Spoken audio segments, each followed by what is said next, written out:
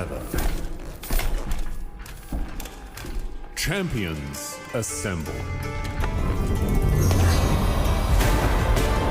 From across the seas, borne by the wind, to prove their might in battle.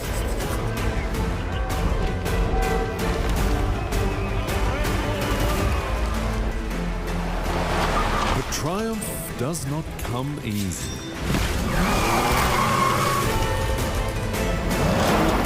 It is a long road to victory.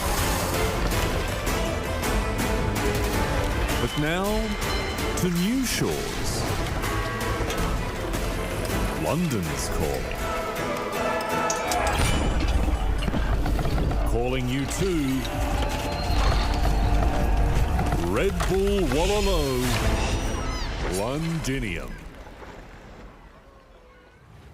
Welcome aboard the HMS Londinium, everyone, for Redbull Wololo. We are back, and we couldn't be more excited to be bringing you a week-long festivity involving the games we all love so very much. Age of Empires 2, Age of Empires 4. We can't wait to get underway. My name's Riley Knight, your host and indeed the captain of this ship, as we get stuck in to the next 6 days featuring 2 of your very favourite games.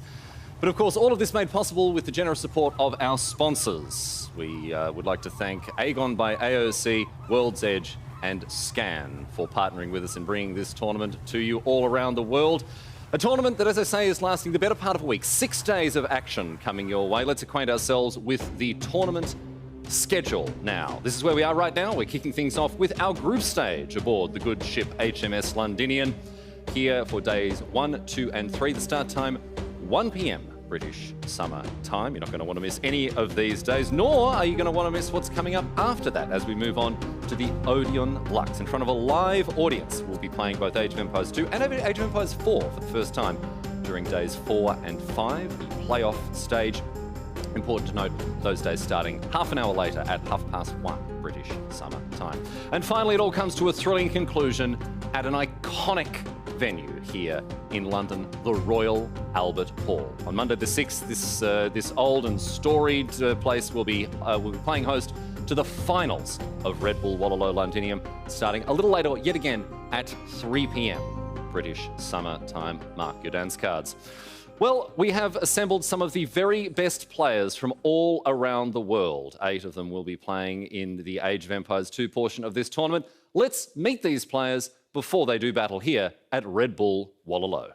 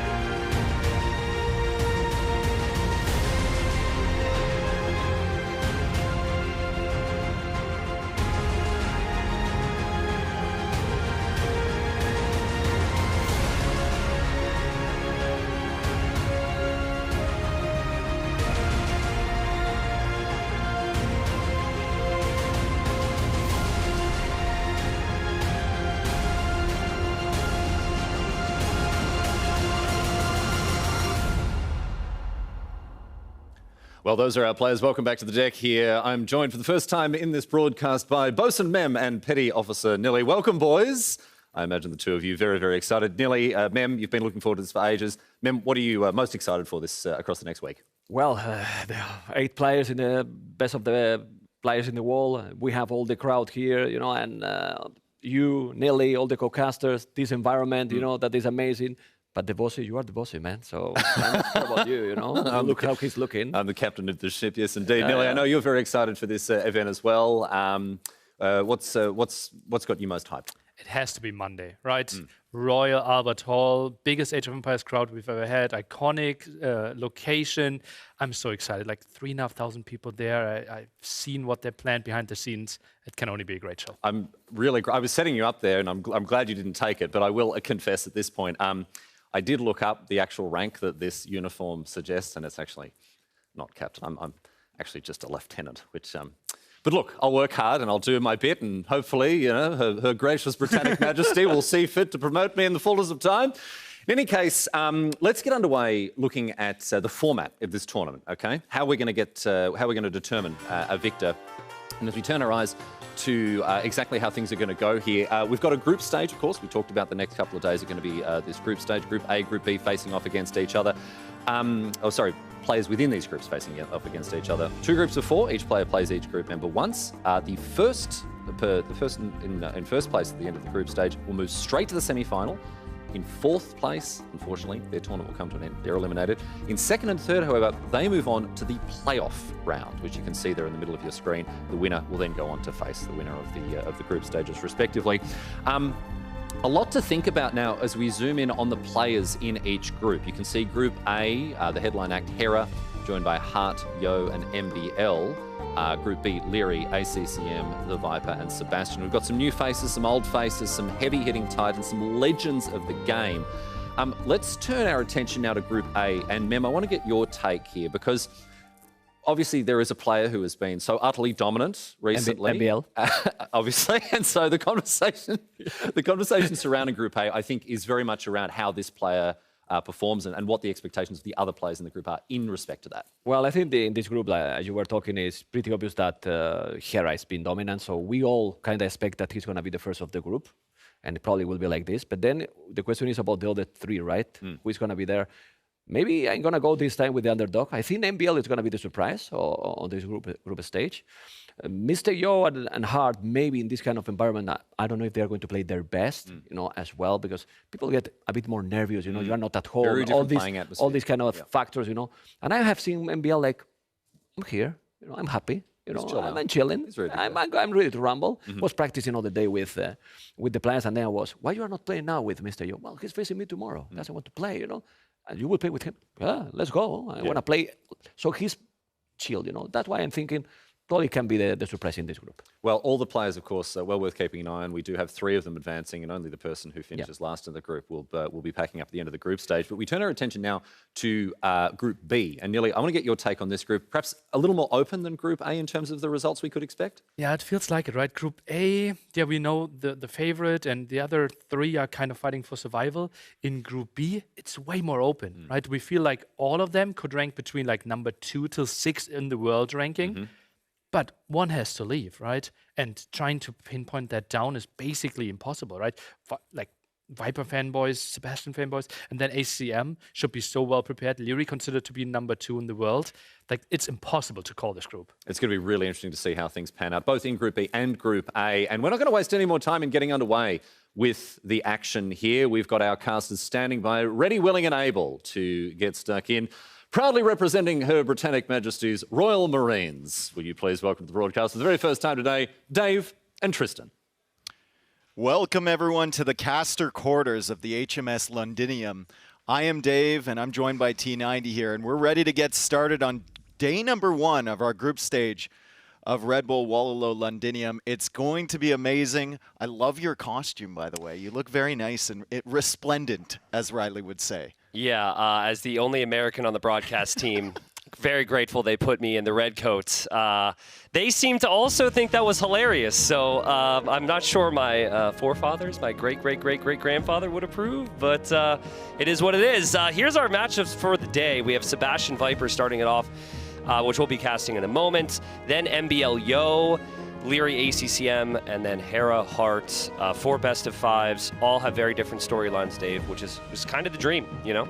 Very interesting storylines, right? We have Sebastian versus Viper, who actually only got here because one of our players couldn't make it. So Viper did not qualify, and guess who stopped him in the last chance qualifier? It was Sebastian, and it was in a 7-game, really close, really cutthroat set. So I asked him yesterday in the interview, I said, are you ready to get revenge on Sebastian? And he kind of, you know, he gave me a Viper answer, but it was kind of a yes. Yeah, absolutely. Yeah. He wouldn't straight up say it. But I mean, what a cool opportunity for Viper, right? I mean, it was probably so disappointing for him not to make it.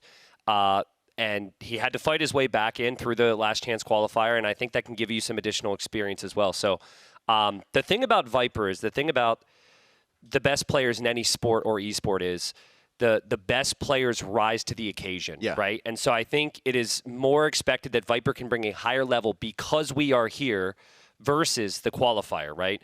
And for Sebastian, it's a slightly different storyline. He hasn't been to as many lands. Making it to the previous Red Bull event was probably the biggest accomplishment for him. Will he be able to shine as bright in the biggest moment? That's a big thing. Yeah, and this one's going to be a huge opening day match. Sebastian versus the Viper.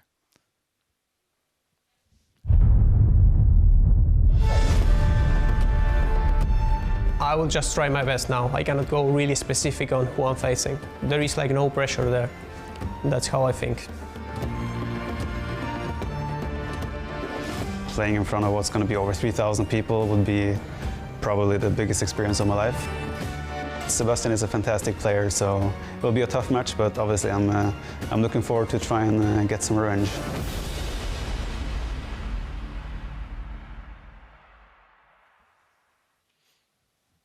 All right, there they are in one of the separate areas of our majestic ship. It's called a deck. The deck. Okay, is that the deck? Well, it's quarters. Cabin? It's one of those three. So we'll figure that out as we go. There's Sebastian again. Sebastian just so new to the scene compared to so many other players. Has been playing for years, but you know, Viper's been playing for 10 plus years. We looked it up. First time he ever faced Viper in a tournament was only 2023, which seems like it's a long time ago if you do the math, but really in Age of Empires, that is not very long at all. And again, you know, not the biggest history between the two of them, but Dave, we were looking at how even the games tend to be overall. 40% almost a win rate for Sebastian. And if you look at a lot of the other players' matchup versus the Viper, historically, 40% is one of the best. Yeah, because Viper has been absolutely dominant in his career. Not so much recently. He's still probably one of the top 4 players in the world right now. Yeah. But he's been struggling. And like we said before, Sebastian kicked him out of the last chance qualifier. Final round, last game, right? Viper thought he might not be here. He's made his way back, and he seems to be ready to go. He was practicing for quite a long time last night. He was one of the first players here this morning practicing, and he's just trying to get his reps in. On the other side, Sebastian, so composed. Yeah. It's amazing. It's like he's been to multiple lands before. He was in at Red Bull in Spain last year, or the year before that. It seems like so long ago now. Yeah, right. But he's really, really a tough competitor, and they'll be good to go here. Yeah, I think his composure is just kind of unprecedented, and I think that his consistency throughout a series is going to be the difference maker here.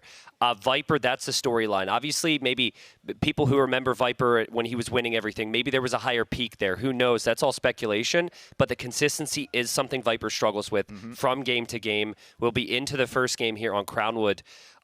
We saw some of the civs on screen. We'll have time to speculate. For me, I think it's fairly meta. There's no big surprises here as far as their drafts go. And you could currently see over Viper's shoulder there. He's going for an archery range, and he's opening up here. And I think it's Magyar's Vietnamese. I think it is Magyar's Vietnamese, and that's because we were told 3 minutes ago it was Magyar's Vietnamese. That is not Dave's eyesight, guys. That is. I just put my glasses on.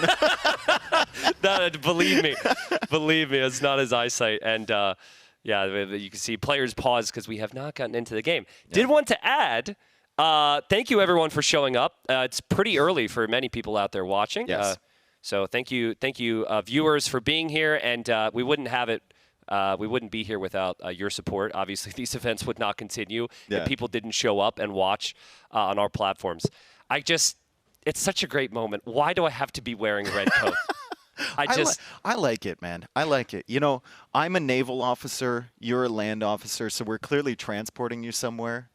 Apparently, according to Riley, I'm like a big deal with this outfit. Well, okay. Like, I'm like the go-to guy for some pretty important things, but I don't remember the specifics. I'm sure Riley will bring it up. And he's actually really disappointed. Like, I think Riley looks more badass than we do. Yes. But he's really bummed because apparently that's like pleb level in terms of What, rank. a lieutenant?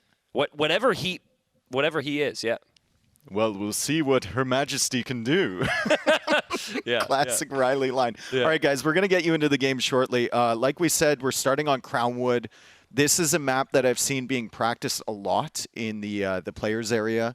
Players are really focusing on it, and Magyars seems to be a super popular pick, as well as Vietnamese. But I think Magyars has a little bit of the edge if the Vietnamese can't get a huge eco lead going into Imperial Age, just because that land composition from the Magyars is so good. I'm going to clarify something. That ELO is wrong for Sebastian. That might be the tournament? It might be from the tournament ELO site, which is a separate category. If we're talking in-game ELO. Or it might be the Red Bull ladder? No, it's not the Red Bull ladder, right? Because he was never 1800 on that. It actually that. Red Bull ladder ELO. Okay. Well, So you know what confirmed. that is. You know what that is, and production's going to hate me for pointing this out. There may be a decay, and because they haven't played the Red Bull ladder since the qualification, it has maybe dipped because he would have been at 1900 or something at that point, right? No. Or 2K? No. No? Only Hera was near there. Did you even cast that? I did cast it. It was the Highest ELO they got. had. Yeah. Okay. All right. Sorry, my bad here. We got to iron out all the kinks as It we happened start. so long ago. We're getting old now, dude. Well, We're I just mean, there's forgetting. got a lot of people out there going to be like, well, Viper's only 1800. What is that? But yeah, it is a separate ladder. And Viper, 12 years older, 11 years older, and has been around so long, is the big reason that competitive esports ever got to where it is in AoE. He's a legend of the game. Yeah, and he's still, I mean, even though he's not winning everything anymore, he's still managing to get good placements. Yep. We've seen some good finals and semifinals with him. Really good performance against Hera late last year. And talking to him, he feels like he needs to switch up his style a little bit as he gets older and the players around him get better. Yeah. And he's really, really working on that. I know he switched his hotkeys recently. He has like a plan of action that he wants to take to try and do that. And a lot of it revolves around aggression. But we're in here. We've got Viper playing the Magyars game number 1, and it's going to be Sebastian as the Vietnamese on Crownwood. Yeah, absolutely. So again, the last time these two faced in these settings, it was a best of 7, 2 qualified to make it to this event. Sebastian won 4-3. It was an incredible series. Viper was out to this event until a player couldn't make it. He then won the last chance qualifier. So we've got a rematch.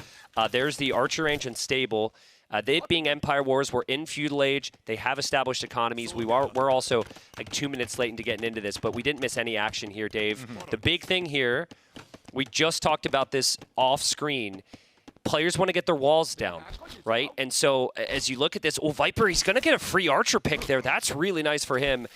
Viper is working to get the walls and 2 free kills to start the series. Yeah, and so often on this map, which is why Magyars are a really solid option, you can just get the walls up. You start with 27 villagers, right? So you just toss a couple of those to the sides, get the walls around the wood, and then build up towards the late game. They've got one of the deadliest land compositions. That's a really nice find, though, for Viper, like you said, sniping those 2 units. So now his walls aren't going to be denied. He's going to have a sense of security back home. You see Sebastian walling in slightly different manner. He actually had to abandon that forward wood line at the front. He pulled his villagers back, and he walled to the edge of the map. Yeah, but Viper does have a little bit more work to do to wall up, and Sebastian is walled. It's a weird thing, but Sebastian was looking at his walls when he lost that first Archer and Spear. And there we have a little fight, and that's not a bad one there for Sebastian. I highly doubt that any of the aggression right now is going to end the game. Both players are too good for that, but it's all about how warmed up are you in the moment. Viper gets another Archer pick there. Is still exposed a little bit. I don't think he completed the wall. Yeah, I think Sebastian might be through. Yeah. And if Sebastian wanted to get really sneaky, he could probably wall that army in. But through with what? Right? You're through with 1 spearman, a scout, and an archer. It can be annoying. Don't tell them what they can't do with their lives. All right? They've got some potential here. I believe in them. He's constantly trying to snipe that spear, and he's staying behind the villagers. But Viper needs to abandon that. This is actually a lot of good pressure here from Sebastian. He's going to kill a villager. Likely? No? Oh my God, Viper, you got it away. Dude, that's so frustrating for Sebastian, though. This army was an army that you were just going to forget about anyways. So The dust settles a little bit. Walls are going to be completed. Let's talk about the Civ matchup, right? Because I feel like overall, we see Vietnamese so much in tournaments these days, and they're the better economic Civ because it's cheaper and faster research and to get all these eco upgrades. But during the ladder qualifier, during the ranked qualifier, we saw Magyars just dominate. Magyars dominate. The key to this matchup for Vietnamese is making sure that you're ahead on economy, like midway through Castle Age or when you're clicking up. Yeah. You have to be ahead, at least like 10 villagers or maybe eco upgrades, res collected. Wheelbarrow came in early for Sebastian, so he's going to have that advantage. But you look at his eco, and he's kind of floating a lot of gold, right? It should be a little bit more balanced towards clicking up to Castle Age for him, and Viper's already up. So Viper's going to have that timing of getting to the extra TCs and expanding his eco to compensate for the early wheelbarrow from Sebastian. I think it's worth pointing out some of these things now. We look outside Sebastian's walls here. We've got two important things there. It's the stones and the golds, right? So both of his stones are exposed and that 4-tile gold. You look at Viper's setup. Obviously, he had a little bit more work to do, but he's got a 5-tile stone, a 4-tile gold, and the other 4-tile there. Yep. Viper's set. Like, he doesn't need to leave to that stone until way later in the game. But so often getting a castle up, both to like protect the map or to get rats and archers, is super important for Sebastian. He'll have to fight back for the map control. What I'm going to look for here from Viper is the 3 TCs maybe immediately, and then a slight delay on the 4th. You go into military first just to make sure that Sebastian can't get like a castle forward on you. Yeah. And apply a ton of pressure, right? Sebastian now going into a lot of skirmishers. He expects Viper to continue with the range units, maybe add cav archers. So it's 8 scrims with 3 in the queue. So he's planning on quite a bit of investment here in the early stages of Castle. Yeah, but Magyars don't have any big military bonuses at play right now. The extra attack you have would apply just to the scouts. Viper's not making any knights or anything, and Sebastian has a pretty big army here. Viper, he might get himself trapped, but then again, he's got Bodkin coming in. So with Bodkin Arrow, he has the range.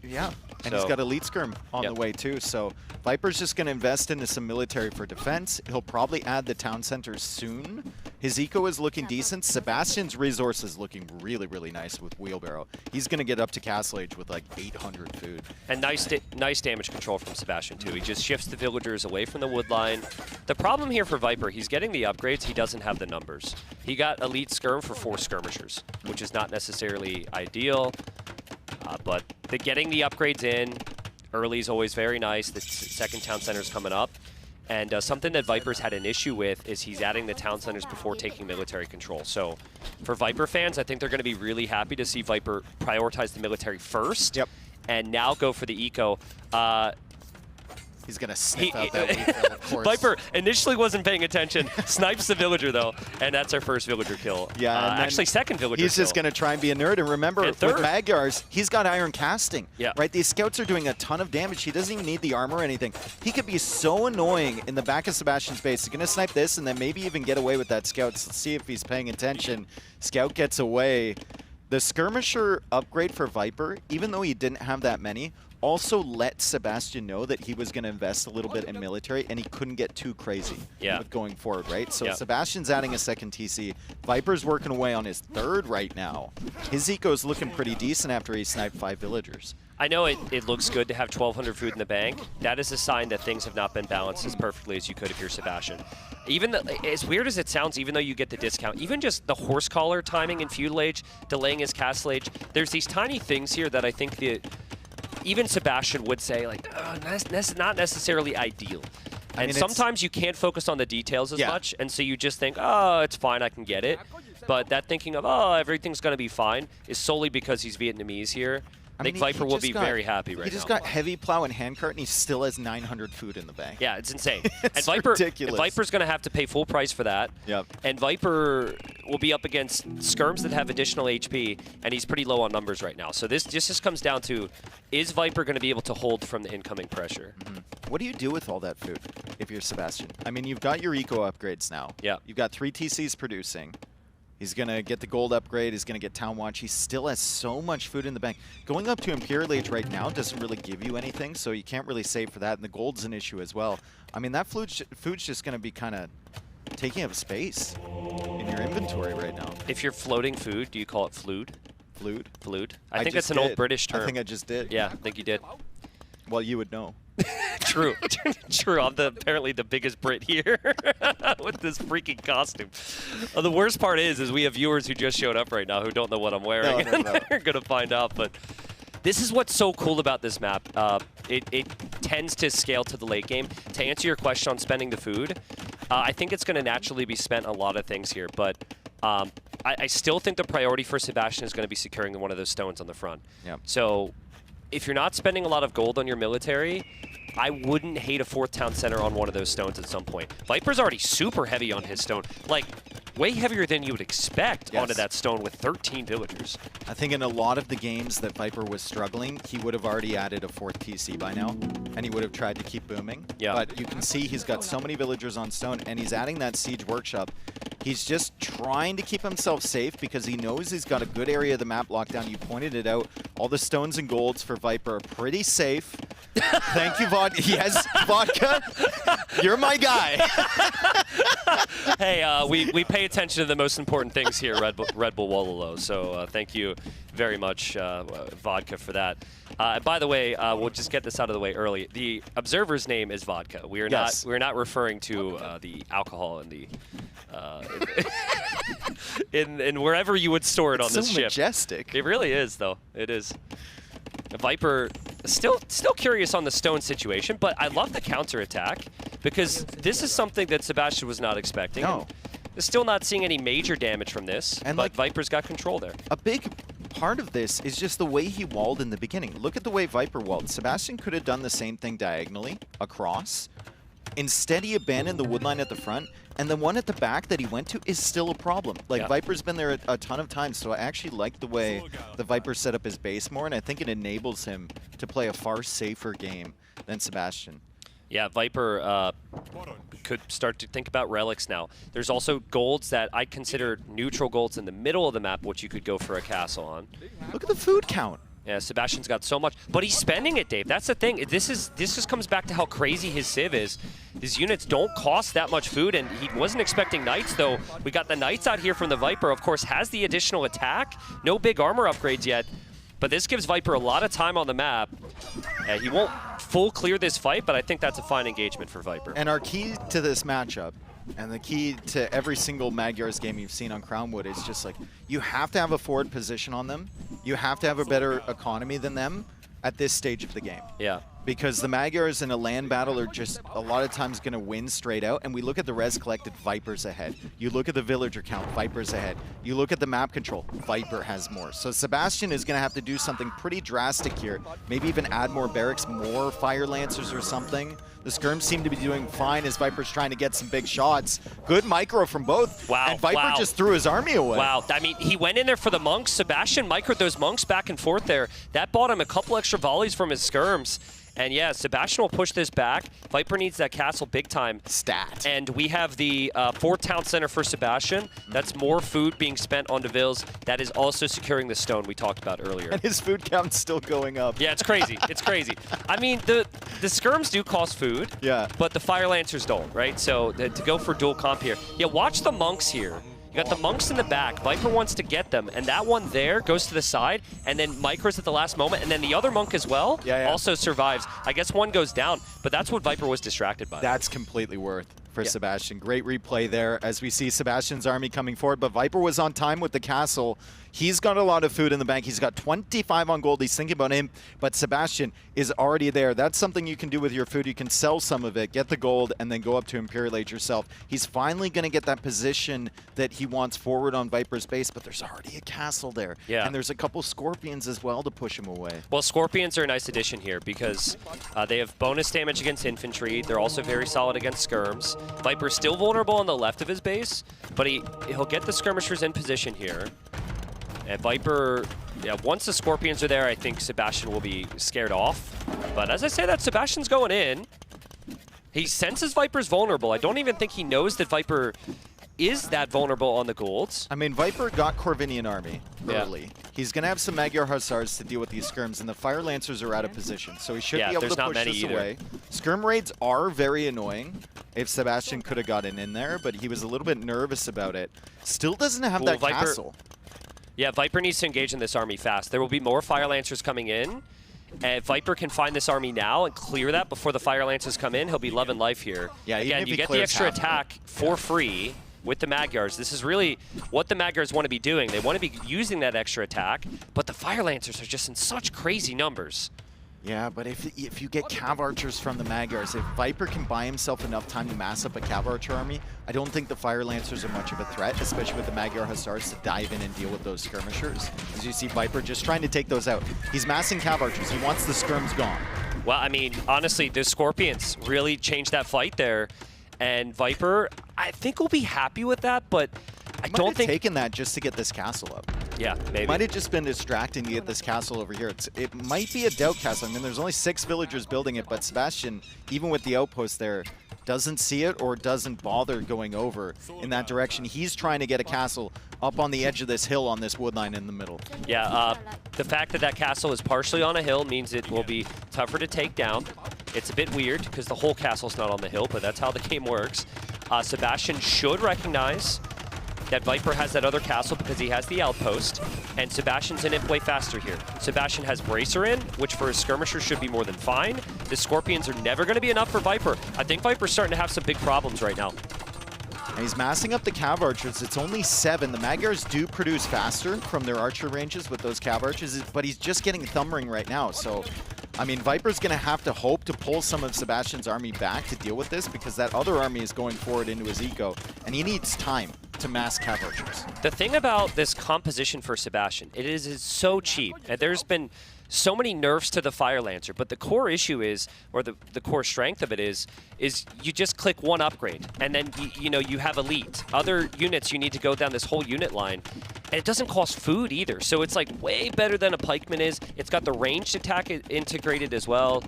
I think for Viper, he needs to give himself some time. He's got the resources, but he needs to protect himself in some way right now.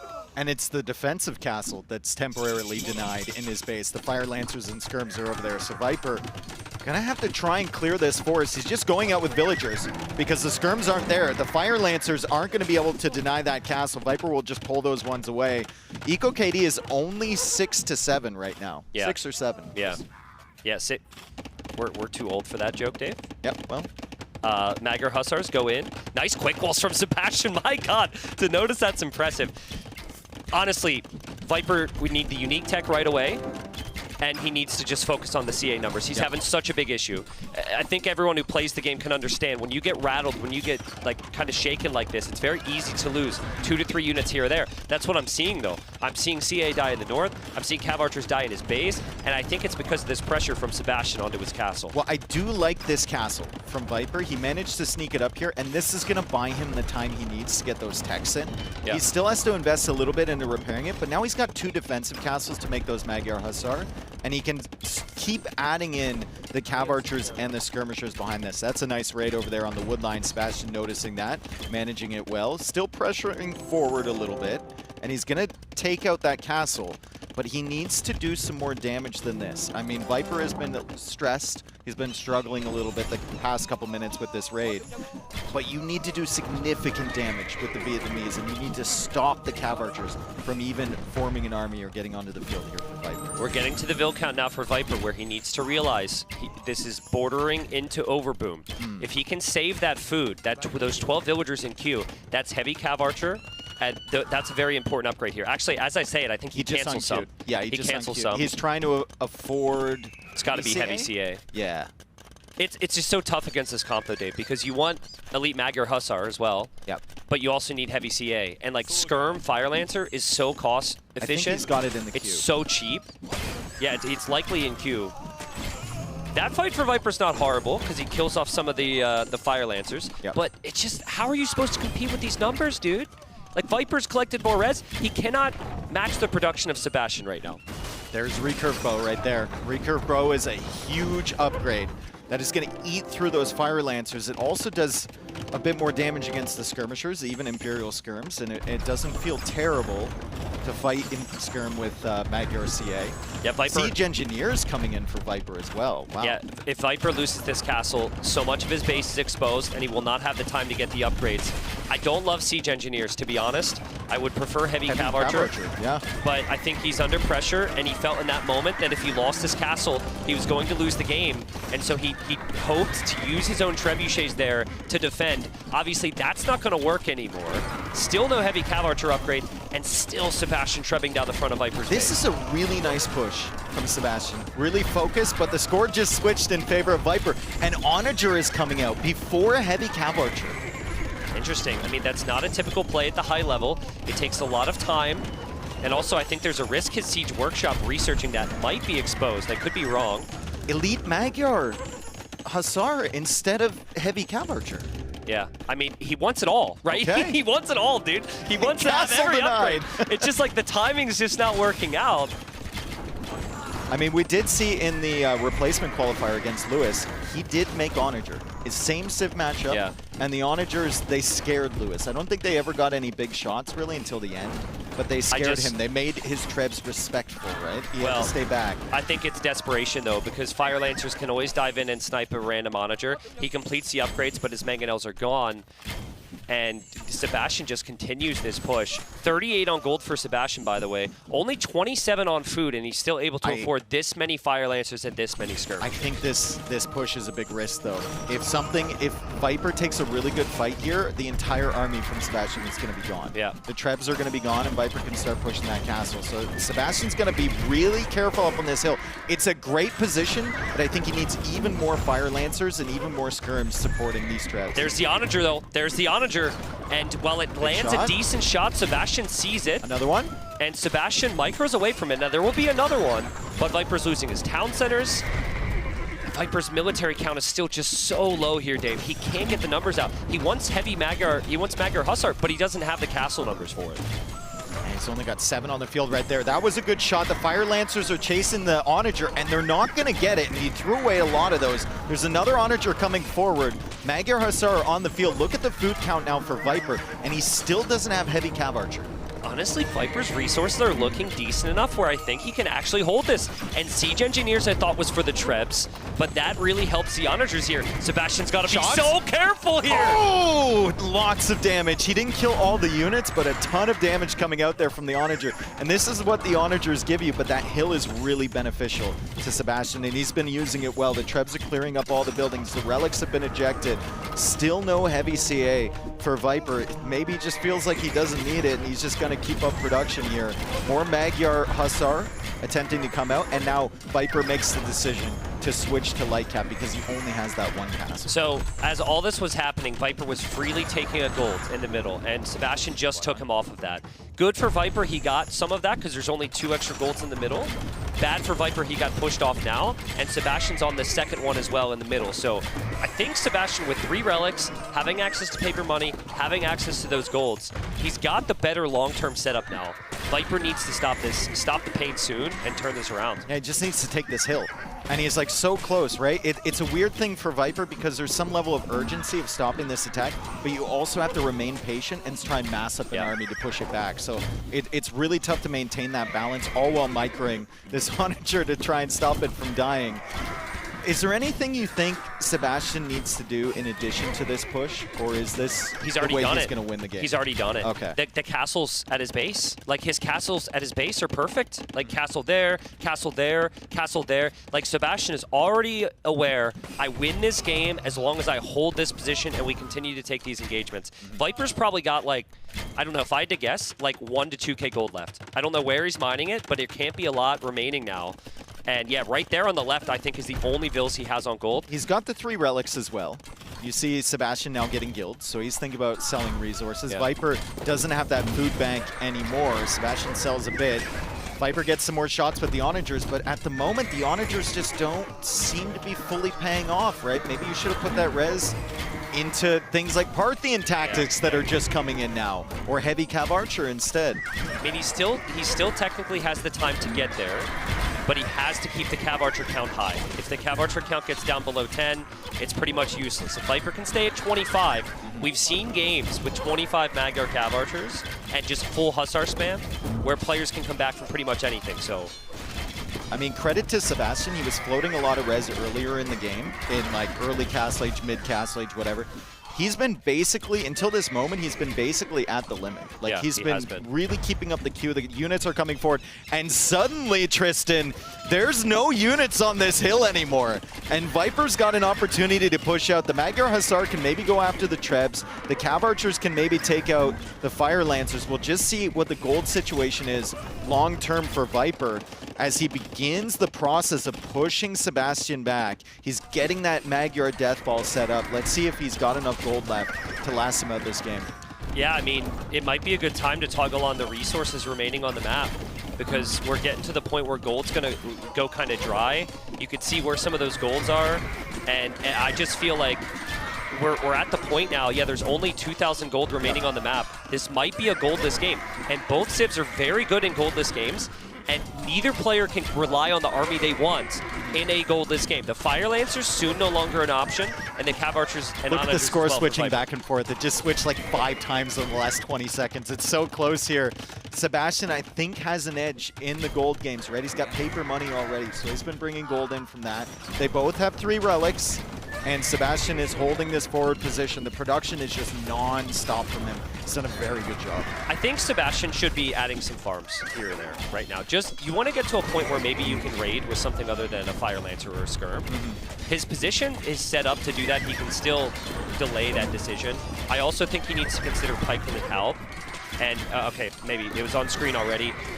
Yeah, that upgrade's smart here. To recognize you're going to run out of golds, Halb is so key in these trash wars. And Viper already has all the text for Elite Skirm as well.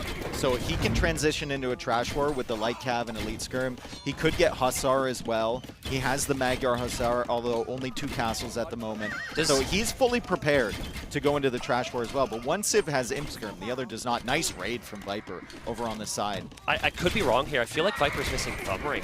Like No, he's got it. He's got it. He got it in Castle Age, yeah. Okay, so he's missing Heavy Cav Archer. And he just got Parthian Tactics. It came in quite late. Halberdier now coming in for Sebastian. Trebs finally going down. Good snipes there from Viper. And he got some kills on the gold as well. Sebastian at 123 villagers now. That's fine.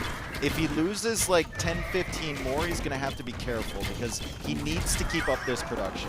Yeah, that is a choke point you want to stay out of if there's onagers. Yes. Those split lines are dangerous, but that's the beauty of Imperial Skirm. It's so tanky. It's not an inexpensive unit at all. You can spam it basically forever. But Dave, at what point do we get into a situation where we have to talk about the score here? Well, I think one thing benefiting Viper on the score count is just the fact that Sebastian has been feeding units into the grinder, right? We look at that KD, and that's a big part of the reason Viper's ahead here on score. I mean, we've never seen it, or maybe we saw it one time at a Red Bull LAN, but the games cannot go on forever. They're at 1 hour and 15 in-game. If the game is not finished, if neither player is tapped out, whoever has the highest score bottom right will win the game.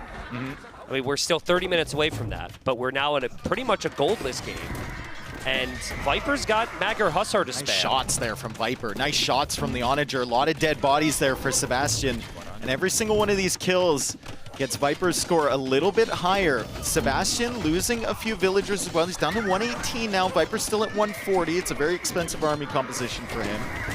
Can we talk about how we've basically been looking at Viper's base the entire? Oh yeah, Sebastian's done an amazing job with the production. It's incredible. But also at the same time, Viper's killed 40 villagers. Yes. Like, Viper has found his moments to get snipes while the main fights are happening. Incredible from Viper. I did not think Onager would do this much. Yep. It's such a good call. Yeah, and it just seems like Sebastian just can't break him, right? He's got non-stop units coming forward, but Viper's done a really good job teching into Onager. He's had the Cav Archers behind here, missing out on heavy CA, which is wild at this stage of the game. But I mean, the ship sailed too far. You're probably not getting it now, right? The ship is sailing, Dave. and another Trebuchet exposed. Oh, the shots. Nice snipe on the Onager from that Treb, but still more damage coming out from the Onagers. And these are the raids you're talking about. I think he has that castle on the right, the waypoint set into Sebastian's base. Yeah. And he's just killing villagers constantly. Look at this. Sebastian down to 106 villagers. He's at 140 pop, and suddenly with this eco, he can't maintain the same production that he's had the entirety of Imperial Age. He can't hold that position on the front of Viper's base, and this is the furthest forward we've seen Viper in a very long time. I can't believe that the population difference is what it is. I mean, Sebastian had completely pushed in the front of Viper's base. Viper didn't have any map control anymore. There were so many negatives to Viper's situation, but with only 2 castles, he's been able to get the raids. He's going to hope to reclaim that gold there in the middle, and the Onagers are going to land some big shots, Dave, and it just might be the population efficiency now for Viper. If it is 50 military versus 50 military, Onager and recurve bow cav archers is simply the stronger comp. I mean, and now in Sebastian's position where your eco can't keep up with production, suddenly you're in a position where you need to win fights with a worse composition. This is fine for Viper losing those Onagers because he's killing a lot of units here. Yeah, that he's repair, killing everything. That repair was so good. What's happening here? What's happening here, Dave? Imagine the confidence boost this could give Viper. Imagine how devastating this would feel for Sebastian. It looked so good. And honestly, you see Viper in this mode, he's brought it back this far. Yeah. I feel like he never loses these now. Yep. I mean, we'll see. See if Sebastian can fight it back here. He's still got a good setup, but it's only 103 villagers. And he doesn't have a very big queue either. It's only like 14 units. Well, he can't, right? Because he lost like 25 villagers, and he was spamming nonstop. I mean, Sebastian has lost 720 units this game as we watch the replay here. Viper getting a couple big shots on the skirms. Just a little bit too late on that split.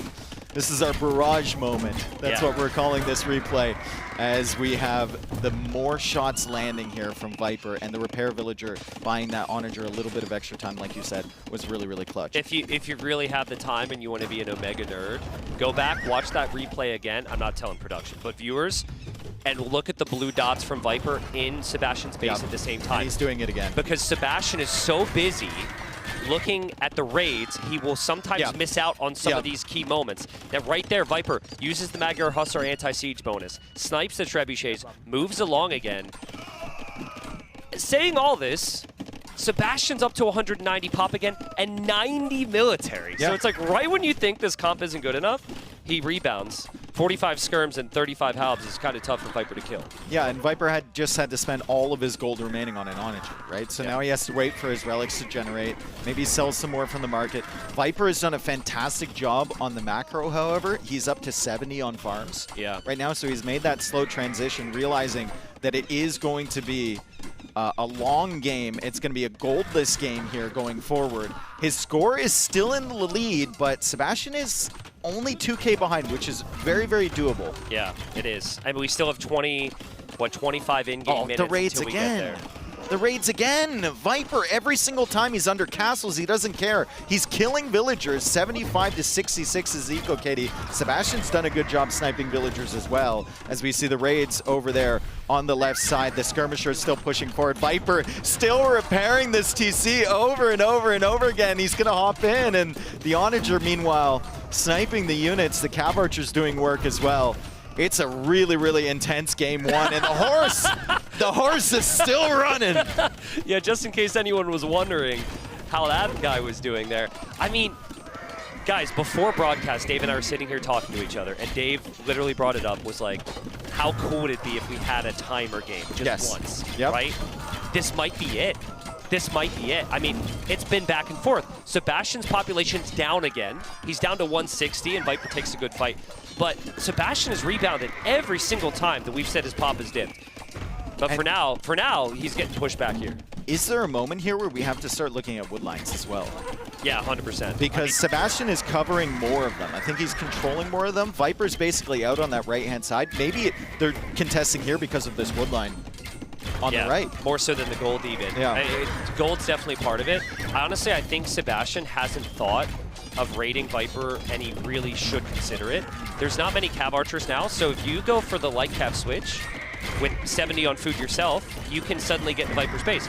the middle of Viper's base has no castles, right? Like that's how this game started in Imp. That's all exposed for raids. Yep. But Sebastian just staying on 2 units. I'd love to see him get more on food, start to get the cav upgrades, and start to think about raiding Viper. I think he has snuck some in there that we didn't notice, though, because you look at the eco KD, and it's almost even. Yeah, true. So I think there was probably a few skirmishers or fire lancers that snuck in there at some point. I mean, Viper would have noticed it. We can ask him later, potentially.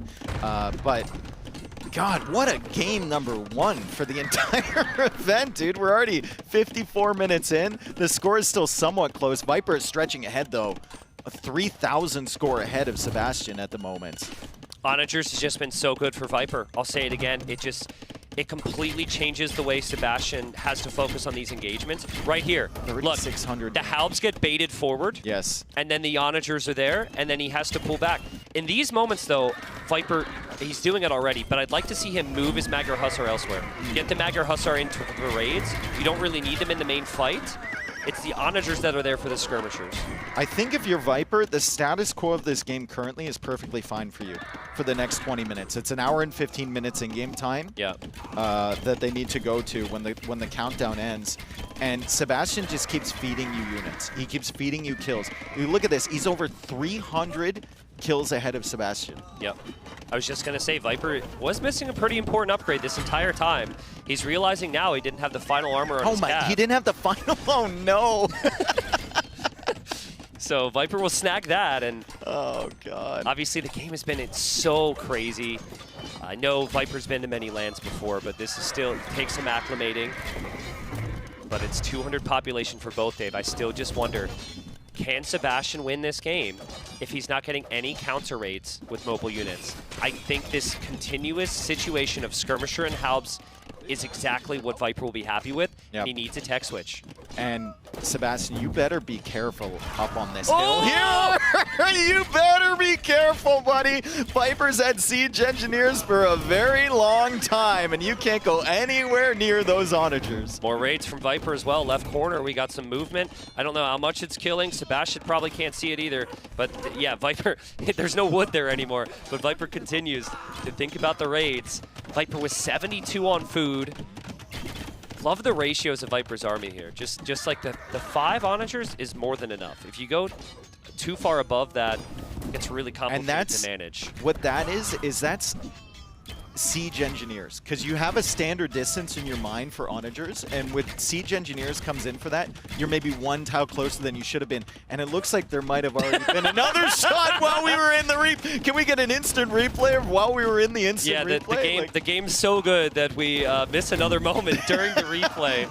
Oh, big shot there. But we're seeing that one, and it's just this continuous issue. Look at this, 180 kills on this army from Viper that's selected currently. That's so the good. Skirmishers, the Cav Archers, and the Onagers.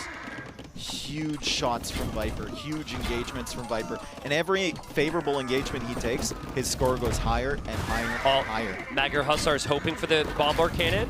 They won't get it, but maybe they'll get the next one. There it is. There's the replay. Will we have a replay while we're in this replay? Yeah.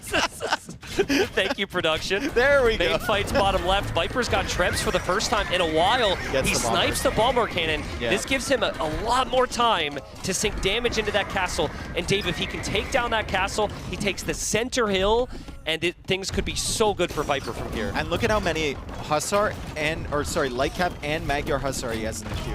So he's got units coming out constantly. He was down to 160 pop. He's back up to 190 now.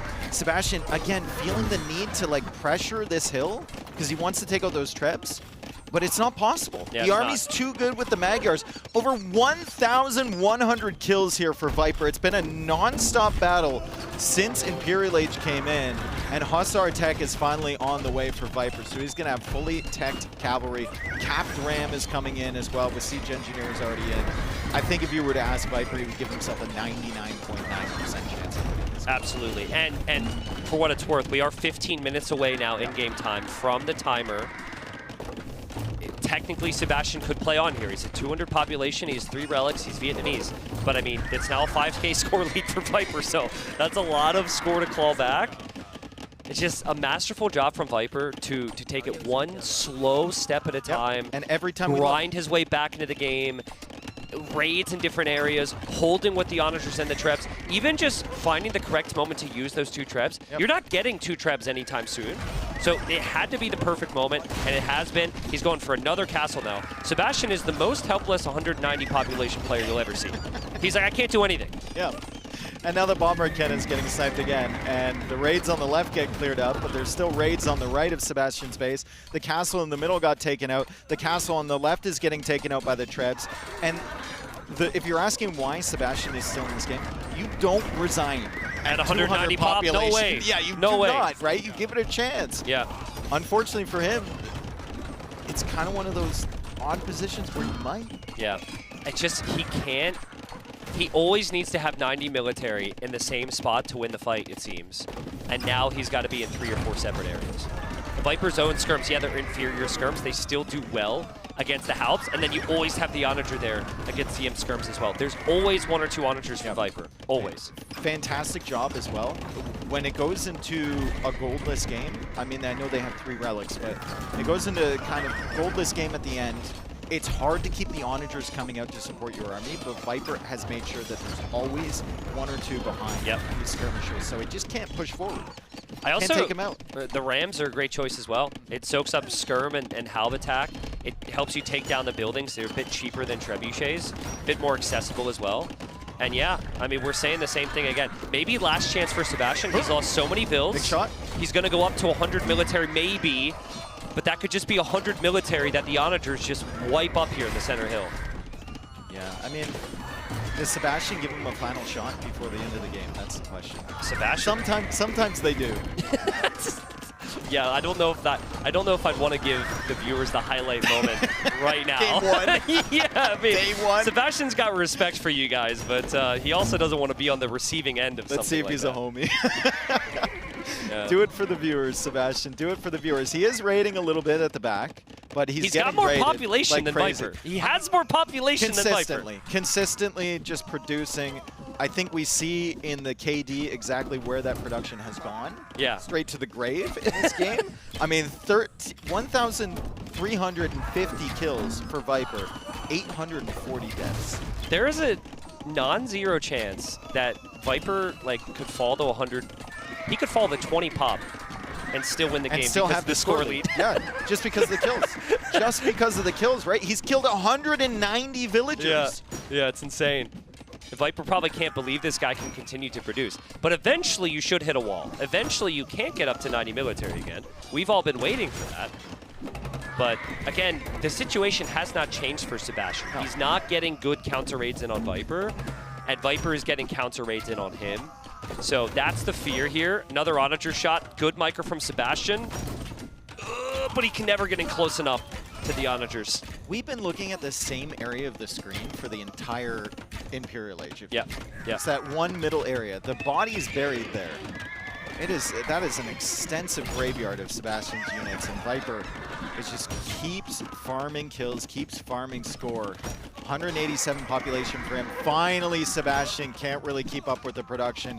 87 villagers only. It's 146 for him.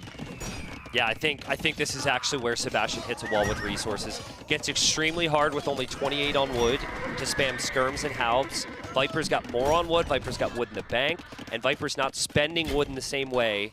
Big raids from Viper on the left side, on the main wood line there from Sebastian. The countdown actually hops up bottom right. That's a beautiful feature nice. Here. Yeah, and we got the progression bar as well. Okay, so you guys can see it at home. We're not just looking at the 115 at the top.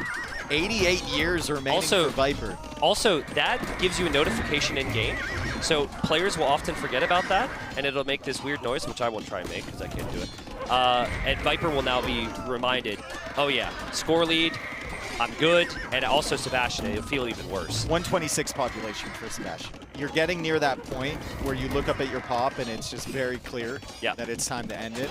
Good warm-up game, all things considered. Absolutely. For him, right? He had his chances for sure. The horse is trying to leave the map as Sebastian is leaving the game here. He calls the GG, and what a great game that was to kick off our tournament here in London. I mean, an hour and 8 minutes in game time. Viper takes a sip. He's going to need it. I think if you were to ask him when he was getting pressured on that hill, he would probably tell you he was feeling pretty comfortable with Magars and he believed in himself to push it back, but it got a little close. That got really crazy. Yes. I thought he was dead. I thought he was dead. I thought the push from Sebastian had done enough. I thought Viper clearly was not getting the timing on upgrades that he wanted, but it was the Onager upgrade that changed the game, and it was the occasional raids from Viper. As we look to the military stats here, just the value of the fights from Viper was good enough, and I just wonder if Sebastian lacked a switch out of what he was making, right? What else do you make in that situation? I love light cap. Viper, no castles in the middle. Yeah. No castles in the middle. Maybe go light cav and raid. We see so many players do that. Like, if you have 80 military and you're barely managing to hold Viper's army in one position, how can you justify taking 20 of that away and putting it into light cav? Yeah, well, I mean, what you're hoping for is if you do that, that then Viper is going to have to pull some of his military away as well. But yeah, this was really the moment of the game. For me, where I thought Sebastian had it. He had such a big military count, and eventually, Viper, after losing, what was it, 2 castles through the middle, all the siege workshops, that hill, his wood line, eventually, Viper brings it back, which is just crazy to me. Yeah, and the Onager tech coming in. The lack of heavy cav archery, we'll have to ask him about that later. Yeah. Maybe he just felt like he couldn't swing it with his resources, but I felt like there was definitely a possibility for it. Mangonel into Onager. Onager's getting some big shots here. The army felt like it was just consistently low HP for Sebastian because he was tanking those shots as he was busy elsewhere. And then the most important thing throughout this entire process, you'll see as we show these highlights, there's always a few blue dots from Viper in and around the base from Sebastian. There was one on the right there was one on the left. They're getting cleared up by castles as he's getting these big shots, but he's consistently killing villagers from Sebastian. Yeah, unbelievable. Honestly, the position was maybe so good for Sebastian that that's why he didn't switch, Dave. Because he was pushing so significantly into Viper's base, he felt he was fine. I'm sure at this moment of the game, though, he was like, he maybe thought he had a counter to Onager, and then he realized how strong it was. So for me, that is maybe the perfect start to the series here. I think if Viper were to lose that one, I think it could potentially be very painful. There's a conversation on his stamina. You know, he was someone who came in through a replacement qualifier. Sebastian was locked into this event, so in theory, with that, Sebastian was the favorite. Do we have blue wells next? Nice. I'm excited to see this map. Yeah. It's a new addition to the map pool. Blue, one of 2. Blue wells that also includes blue whales. I don't know if they're blue whales. They're not. I don't know if a blue whale could fit into a pond. I think we might have some issues there. The main theme behind this map, though, it's a very, very interesting one. We've got deep fish on the outside, as you can see from that little icon, and then we have 4 ponds in the middle, actually 5 ponds. The middle one has oysters for gold. All of the other ones have whales, which are a relatively new mechanic in our game. They give you gold when you fish them with fishing ships that become whaling ships. And there's very little land-based gold on this map, so you have to control the water in the middle, and then the water on the outside gives you fish as well. Yeah, absolutely. And Viper's playing as the Dravidians. Very good with that civilization. Loves the ability to play infantry and water. I saw Viper play a couple practice games with this civ, but everyone who knows Viper should know. Yeah. Viper loves Dravidians. The weak point is that they can't make knights. And then we'll have Sebastian's civilization. Sebastian's civilization is going to be the Japanese. So actually, these civs square off very evenly here. I'd like to immediately show the whales and where the starting docks are. So that is gold income there, guys. That is not food income unless you take the little shorefish in there. So what's different here is do not spawn with villagers on gold. You spot with villagers on whales. And Dave, are you looking at the whales to see what type it is? I was just trying to determine which species they were. I should know because... No, I know you should. But I asked my my partner, who's a marine biologist, and she said she can't tell. You know, she can't really tell. So thank you, Vodka. Yeah, I don't know how clear it is. Enhance. I will get more details throughout the week, and we will inform you on the whales. But, you know, that starting dock being on gold instead of food actually means that going for scouts and man-at-arms is a little complicated. Because typically you have the extra food. Here you just get the extra gold. So we got Archer opening from both because of that. Yeah, and we have that forward dock from Viper, so he's going to open up hulks and try and go after the fish. Japanese fishing ships do have a little bit of extra HP. They also fish faster. Yeah. And you can garrison in that dock. So Sebastian scouted out that dock really early from Viper. He knows what's coming. He's adding some hulks of his own as he tries to get land pressure here. But Viper can just make a couple skirms and a couple spears to deal with that. That's a nice snipe there from Sebastian getting the scout. As both of them also go for the dock on the outside. So they're going to have to pay attention to 3 or 4 areas at once at the beginning on this map. They've got docks on the outside fishing. They've got docks in the middle contesting. They've got archers going forward, and they have to defend at the same time. Yeah, there's a lot happening right here. Very hard to follow. I think the wood lines on this map is something to bring up. Look how awkward those wood lines are. It's very easy, if you're microing a lot, as they will be, to just completely run out of wood on these wood lines. So there's even more multitasking here than on other maps because of that. Nice pressure here from Viper. But I think Sebastian's got enough army here to potentially deal with this. Dravidian skirms do fire a bit faster, though, and Viper gets a good fight there. Yeah, nice start there from Viper. Also, we have to keep in mind, like, even though he didn't kill the fish from Sebastian, he still idled them for a period of time, and that gold comes in very, very fast from those whales. So they collect that gold, I think, at the same rate that you collect deep fish, and they carry 20 at a time. Yeah, big time. And in Viper's case, he actually carries even more because Dravidians have the extra carry capacity. You can dock on the outside, too, to add fish there, which Viper's done in the north. And Viper, a very good start here. We're seeing, again, Viper very aggressive. He got amazing value from 3 units. A lot of pressure on the berries there from Sebastian. He's trying to clear up these units. He does take out the archer. He's going to take out the skirm and the archer remaining as well. But resources looking pretty good for the Viper. He's got 8 fishing ships, 2 docks still producing as well. Yeah, it's a weird one, though, with Dravidians. Because of that carry capacity, sometimes I'm like, oh no, they don't have food. Yeah. And then they drop it all off at once, right? So that's something to keep an eye on. The fishing lines upgrade, this is new. Fishing ships have been nerfed. Now there's a feudal age eco upgrade for that, and Viper gets it, which we haven't seen from Sebastian. The other change, which Viper should do here, is garrisoning the fishing ship. Yep. And the docks fire arrows when you have the garrisons, which allows for a little bit more defensive play. The players are still getting used to that, but I love how Viper just keeps sending pressure here. Yes. Against Sebastian. It's just nonstop. At the same time, though, Sebastian's always got enough army to stabilize it. And this is one of the things he was talking to me about switching up his style a little bit, going a little bit more military heavy, because he can still compete with the best of the best at these engagements, at winning fights, right? If he wins the fights, he's allowed to expand his eco and macro a little bit behind. So more aggression for Viper usually results in better tournament results for sure. Yeah, 100%. Has to. And with Viper back in the day, everyone will say, oh, he was greedy. Yeah, but it was after very good engagements. Yes. Like, you would take good engagements, you would have the killer timings, and then, yeah, sure, you maybe are a bit greedy here. So I like the balance here from Viper. Sebastian actually uses the market, so he sells off all of his stone to click up, so that would, in theory, delay any future town centers. Viper does not do that, but Viper is a little bit later to the next stage. Now I'm wondering, as we do have the pond engagements there with the whales, I'm wondering at what point we start to see some Navy on the outside, because they're both expanding a lot of eco out there, and it's just so tough for them to know that both players are doing. I think the Navy on the outside is so tough. I think they've probably tried it before, and it just feels impossible because you want to open Hulk there. You don't want to go fire. Yeah. Fires are too easily countered by Hulks. But if you make Hulks around the sides, they just garrison their fishing ships and you die because you're paying attention somewhere else. Yeah, and there's like those really small choke points as well that the docks can fire you at you. So I think it's very difficult, and they're just going to be allowing their opponent to fish on the outside. No, it's a good point. The choke point allows the garrison defense to be very strong. I want to, while we have a moment, Vodka's going to hate me for this, but if we could just toggle on how much gold is on this map, because it's new. We want to know how much gold is left on the map. Okay. 41K. And then double-click the oysters in the middle pond there, because they have not docked there. Double-click those oysters. 15K. That's a huge percentage of the gold on that pond.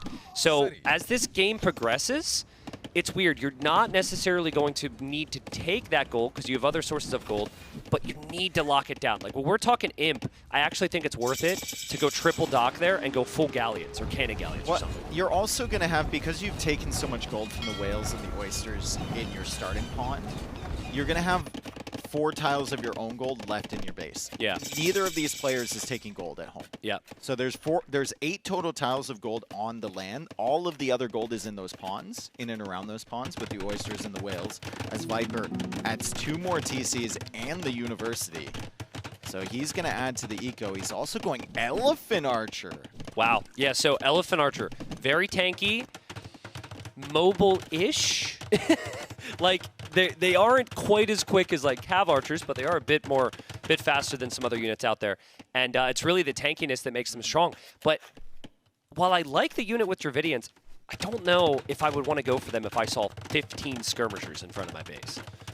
I mean, if you add some siege to complement them, it could be work really out, right? strong. Yeah. I'm just wondering, do the Japanese Cav Archers get the bonus against Elephant Archers?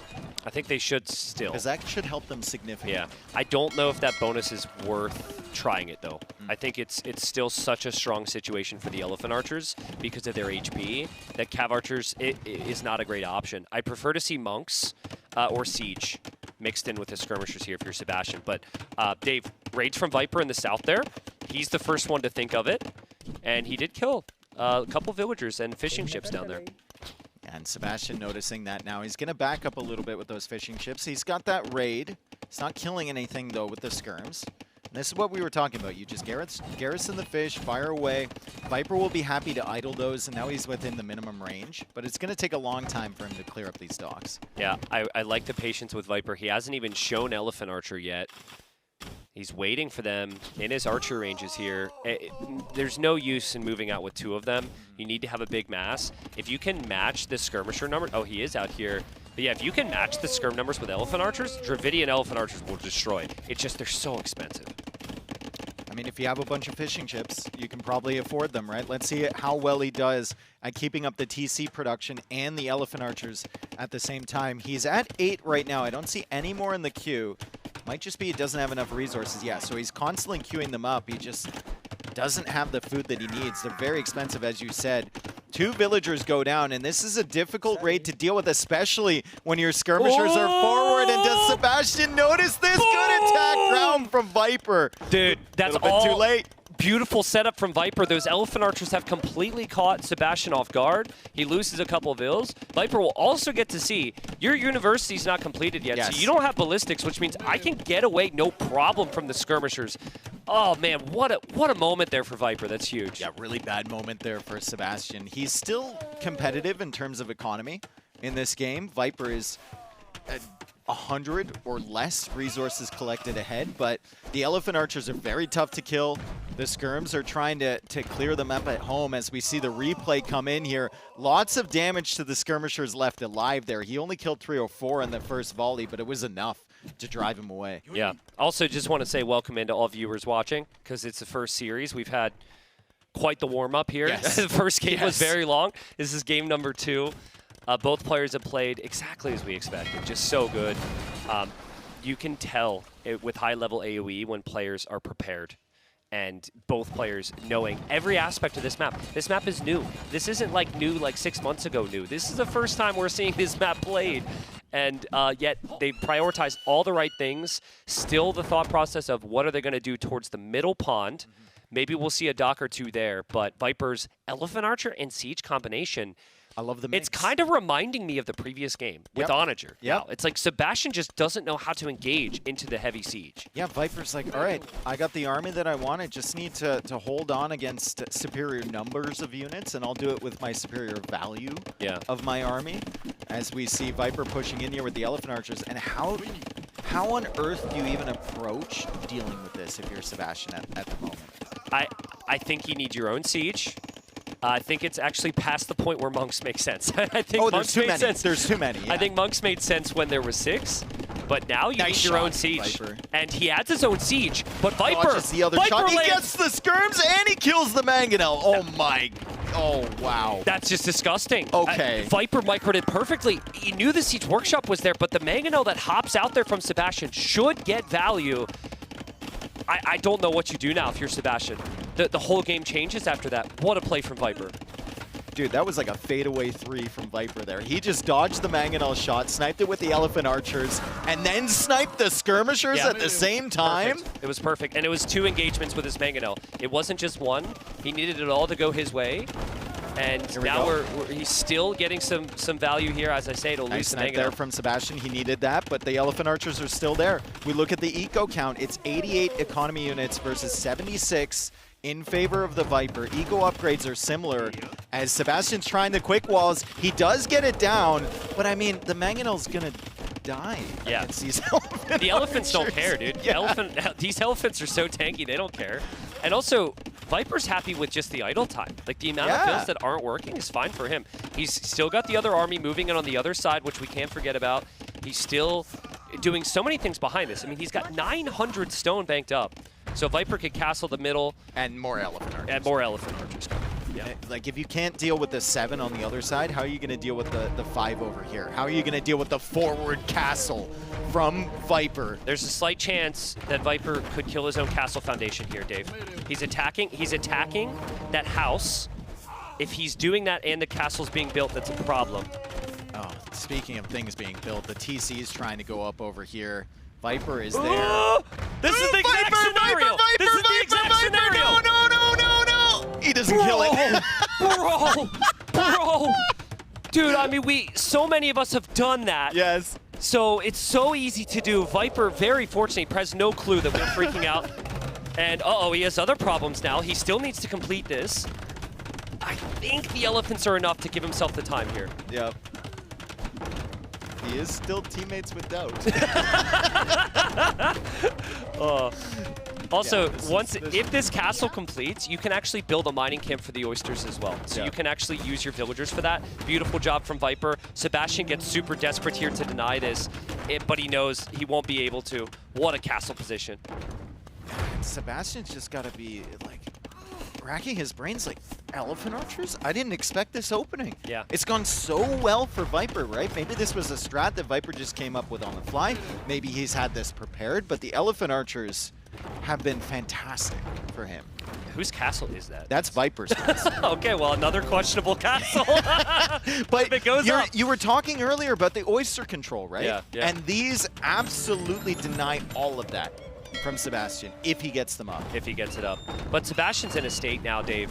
It's like every fight has to be won 2-1, Perfect. or it's got to be, every Mangonel has to be an absolute hero. Yeah, and that's just not the state you want to be in. His skirm count's high. We'll see if that remains the case, but Viper's on the way to the Imperial Age here. His castle is being built again.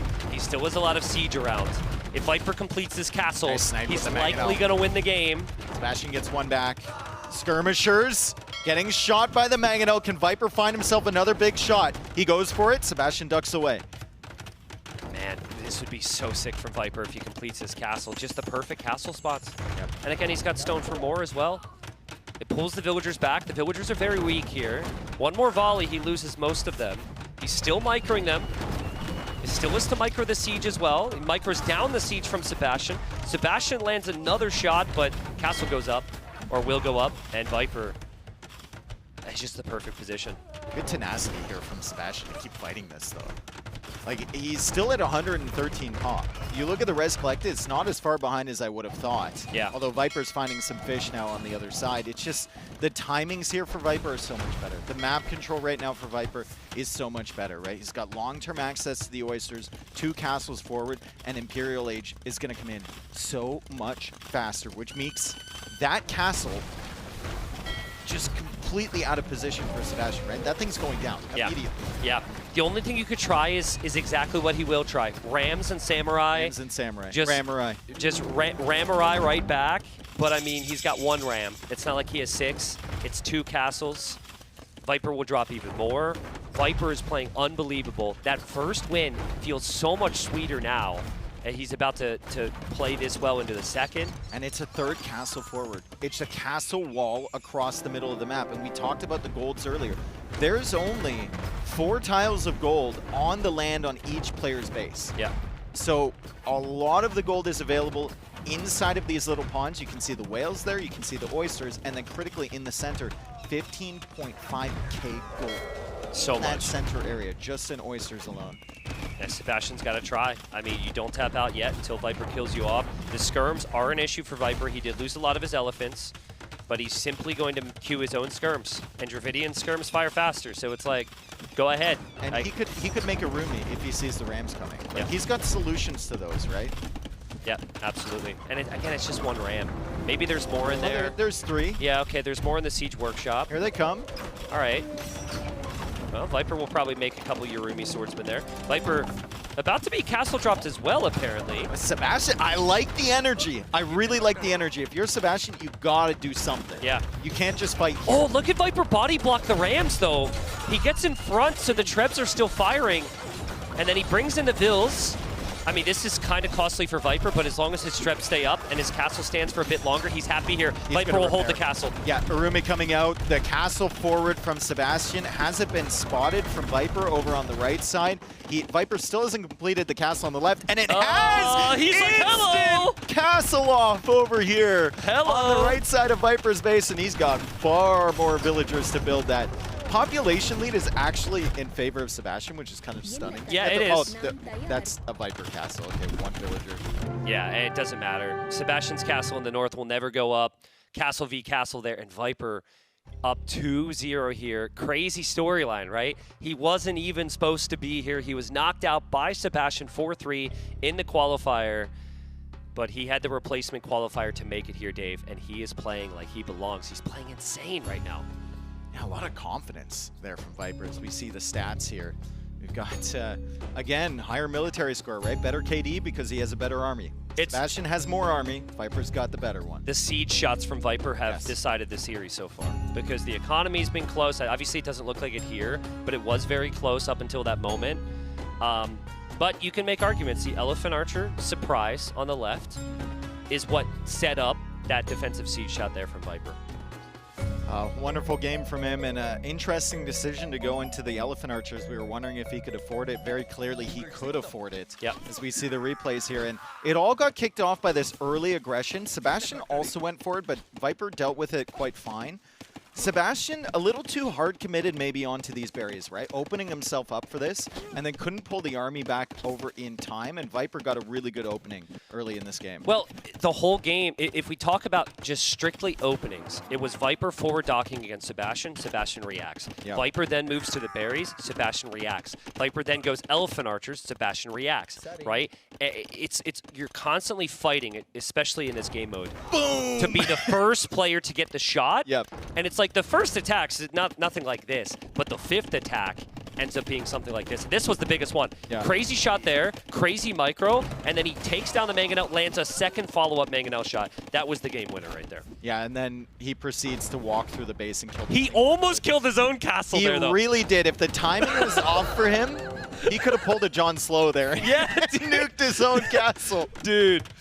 Oh, man. And honestly, if he did that, I think maybe he doesn't have the military to defend. I mean, every time you go forward with a castle like that, you open yourself up if you're in a winning position. Yeah. To your opponent swinging it back. But this is another great engagement for Viper. He's fine with taking 1-for-1 trades in this situation, right? Sebastian's doing push-ups. All right. Well, let's go, good form. dude. I don't know what number we're at right now. Let's go. And is Viper... Can we see the difference between the 23-year-olds and the 34-year-olds? Is Viper currently sitting in his chair, not moving? Is Viper out of breath? Viper doing push-ups? Poor Viper. Ah, them young guns. I've tried the whole push-ups to pump yourself up for games thing. Yeah. Doesn't work. It works for me. Really? Yeah. You need to do more push-ups then, because your gameplay is lacking. Sorry. Meet me in the controller. If I'm not here later on, it's because Dave threw me off the ship. So please send help. But there's yet another view of our magnificent venue, and they will be moving into the 3rd game here shortly. I'd actually love to see the draft again and start to speculate on a way that we see this series come back here for Sebastian. It's going to be my favorite map of the tournament upcoming. Yeah. Yep. I love this map. And Viper had 2 really good performances in the replacement qualifier on this map. Really good game against Burles, really good game against Lewis, and he plays it so perfectly with the transitions as he so often does. I'm excited to see him. I also want to see Sebastian get something done. It's going to be really hard against Viper on Thames, but you got to try, right? Every single win in such a cutthroat group matters because there could be a lot of tiebreakers heading home. Well, I'm glad you brought that up too. Yeah, we for the group stage, you just have 3 sets. And so things are likely to end up in a tie in some capacity. And so for Sebastian, I think you have to just build off 1 win just to gain some confidence to maybe bring it back. But yeah, you do really need to avoid the sweep here. And that goes for all the players who might go down today. They're going to be into it on Thames, and here we are. We've got Portuguese for Viper. We've got the Persians for Sebastian. Yep. And in this map, you've got a lot of different aspects, but we'll first start with the Royal Albert Hall. That is where our final will be on Monday. We have over 3,000 people who will be there watching live. Beautiful. In the game, though, that gives you 25 additional population space.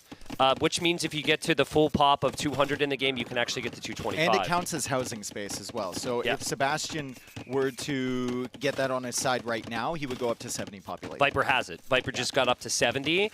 The other thing about the north there is you'll find some cows, sometimes some geese, sometimes some sheep. I don't know what. And Viper looks for that. Yes. He's doing it right now. He's already getting that. And that can delay your farms if you can get those home.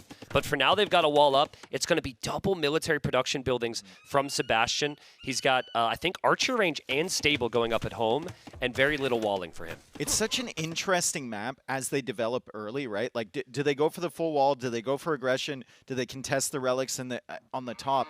And then as you get later in the game, it gets even more interesting because there's all that gold and stone in the south, but there's all the wood and the extra pop space in the north, in addition to the relics. Agreed with everything you said. It's my favorite map.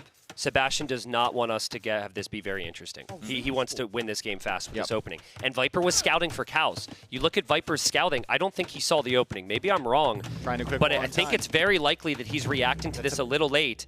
He saw the archer range. He never knew the stable. That stable's been there a long time. So there's a lot more army coming that Viper's prepared to deal with. And he's trying to get the big walls down. I like the scout in the middle, maybe cutting off reinforcements. Could kill an archer there. And Viper is bringing his archers forward. For the moment, he's just ignoring the scout from Sebastian.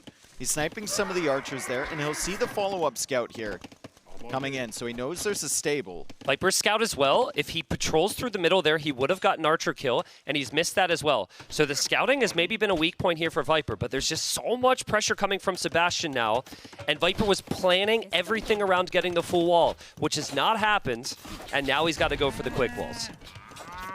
Usually when Viper's going for the quick walls, I mean, he hits them a lot of the time, but it's a bad sign for his game a lot of the time. Yeah, 100%. Because he's reacting, he's trying to do damage control when in the first 2 games of this series, he was kind of the aggressor early on. Yep. Yeah, it's why I love Sebastian's opening here. Because so far, this has been about who can punch first. No critical damage here.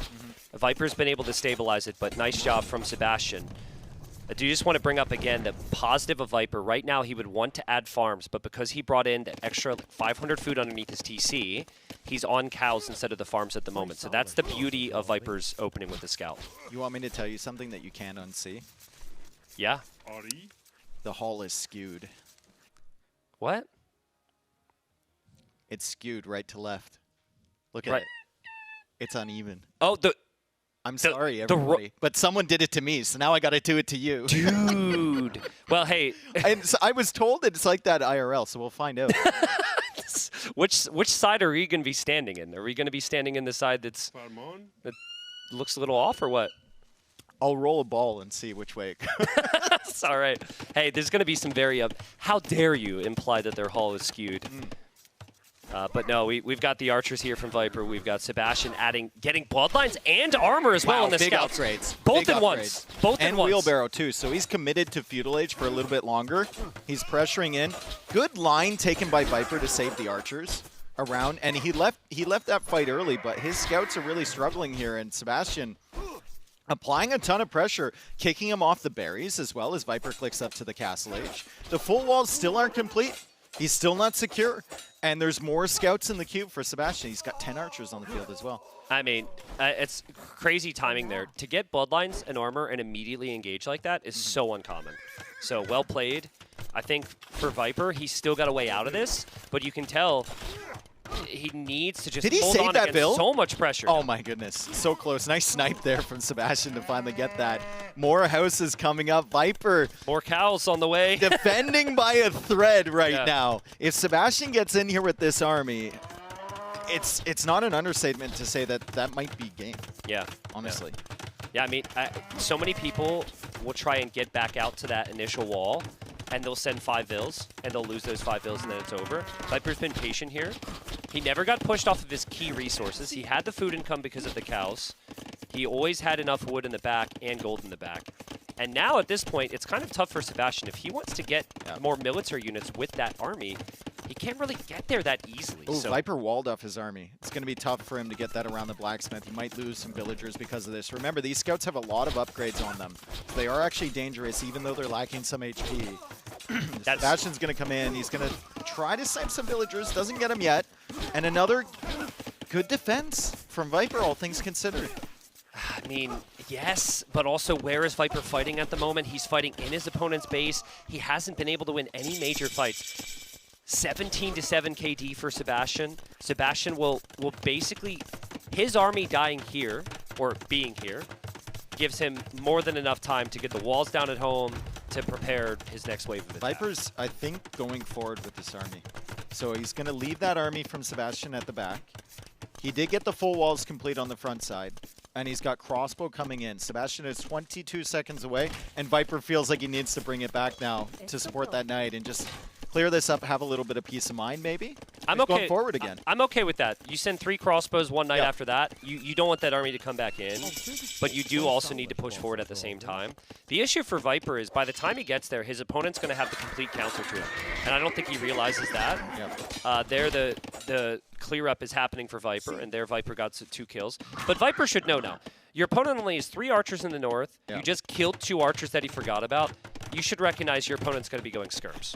I mean, he knows that Sebastian has the better eco as well. Look Yeah. at the res collected right now. It's So good. 1,400 ahead, right? That's just Persians. Yeah. And also the fact Sebastian, like, committed onto wheelbarrow early, got his farms up early. He was in a really good position, very comfortable behind these full walls, and now he's adding the second town center as well. So it goes on to Viper now, who needs to do damage. He needs to push in this situation. Well, the Persians are ahead economically. He does, but you see that archer range with the flag, and you don't see many villagers for the taking here. 1 villager's going to go down. Listix is in before bot. Okay, 2 villagers goes down. I think it's a little sloppy from Sebastian. I think you should expect the armies coming. Thank you, Vodka. Vodka, is this what we're doing, bro? Please, give me more. Well, if Hardy put it on a treadmill. Yeah. How did I even find that? I don't even know where that was. But anyways, I think Viper has some big problems here if the skirms chase him down. Interesting, though. Like, Sebastian didn't have the skirms hop out early. Now he's going to come from this direction. If he goes from the other direction, maybe he could trap Viper. Look at how now many- Viper has a chance to back away. Look at how many crossbows he has. He has 9 in this group, and he's got 22 on the field. Yeah. So there's more armies coming forward. Sebastian's got to be careful. I think he might have deleted a house to escape with the units at the north there, too. There might be a hole. I can see the foundation. He's going to notice that now with the skirms. So he's fine. Doesn't look like there's a hole there. Siege Workshop, I believe, being added from Viper at the front side and the second town center. So this is going to be Portuguese aggression, saving on gold cost with a lot of these units, and he's just going to try and stack up a death ball that can take out these skirms and push into Sebastian's base with the The key for Viper is actually surviving with this group. If he were to have lost this group, it would have been devastating. But I think he's got enough time. Ballistics wasn't in for Sebastian. And Sebastian's had an issue all series with dealing with Viper's Siege. Yes. It's the same comp. It's like a But he's ranged got unit knights. with Siege. He's got 2 stable knights with +2 armor coming in. Yeah, but I feel fairly comfortable for Sebastian's position. it all this it all side. depends. That's 3 knights. It's not 8. It's not 10. 1 Mangonel can clear up the skirms. And if Viper mixes in monks as well, that could be a very good option for him. Sebastian's going to dive in, Dave. Confidence. He's The going to dive in. confidence from this guy. The confidence from Sebastian. We talked about composure earlier. He just comes in with the skirms. And there's no additional Mangonel in queue for Viper. Viper's hoping that the upgrades are not there for Sebastian. I just don't know if this is a good enough fight for Viper to take. At the same time, it feels like he has to be taking fights because he has been behind the entire game. I agree with you. Amazing confidence from Sebastian, and the micro to micro up the hill there was I perfect. love the fact that he only added the second town center. He didn't go for the third, and he added the second stable with the +2 armor. How? He just said, I'm going to keep producing military. My TC is produced faster than yours. I probably have the lead from the early game, and I'm just going to keep pushing your army and keep your numbers low. And now he camps the Siege Workshop, so Yes. the Siege can never add any value, and he just dives in with the Beautiful skirms. game from Sebastian. Viper with the Villagers Idol, 3 on food. Yeah, it's over. He taps it's over. out. Nice job from Sebastian. Good recovery there. Let's just talk about the cost of these upgrades that he went for, right? He had to get +2 armor on Knights. Yep. We're talking like 500 res right there. Then he also had to get the full attack upgrades on the skirms, and he had to get the full armor on the skirms as well. Well over 1,000 resources invested into just blacksmith upgrades, and to be able to do that, you have to manage your economy perfectly. And it's just so uncommon, even for some players here. Players who will open that aggressively are not going to have that economy at times. That was perfect. Yep. He had Persians and he used it perfectly. Yep. Honestly. Yep. And Portuguese is one of Viper's favorite civs. Thames is one of his strongest maps in this map pool. So a really good response game there from Sebastian being down 2-0. Very, very solid job, and we'll see where Viper decides to go. I mean, that just proves what Sebastian is capable of. If Sebastian wins the first game, we're looking at 2-1, and you were thinking, how can Viper turn this around? Honestly, so far, like game 2, dominant from Viper, game 3, dominant from Sebastian, and then game 1 was a coin flip, which Viper ended up winning. Again, the whole game, it was so cool to see Sebastian bring attack after attack. Bloodlines and armor coming in at the perfect time. I think some small things here for Viper was just the lack of recognition of what his opponent was doing initially. Yep. But that's the downside of going for the cows. I think he needed to know, he needed to see stable and archer range. I think if he had like also looked at where this push was eventually going, he could have pulled those villagers away sooner and sent the archers forward and like walled off. And then he gets a really good crossbow timing going forward onto Sebastian's face, but like he was under so much pressure. The confidence from Sebastian to just go in with the skirms. He sees the Mangonel on the hill after 2 games of getting nuked by Mangonel shots, and he was just like, yeah, I'm going. I was going to say, like at this level, you should be able to view each situation for what it is, but you can't ignore the human element of what has happened to you this whole series and how you should maybe shy away and be scared of that. So, oh, never mind. The loser has to stand in Watch, there that's for like the next Crazini. Yeah, admin is overseeing the players there as we're about to enter our next game. And here we are. We are on Loch Ness, game number 4, 2-1 for the Viper right now. And this map is a hybrid map where you have the combination of water and land. And ooh, Viper loses his scout there. And we are getting reports. There are reports abroad about a monster that potentially inhabits this lake. So hopefully we will catch a sighting of that monster at some point. Yep. Maybe Nessie is around. Vodka's going to be on the lookout. We might get an instant replay of it. Yeah. As we have Vikings versus Italians. Italians, pretty much good on any map, and they have really good transitions and timings, and the tech tree is a little bit more expansive than the Vikings. The Vikings, great eco bonus. They get wheelbarrow early. They get handcart and castle age. Can really help when you start with 27 villagers. And they have the ultimate water unit at the late stages of the game, the longboat. Yeah, longboat's incredibly strong. I think it's also nice for the Vikings that this is not usually a map where you rely on too many stable units. They can make knights. There might be some situations for it, but it's a lot of navy, a lot of economy on this map. So I think both these civs are probably in the top 5 on what this map is built on. So far, though, I think the big thing is Viper's lack of scouts. Viper losing that scout means he will not know what his opponent is going for, where his opponent is going. And Viper's not playing this like he's expecting any archers from Well, Sebastian. he's got a fire. He's got a fire patrolling through that middle area, so he's going to find the archer, and he's going to get some really good damage. That's nice from Viper. The fire tells me that he was probably expecting units coming through the center, because the fire doesn't help against the early opening of Hulks. Well, he might have also expected galleys, which the Vikings are really good at. It's so different now with the water changes. Also an interesting aspect, Viper has 2 fishing ships, so he can actually fall back in garrison, and that helps him with the 1 dock versus 2 situation there. Yeah, now he's walling off that center area. He's really got to go out of his way to get that full wall down, though. You can see the marsh extending so far away. I don't even think that wall. A lot of effort there. I can't tell. Like, can a unit run around there? Sometimes it has just like the terrain of the marsh, but it's, you can't actually walk over it. I think if I had to pick one, I would say it is walled. Nice body blocks there. Ship blocks for Sebastian. He snipes both of those fishing ships. So now Viper can no longer garrison those in. And he's got to remember that Sebastian doesn't have any fishing chips either, so he could actually get nice and close to those docks. Galleys now for Viper. I mean, game's probably going Castlade from here.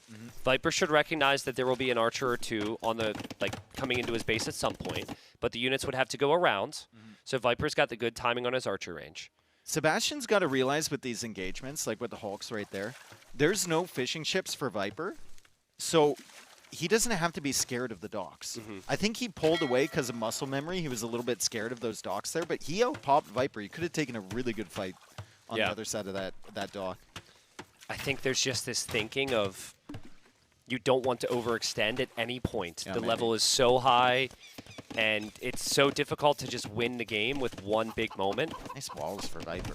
He's ready for it. He's got a skirm there. Yeah. Like he knew if the archers can't go through the middle, there's still some alive. They're going to go around the sides. And It's he walled that also up. it's also such nice patience from Viper as we see ships get a little too far off to the side there. Position over here. Let's see if the galleys can phase through. They do get through the Hulks. So now the Hulks are body blocking. We got some fires in front. Do the galleys have enough to take out the Hulks from Sebastian? They do good damage, but you kind of need a massive like 7 or 8 of them before you're really feeling comfortable. Yeah, Viper will be very unhappy with the fact that he was caught on the right there. He lost a lot of galley HP, and then he had to take this fight at a time he wasn't really planning on taking the fight. And Sebastian added his own galleys behind this. Sebastian's he's in a great spot on water all of a sudden. Really good transitions from him, right? He opens with the Hulks. Viper spends some resources on the fishing ships instead. Sebastian's constantly ahead by like 1 or 2 Hulks at any given time. Viper adds the fires, which don't really give him that much other than denying the archers. And then they both transition into galleys, but Sebastian has more units in front, so really, really nice water control for him. Okay, before we move on the whole ship body block comment. Yeah. What do you call it when someone body blocks you with ships? You're going to tell me? Yeah. Okay, But what is it? you're supposed to guess first. You're shocked because your ship body blocks. Get it? I'm shocked that you told me such a terrible You are shocked. Wow, I'll take that as a compliment. But dude, how? Okay, production's now complaining in my ears, saying they got seasick because of that. Thank you, production. As that poor spearman is about to die a horrible, horrible death, I just can't help but be amazed at Sebastian's recovery. Yes. Right? Like, the first game was a brutal loss. It was such a long one. Then the second game also felt brutal for different reasons. This is against the Viper we're talking about. Yeah. This is the hype that people have been giving Sebastian. He's like, we're going to game 5. I've got all the confidence in the world that I can still do this thing. It's crazy. Yeah, Viper was using that Spearman, by the way, to just scout around so he knows where the relics are. They always spawn on the sides, and you'll see a lot of emphasis at going towards those, but it's always nice to just know where they are. Yeah, and agreed. see whether your opponent has prioritized taking those.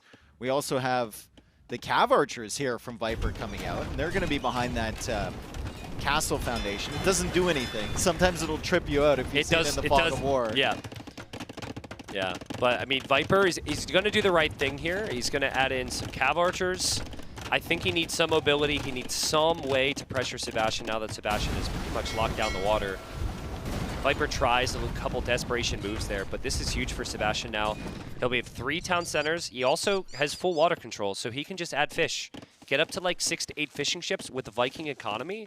And he'll be ready to make the longboats later if he needs them. If he needs them. Right now he doesn't need them, right? He's just going to take advantage of the fact that he has wheelbarrow, he has handcart. He might go out for those relics at some point. I don't know if he's going to expect the Cav Archers from Viper. It's not like the most standard play with Italians. Yeah. We'll see if he can get some value here. But at the end of the day, I mean, it's 2 Cav Archers with only fletching, and your opponent has handcart, so he can just run away from you and go back to the town center. Yeah, also, Viper can never go through the middle crossing. Sebastian can always just walk right through there with something. I personally would like to see Sebastian think about a siege workshop at some stage. But let's see if these Cav Archers get some value. Viper is 1,000 score behind because of the lack of scouting. Just run to the TC. And this is the most damage Viper's going to do. And now he gets walled in as well. What? A career's worth of styling on people with quick walls comes back to bite Viper in the butt. That's hilarious. And now it's pretty easy for Sebastian to deal with those 2 units.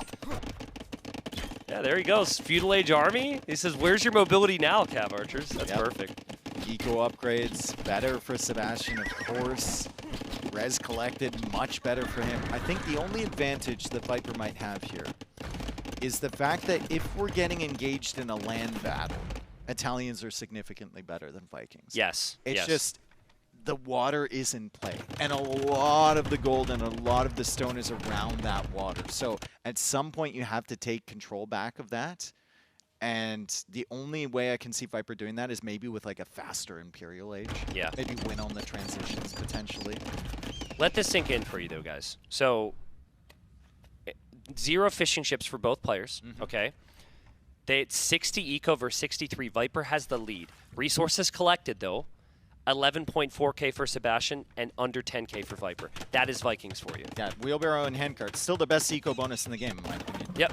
It's insane, especially when you have a primarily land-focused economy. It's really, really good. As Viper starts grabbing the relics, I love the fact, even though it's going to take him longer, love the fact he didn't just build a monastery out there. How often have you seen that? The players build a monastery out there, and it's just like delivering the relics to your opponent. Yeah, I like building a monastery out there if you have map control, but Viper has no map control. None. So Viper right now, if you were to ask him, give him a percentage, he would say, I got a 10% chance, 5% chance to win this game. Yeah. Like, all the things you want are just not there. No map control, no mobility, no vision, but he's got to try.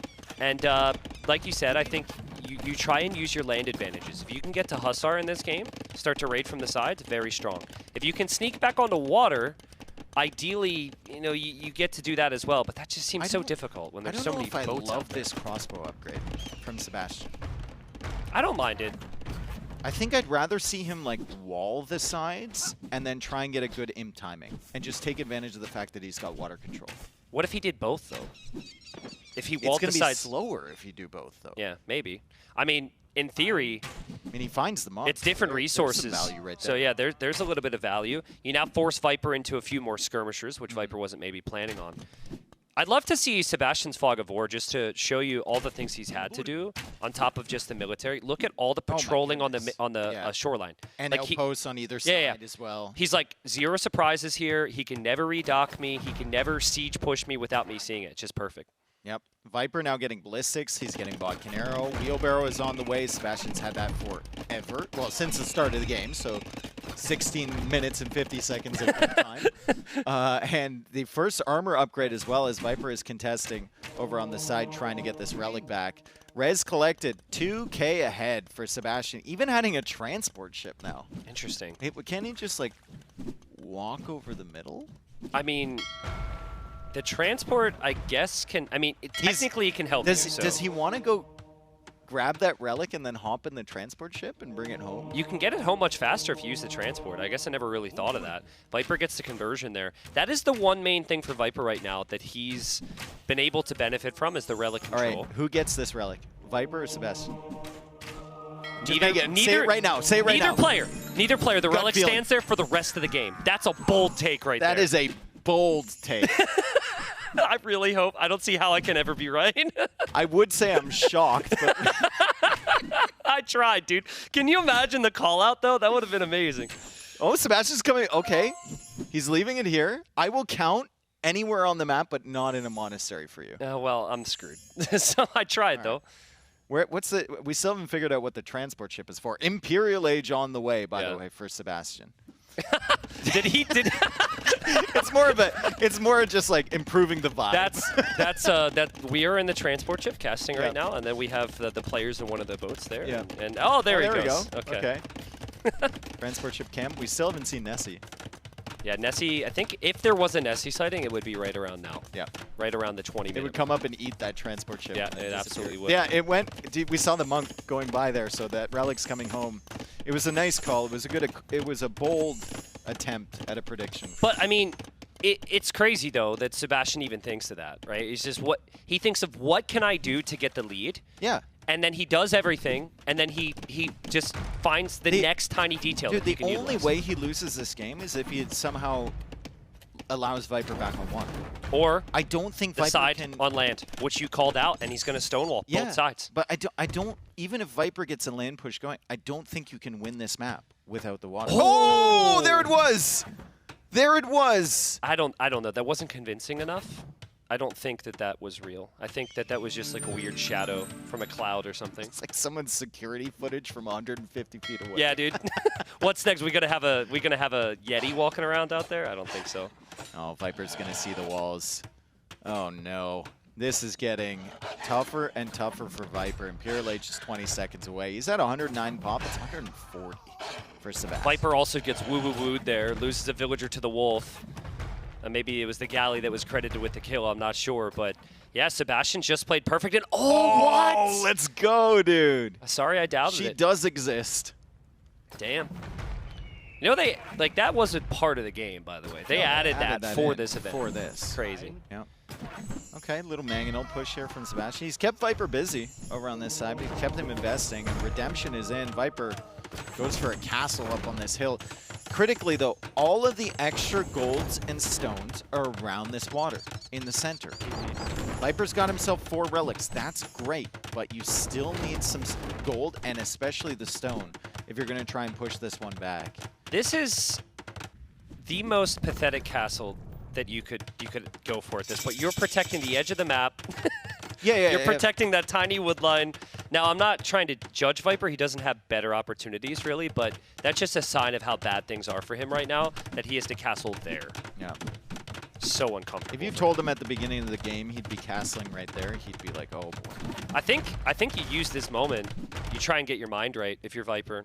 I think losing 2 games back-to-back, all the momentum's going to be there for Sebastian. Maybe you feel like there's a kill comp here somewhere, right? Like I said, on land, Italians are better. Maybe you just take a chance. Maybe try and go for the hand cannoneers with the pass-through damage as well. Something to mix it up. Yeah.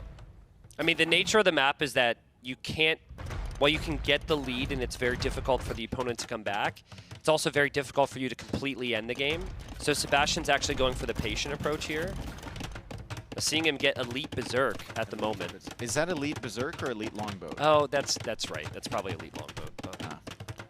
How does the boat wear the necklace though? Or whatever that is. Can we talk about that? Should it not have a separate symbol? That's a medal, dude, but I wouldn't expect you to know. I don't think you won any. Hey, we did win the gold medal this year in hockey, so we know something about that. But and now you're wearing a red coat. Yeah. So. Ship upgrades coming in. I think Sebastian. That's what we're trying to get at. Fortified wall is in too. Great technologies from this guy. Holy cow. I think you have to bank up until you have a lot of Berserks, but then you can just make the move. I mean, Viper's relying on Bombard Cannons. He doesn't have a lot of support for those Bombard Cannons.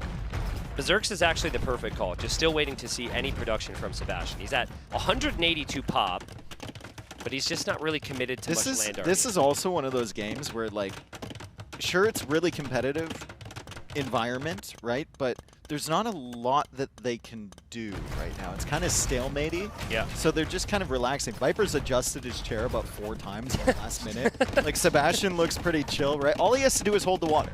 Yeah. Hold the water and hold the sides, and you're fine. Viper is just going to push through the center and then maybe castle drop one of these walls on the sides. I don't even know.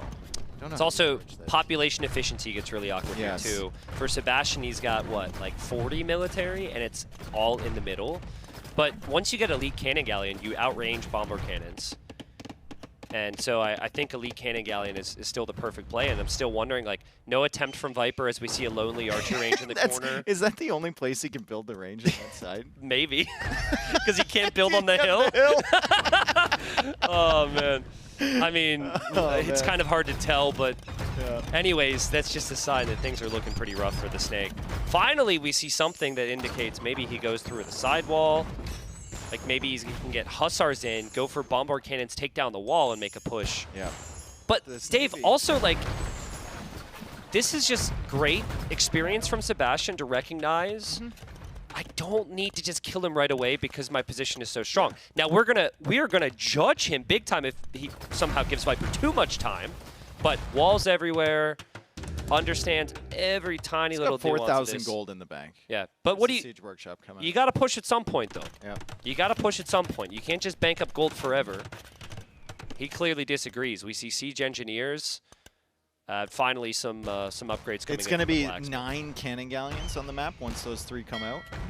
And this, with Siege Engineers, these are going to be so dangerous. Bomber cannons can out-micro cannon galleons, but like Viper has to be doing better things here than just dancing around against a couple cannon galleons, because Sebastian can replace these all day. Yeah.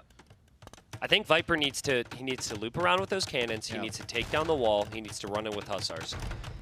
And I think if that were to happen, Sebastian has counter plays. But I think that's genuinely the best thing for Viper to try, is just try and break through the wall. I keep expecting like Palisade messages on the mini-map, like Viper's like, help. True. Let me out, dude. He runs up against more fortified walls. Yeah, he didn't expect the walls there. Yeah. I don't hate a second and third layer here from Sebastian, because Viper's probably going to make petards or cannons to get through wall one. everything. Yeah, wall it all, dude. Wall everything. Get Onager, transport 2 of them over, and start chopping down Viper's wood lines. Like, do all the little things, right? Yeah, there's a castle, there's another wall, because he knows Viper shifting his attention over. There's Elite Berserk. I mean, he's 100%ing the tech tree. What can the cannon galleon see in this right corner? What can Sebastian? I think what can Sebastian not see is probably. Well, he can't access that little box in the right corner there. So as long as Viper's on that hill, he's fine apparently. Yeah, you're being very sneaky over here. Let's go, Megano. Come on. Let's go, Megano. Who's the superior siege weapon?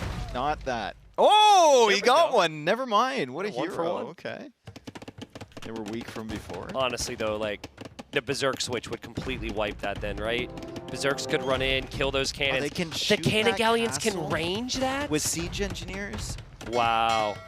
And we were talking about how bad that castle was before. It's even worse It's now. even Should've been worse. on the edge of the map. Yeah, seriously. And then Oh, Knights, the Viking Knights. Knights go in as well at the same time. And I think that should be the end of all the bombard cannons. Viper's army is not really that close. And the worst, Oh, God. like the worst thing about this is it's not a series of catastrophic mistakes from Viper. It was just a couple One. bad fights early. He lost water control and the Vikings dominated. Yes. And yes. Sebastian has not slipped up. Like, full credit to Sebastian. There wasn't much Viper could do here because he was constantly patrolling the shorelines. This is what Viper wanted to do in early imp, is get those docks down. He's finally got an opportunity because he's distracting his opponent over on the other side. But he needs to get these docks up, get all the technologies in, somehow make a navy, and there's going to be berserks coming through from Sebastian at the same time. You need, on this map, you need to have water control, and if you don't have water control, you need to have corner control. And if you do not have either of those, you're simply going to run out of resources. Sebastian has understood that from the start. He's controlled all of the important areas. He sees Vipers coming over with the redock. He is placing a castle there. Yeah, Viper's going to deny that. Okay, that's really good for Viper. Yeah. But what's bad for Viper is that means more Berserks are going to be out because Sebastian needs the pop space, and he's finally massing the Berserks. Wonder what these Hussars are feeling when they see a full fleet sailing at them in that center there. Medium warships does come in time for Viper, but he still has to get heavy warships as well. And we see the Hussars all dying in that center area. The castle's still denied over on the right-hand side. It's going to take so much effort for Viper to get the navy that he needs. And there's 14, I repeat, 14 elite cannon galleons on the water on this tiny little Loch Ness for Sebastian. Yeah, and it's so expensive to lose your docks as well, right? Like losing your docks, losing your ships isn't great. Sebastian needs to sort that one out. That's but fine, he's got 14. yeah, exactly. Like Viper, Just kill the docks, ignore the fire. Viper's water it's ended up being a net loss for him. Like he hasn't actually gained anything from this. He's only lost resources. He finally got the heavy warships. And the Berserks are raiding, big time in the middle, and so his whole eco's dying as well. He's got Herbalist. He's trying to take out the Berserks there. He still has 143 villagers, so the eco's still there. I mean, if Sebastian is completely blind and lets Viper redock and doesn't contest him for about 2 minutes, there's a chance for Viper in this game. Maybe. But I don't think that's going to happen. He's played it so safe. He's been so secure on that middle area, and now he's distracting him on land as well. Chieftains on the way as well. Yeah, so with Chieftains, it's really unfortunate he got Chieftains now. Because with Chieftains, you get gold when you kill villagers, and he just killed a bunch of vills. I don't think he needs it. Yeah, I don't think he needs the gold either. And unlike some other maps, there's still plenty of gold for Sebastian to take. And Viper, even with 180 pop, finally taps out. Sebastian has won 2 straight, and we are going to a 5th game. Could be the makings of a reverse sweep here for Sebastian. It didn't look great for him after he went down 2-0 against Viper. We had that first game that was heavily contested. The second game that it felt like Viper dominated and the momentum was swinging a little bit. And then suddenly just back in Sebastian's favor. Really, really good game 3 for Sebastian with the Persians. And then finally in that game 4, he won those fights so early and it felt like Viper was out of it 10 minutes in. Yeah, absolutely. I mean, I said it during the cast. I think it's unbelievable that he's been able to turn this one around. The mentals, guys, to be able to cool your mind, play your best Age of Empires, it's just so difficult. So amazing play from him. I think this is also the first time I've been shown on camera in 2 hours, and the red jacket, dude. It's throwing me off. I scared myself on screen. So, but I mean, Game 5 should be well, is on the way. Would love to know what civs are available here, and we could speculate on that soon after this. But unfortunately for Viper, he just completely underestimated. The galley switch was too early, and then he had him on the wrong side as well. And he didn't have those. If he had those fishing ships still alive, if Sebastian didn't shock those fishing ships from going in the dock and kill both of those, the extra arrow fire might have kept Viper safe. This was the only eco damage that Viper got against him. Also, as we see, look, again, the confidence. Like, to do that to Viper, there's crazy. To even have the presence of mind. But honestly, Viper losing his scout right away as well in this game hurt him big time. He didn't have the scout active on the map to know what was coming in. And while he did kind of do his best to defend from it, it was just defense the entire game. Berserk's raid. And yeah, this was easily... giant highlight reel for that game. I was going to say, it's easily the most boring highlight reel we could have had just because of the dominance there. Okay, so we can see Hengehold is going to be our final map. We have Romans and we have Shu available for Sebastian. And then we have Armenians and Cumans. Two very different picks for Viper. Cumans you might pick for this map solely so you can go double archer range opening, because the discount, the wood discount on the archer ranges and stables is huge. He was telling me, if you watch the replacement qualifier, both times he played Hengehold, he went double stable scouts with a tower forward. Okay. And I think he was telling me that he was playing against someone that gave him the idea, maybe it was Vinch for that, and Vinch was playing Cumans on that map. Okay. And he was going double stable, because you can toss stuff on the berries and then maybe even add in that second TC later, although it's not needed. It's more for just the building discount. Vinchester also loves Armenians. You could see Longsword. You could see Composite Bowman. I know that Viper trained a lot with Vinchester, who's the player who didn't end up making it here. Viper said that they kind of knew with maybe the approvals there that it was either going to be, Vinchester makes it, or Viper had a chance through the last chance qualifier. So plenty of preparing with him, as well as maybe some other teammates. But my feeling is the game doesn't go imp very frequently, so I love the Romans for Sebastian. Yep. If not that, though, Shu is sick if it trends towards imp with the traction traps. And then for Viper, he doesn't have eco bonuses that compete with the other civs. Like Cumans, it's second TC. Armenians, it's mule carts. Kind of nice, but Viper's going to have to do some damage here. Well, I mean, you could go Armenians. You have the extra boost on your wood collection, on your wood upgrades, right? And you have the ability to make warrior priests and get those relics in really quickly. Yeah. You're all 5 in the middle. Yeah. I think a lot of this, though... That's true. A lot of this, though, will depend... Oh, it's Cumans. It's Cumans. Do we have to be quiet because they're not fully in yet?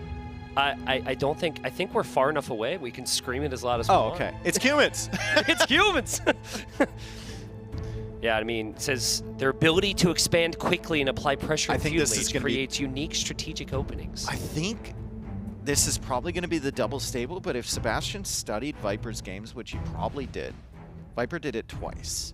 So I don't know if it's Is it still opening with double stable? Yes. Or is it... It's opening with double stable at scouts, and then Viper... He said he added on the tower forward attempt. And yeah, it's just a little too transparent if he was going to do that. And Romans isn't the best to do it against. As we see 2 archer ranges coming up from Viper. He's trying to take one of the boars in the center. He's going to send another couple villagers to support. The scout is there from Sebastian. Oh, that's he needs the boar. dude. He needs the boar as well. Viper needs to get the boar as well. It's not enough to just save the Vill. The boars are actually really valuable to the start. Amazing from Viper, having just lost 2 games to save that villager and get the boar. That was disgusting. That was insane. One of the best quick walls we've seen from Viper in a very long time. At the other side, though, I'm curious. We need to see Scout HP from Viper. He was also trying to stop Sebastian from bringing in a boar. That Scout's full HP, and I think Sebastian should have 3 boars. He got 2, Or is it- I think. Because I think there's 3 in the center. There's usually 2 on one side and 1 on the other, right? Might even be 2 now. I'm not sure. They made some changes at some point. It looks like maybe it's 2 under there and they're stacked. Either way, Archer opening from both, and Viper's now adding a stable. So we're already seeing the discount. This was disgusting. That is Oh my God, brother. like that's just insane quick wall. Can we do a drug test or something on this guy? Oh my goodness. That was insane. Well, that's one of the benefits of playing at a LAN event. You can do stuff like that, right? Yep, true. Big walls there from Sebastian around the back side. I don't think Viper will be very happy to see that. If you can get the walls down, you funnel all the pressure in towards the gold in the front, which is where the army production is. I wouldn't hate a tower on the gold if you think you're going to be under threat here. But Sebastian also adding a stable behind here. Yeah, so it's going to be double range and stable for Viper. Just transitioning into the skirms now. He's still got that hill at the front side of Sebastian's base, but Sebastian has enough military to keep himself safe for now. Yeah, Sebastian gets the pick off there. First kill goes to him. But Viper does have the scouts, and Viper will be happy to see skirms in there. That's why he went for the scouts. But again, Micro from Sebastian, top tier here. Yep. Still hasn't taken any losses. Well, now he did.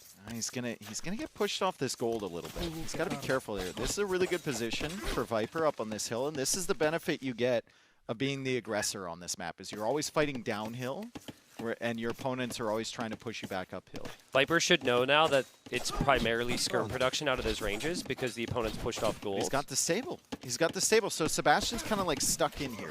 I don't know if Viper can push in, but Sebastian is definitely stuck in this position for now. If this was not high level and this was like mid-rank, I would think this is an excellent opportunity for Rams from Humans. It's the only Civ who could go for Rams in Feudal Age.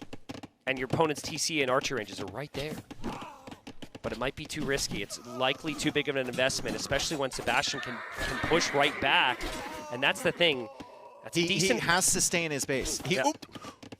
What? Oh, if this game wasn't so high level, I would say that this would be a perfect opportunity for Rams. Just go ahead and try and take credit away from that call out. Go ahead. That was sick. Go ahead. It feels like a natural scenario for the Rams. I think you shouldn't disparage yourself so much. But I think you should believe in yourself. Well, I don't need to disparage myself because I have my co-caster. Yeah, you got me. Don't worry. Siege Tower, Archer, Skirm, Scout. It's so sick though. Like the presence of one Ram forces Sebastian to stay in feudal because you can't use ranged units against the Ram. Oh, you can't. And then he'd have to go for scouts as well. Is that only a 1 villager tower though? I mean, it does kind of lock down the gold earlier. Well, or later. It could force a counter tower, which would then be Rams down as well. I don't think you can go for a counter tower here. You can't get it within range. It puts you within range of that army. Dude, the Rams are so unexpected. What a push! I know. What a push! Oh my god! And say goodbye to the archer range. It's also downhill. They're both downhill. Yeah. Oh my goodness! What a play from Viper. What a play in a Game 5 here to open up this tournament. I hope every single set is like this one coming up over the next 6 days. Oh my goodness. Sebastian trying to stay alive here. He's got a lot of skirms. He's going for bloodlines. He can't save the archer range, and the tower is now up, so he'll need to back away from that. And he even gets the infantry armor upgrade. Yeah, it's going to be really nice for him if he could just make some more spears here. Yeah, but there's still a lot of archers for Viper there, and archers will take down those spearmen pretty quickly. 2 Rams from Viper have already taken down 1 archery range. The next one's going to go down. Sebastian needs a fight now. He does have good upgrades. Yeah, he's kind of getting one here. The scouts now with bloodlines doing really well. The archer range is saved temporarily. The Rams have to back up, and Viper's going to use those to body block. Viper needs more scouts right now. If he has more scouts, he wins the game. He'll full clear this, but he doesn't have the upgrades that Sebastian has. Sebastian has the numbers. Only 1 villager in the tower, too, so the tower's not doing a lot of damage to this. Good push back there from Sebastian. Good job sending those villagers forward as well. He's going to work away on this tower. And Viper can't make anything but rams from that Siege Workshop in Feudal Age. Yeah, no Scorpions, Just no finish Mega. the Archer range, bro. What are we doing? I think he might have just clicked everything after the army and just patrolled it here because he's panicking, right? And I think for Viper, he needs to have the range units to take the spears. He'll take it down. The tower's down. Sebastian's holding. Yeah, great hold there. Viper's still ahead on Res Collected, so he's managed to nuke the Roman Eco a little bit. Yeah. And the Roman Eco should be better than the humans. I don't think there's an argument really to add in the second town center right No. now for Viper. It builds so slowly. Yeah. You're almost better off saving for Castle Age and just waiting till you get there to make another one. It's so nice for Sebastian that Viper doesn't have a lot of archers because losing the archer range would limit your skirm production, but he doesn't really need the skirms. At this point, a couple of them are enough. He has his own scouts out. The Rams can always come back out, but the reason, back to my initial statement, we don't see the Rams at a high level is because the Siege Workshop is 200 wood, the Rams is a lot of wood and a lot of gold, and players typically are going to want to spend their resources on other things. I do think it is slightly more viable in Empire Wars because you don't pay for the blacksmith. You start with the Yes, blacksmith, 100%, right? So you're 100%. saving 150 100%. wood on that. Yeah. And I think the situation called for it. If Viper has 2 more scouts there, we might even be at a GG moment. But amazing play from Sebastian Look to at the hold. KD. So close. Even. It's so close. even here. Oh my goodness. This And- is the type of game 5 you want. Yeah, and those Spearmen need to be focused down by Viper, though. The micro has to be perfect. The Spearmen are tankier. He does end up getting the clears. Before, he didn't have the numbers. He didn't have the upgrades. The scout numbers are still a bit of an issue. And I think Sebastian is actually winning. Oh, it's so close. He retreats as soon as you say it. I can't tell. Viper's like, say more, Tristan. say more. It's Market coming up now for Sebastian. We have double stable scout production still ongoing for both. And they're still producing from their ranges as well, although no range units whatsoever. For I need a quick glimpse back at their food economies because this is Second town center being added. This in is not Feudal Age for farms. Viper. They've got mills just being thrown up on berries in the back. Okay, so there's Vills there. Viper's got the same. He's got the second TC. So that's most of the food eco for Viper actually is the berries. But Oh, this is dangerous. That's a big army for Sebastian. A lot of scouts fully upgraded. there's also scouts from Viper through Yes, into the there back is. as well. There's a lot happening here, and Viper has full Villagers dying. upgrades. Villagers dying from Sebastian, and I think that's going to be at least 4 dead Vills. Sebastian runs in under Viper's TC. He severely outspeeds the archers, so he's gonna run away from those, and Viper will just be chasing. But there's no villagers to be found over there. There's plenty of villagers to be found on the berries from Sebastian. Yeah, there's got to be. Surely Viper's going to break here, though. That's a lot of scouts running around. It's a lot for Viper to chase down. He still hasn't taken any losses, though. He will have the second TC go up, so now he's got the guaranteed villager lead. I actually would love to see him wait to produce and wait for Castle Age. Click Castle Age and then produce out of the other town center. And you'll get like a 6-7 villager lead over Sebastian if you're going up to the next stage with the TC. Yep. Second TC. Yeah, and you already have a Villy after the villager kills there. But you almost need those villager kills for it to be even. Because the Roman efficiency is 5% greater. I know with the res collected, it's been an even game. But that should start to scale for Sebastian now because he's taking no pressure. What a game. Let's what just a game. take a breath. No Both breathing. players. No breathing is allowed here. It feels like a Tristan told me not to breathe. it feels like a final. I can't breathe. Yeah. This is unbelievable, man. What a good start. Holy cow, I hope the whole tournament is like this. We got scouts coming in there. Good quick walls from Viper. He gets them down. The house is in time. And the scouts for Sebastian, he had a lot of pressure. Right? But he Viper's just hasn't found the kills he needed, and Viper is consistently finding the kills. Yeah, amazing counter damage from Viper. Needs to keep his Spearman alive, though. Sebastian is 20 scouts, Dave. We are not messing around with the scout numbers. No, we are not. Main base fight here. Viper might not have enough with that many scouts. He's falling back to his town center. If he didn't have the other TC down here, he might be dead. Yep. He actually has to run towards that TC, leave the wood line, but the villagers are alive at least. Yeah, that second town center. One thing that people don't really consider on an open map like this is if you get it up in Feudal Age, it's a really good defensive building. Yeah. Like, players will just not go anywhere near a TC with Feudal Age army. And Castle Age has just now been clicked from Sebastian. Viper needs a market bad. He needs a market bad. Yes, He's he going does. to build it now. If he gets that, he can buy and sell enough to get crossbow. He'll have 11 archers to upgrade. 60 villagers against 48. Oh, 59 villagers. But that's 17 scouts. Yes. Which, if they were to ever get in, can kill 10 villagers easy. All right, so what do you go for here for Viper? Oh, speaking of getting in, the Yeah. TC is going to protect him again, but that's a couple of villagers killed. Still a lot of good damage from that town center. You can see the farms being idled here. Crossbow and Bodkin is coming in for Viper, as well as 3 knights. But how do you keep production up when your food eco is constantly being stalled by roaming bands of scouts? The roaming Romans. Yeah, I mean, I think you make the 3 knights and you stop because you don't have the food eco to make more. And those 3 knights are basically support system for your crossbows that are moving forward. That's already good enough for Viper, just to give him a little bit of time. Now it's all about, can Sebastian defend himself? And I know he was exposed this is before. really dangerous. And the Siege Workshop's still there, too. True. I forgot about that True. Siege Workshop. In such a good position to support the archers. We're still 40 seconds away from Castle Age from Sebastian. It's all damage control now as 2 villagers go down. 3 villagers go down. Viper is sniping villagers here against Sebastian, and that house is That's pretty a problem. weak. Yeah, that house is a problem. The fact that that was not pre-built means that these units actually get in. Sebastian buys stone in a panic. He'll go for the tower, but this is a lot of time for Viper. 20 villager lead. Sebastian just now hits Castle Age. If Viper can just hold now, Yeah. I don't think the Roman efficiency is enough. I don't know if that tower is going to be enough. I think that's an open invitation to come right under that tower, go into the base.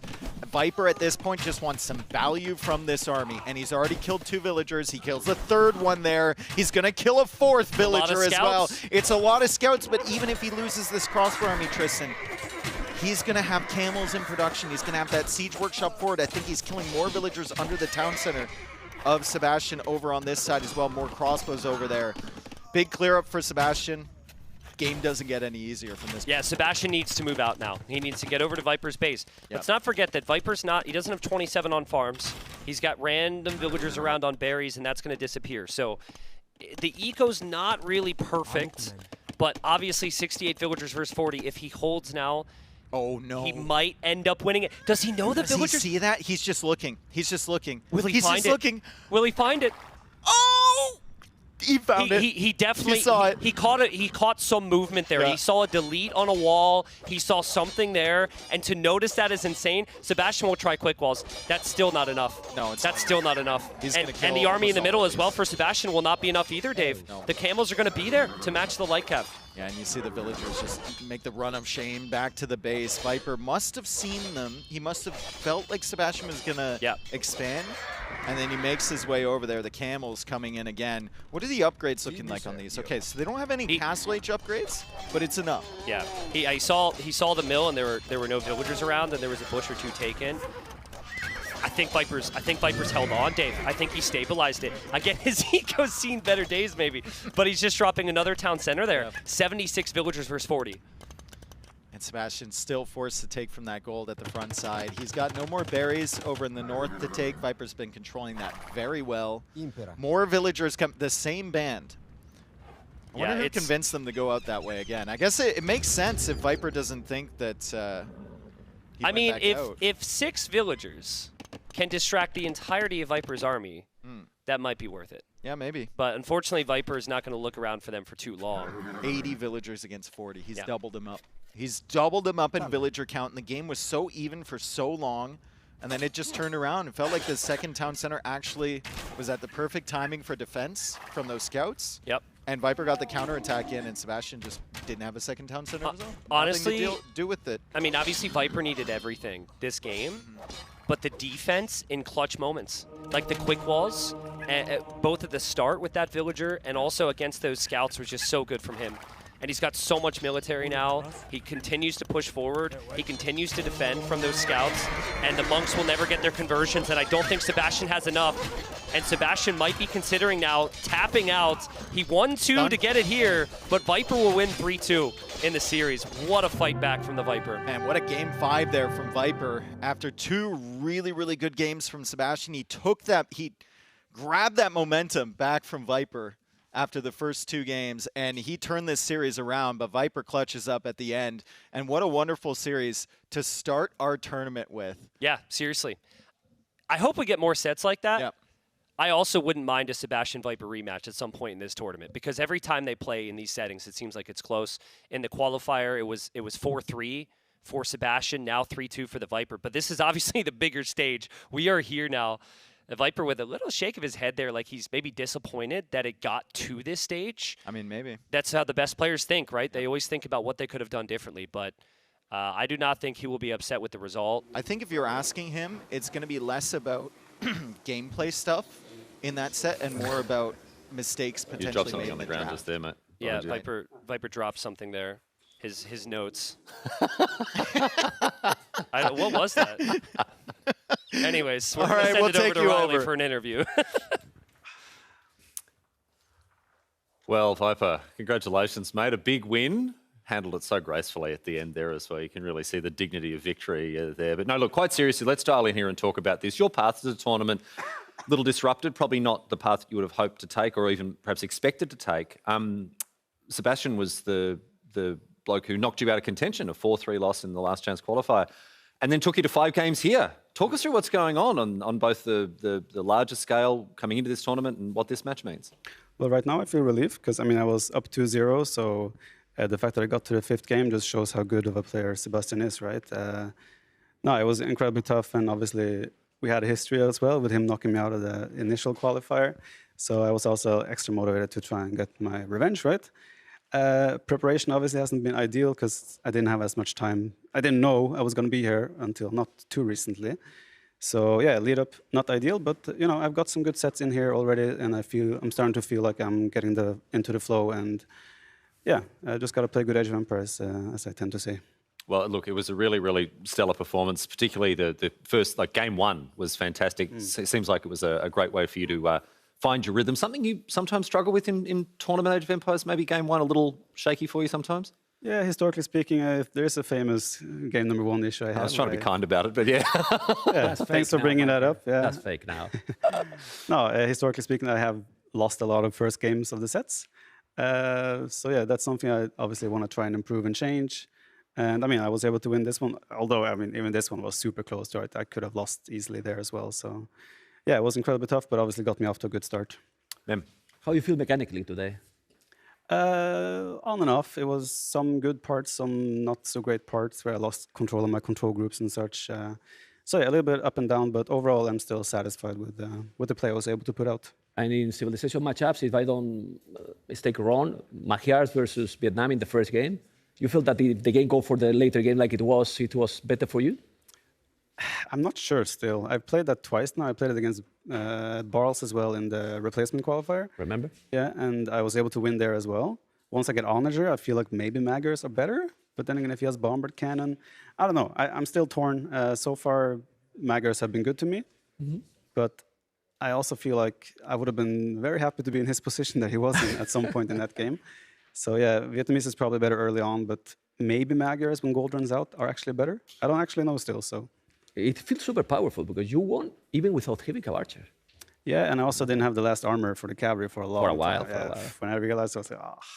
But yeah, I mean, it worked out. And mobility is also huge on a map like that. So that's something Vietnamese doesn't have.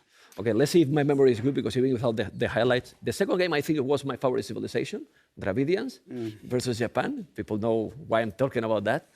But you made a masterpiece strategy. It was that plan, those elephant archers?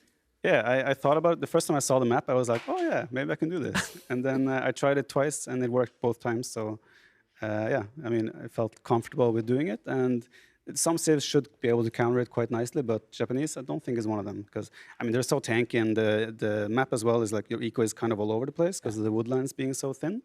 So when the elephants get into the economy, they melt the villagers, and yeah, it's a very, very hard map to play. Okay, so we are in Sorry to cut you off there. We are actually we're getting very short on time here because we've got to after that long. Well, someone just played a 5-game set there, so we do have to actually wrap things up. Sorry with you, Vipey. I know that people around the world want to hear your perspective, but we're going to have to call things, cut things a little short there. Thanks so much for coming and joining us. Congratulations on the win. And we'll be talking to you, I'm sure, very, very soon in the tournament. The Viper, everyone, after a very convincing win in our first match here. Back over to Dave and T90 now, who are standing by to bring us some of the highlights from what we've just seen. Yeah, hopefully we get to talk to Viper again. I mean, I want answers to some of the questions, like a little bit of a deeper dive into the heavy cav archer question there. Yeah. It was a fantastic set and a fantastic game 1, of course, but Wow. Like, what a way to start the tournament. I think if you're Viper, you might not want as many questions right now. It's Yeah. still the first series, you know. You want to be honest, but at the same time, you want to hold some things back. Game 1 might have been the game that decided the series, right? Everyone thinks about Game 5. Obviously, that was epic as well. But this was the closest game in a 3-2 series. Yep. And for Sebastian, even in this moment, it's very telling that like the big highlights start with like 3 situations where I thought Sebastian was winning. Viper loses this hill soon after, and he eventually recovers. And it was the onagers that made the difference. Yeah, and he mentioned that he had experience with that, right, from the replacement qualifier. So he's played it multiple times, figured out onagers are okay, still had some questions about bombard cannons maybe being effective, but we didn't see that switch until later, because Sebastian just had to keep this pressure up. A really good job from both players. Game of the tournament so far for me, 5 games in. And then we go to game 2, and he said this was a planned strategy. Once again, beautiful micro from Viper to dodge the Mangonel shot, snipe the Mangonel with the Elephant Archers, and then take out the skirm. Yeah, you go ahead, make your game plans, but nobody can do that right there. Yeah. Right? Like, that's not game plan, that's just talent and execution. Sebastian bounces right back, though, right? Again, his mentality to do so is amazing. He went full aggression against Viper here. But we only looked at the aggression. It really was the economy behind it that funded all this. And beautiful split micro, no fear, even after the big shots from Viper, and he bounces right back. Very bold decisions from Sebastian this game, and he needed it. And he took a series that was 2-0 Viper. It looked like Viper was just cruising after that second game, and he wrenched it back. He had a game like this, destroyed Viper in, what, 16, 17 minutes or something like that. It ended shortly after that highlight. Takes him into this one. And the game's over when this Navy dies. It's basically over at like 7 minutes in. Listen, highlight guy found a couple more highlights, though, I'm sure. But yeah, this game was basically over. This game was basically over. Hey, it was one highlight. Hey, we're in the game 5. But this was so clutch from Viper. Like, that quick wall was insane. Yeah. And it was the double as well. And then he brings in the boar, which is so helpful for the food economy. The Ram edition didn't win him the game, Dave, but it gave him a nice little lead. Oh, yeah. I love the call. And then ultimately, it was Viper defending then, and then counterattacking. Like the Ram decision here, it forces Sebastian to stay in Feudal Age for another 10 minutes. Yeah. And invest in the army. And then you have like these little battles here where Viper knows he's ahead by probably 10 to 15 bills. And he's like, fine, I'll kill 5 more. I'll kill 6 more. Yeah. And that was just a fantastic display of aggression there from Viper. Wonderful job, and he ends up getting the win there. What a start to the tournament. Viper going 3-2 against Sebastian. We're expecting big things still in the remaining matches from Sebastian, but good start for Viper. Agreed. Yeah, we'll see. Sebastian will definitely bounce back this week. But we'll send it back to Riley now to get us set up for the next series. Well, yes, indeed. Thank you very much, Tristan and Dave, and a very well-handled match from then. Excellent coverage, as usual. I'm joined here by Mem, of course, Bosun Mem. It's good to have your company, mate. As we get ready for our next match, this is between Yo and MBL. These are 2 veterans of the game. They've been playing a long time. No stranger to the Redbull Wololo series as well. I want to get your broad impressions of this matchup between these 2 players, and then we can talk about them more specifically. But tell us a little bit about Yo and MBL and how they match up. I have the feeling that this is going to be a completely different series. Like, we have seen a little bit more meta except the last game in the previous series, but these 2, I don't think it's going to be meta. You know, even Mr. Yo was talking about like map control. He need to go with the macro, and MBL. Nobody knows what MBL is going to do. Hopefully he's not listening to me, you know, because it's close. But I feel that MBL don't even know what he's going to do. He's going to adapt. And I think that's going to make me a very exciting and fun series. Well, let's talk about these players in more detail here. We can start with Mr. Yo. Mr. Yo, a Chinese player, someone who's been playing for a very long time, former Red Bull Wololo champion as well. The first one? The first one. A player who's known for his macro strategy, his tactical thinking, the way that he's able to execute game plans. What are your impressions of him as a player, particularly later on in his career? What are we expecting to see from him? Well, he's insane because he's been always top 4. You see some players that go up and down, you know, back and forth, you know, but that he's always there. Super consistent. He's super consistent, you know, like almost always getting into the latest stage, top 4, almost in every single tournament, you know, and you know that he's going to deliver. He usually starts slow the tournaments, you know. But he has been practicing also a lot here, so I am expecting him to be in very good shape today. And we can talk about MBL from Norway. We often talk about MBL in terms of his unpredictability, his chaos that he can sow in a match, and the fact that often, again, he doesn't necessarily know what he's going to be bringing to any game. There's a level, you said before, there's a level of reactivity to the way that he plays. There's a level of, he can be very adaptive in the way that he plays. I think that's one of his greatest strengths. Also, sometimes can be a weakness, however. Yeah, but it's very uncomfortable to play against him. For what you're talking, the opponent is like, what is gonna make? What is gonna make the? What am I gonna see? What are you gonna see? And then maybe he's gonna start to play meta, and he say, "Where's MBL? Why he's not coming? Why he's not coming?" You know, maybe it's gonna happen. Well, I said before in the start that MBL I think is gonna be the surprise. So I need to keep going with him. Yeah. So he's gonna take it today. You think so? Yeah, I'm doing quiet. But very quietly, yes. Our players are setting up over here. Close, right. yes. They're getting ready. Yeah. I'm sure we can get a little snapshot of this beautiful set we've got set up here at Redbull. Well, the problem with the first one is like, to go better, it's going to be difficult because the first series has been insane. Yes. Really, really good. But, you know, Red Bull always deliver. It always delivers. That's right. So when we think about the cool, calm, collected Mr. Yo, you know, someone who values strategy and long-term thinking, planning, macro, versus the chaos that MBL likes to sow. Do you think that gives one player an advantage over the other? They're both known quantities in the sense that we expect them both, but how do they adapt to each other's play style? It's a bit complicated for me because I didn't see the draft, but I'm expecting to see some unique units for Mr. Yo. You know, those kind of later attack, when you expect that most of the players are going to be trying to go to Imperial, then he come and may start to make unique units with Burgundians, with Lithuanians, you know, even with Kongs. I wouldn't mind to see that as well. So I'm expecting this from Mr. Yo, to be honest. And for MBL, seriously, I don't know. Don't ask me more, Riley, because I don't know. It's desperate. I mean, you can ask me, but I'm going to tell you. You're going to have to find new ways to say we don't know. I will study for the next one. Fortunately, we don't have to delay any longer, my friends. We're going to throw it over to the casters very shortly. We may have a quick message to share with you here about some Age of Empires DLC that you may be interested in. But on the other side of this, in any case, we're going to get underway with our next match. Match 2 from day 1 here at Redbull, Wololo, Londinium. Coming up after this, Mr. Yo and MBL.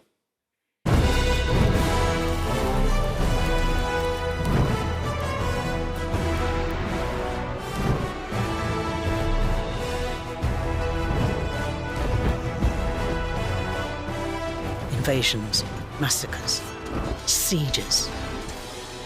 Across the wine-dark sea they came, their prows pointed for Greece.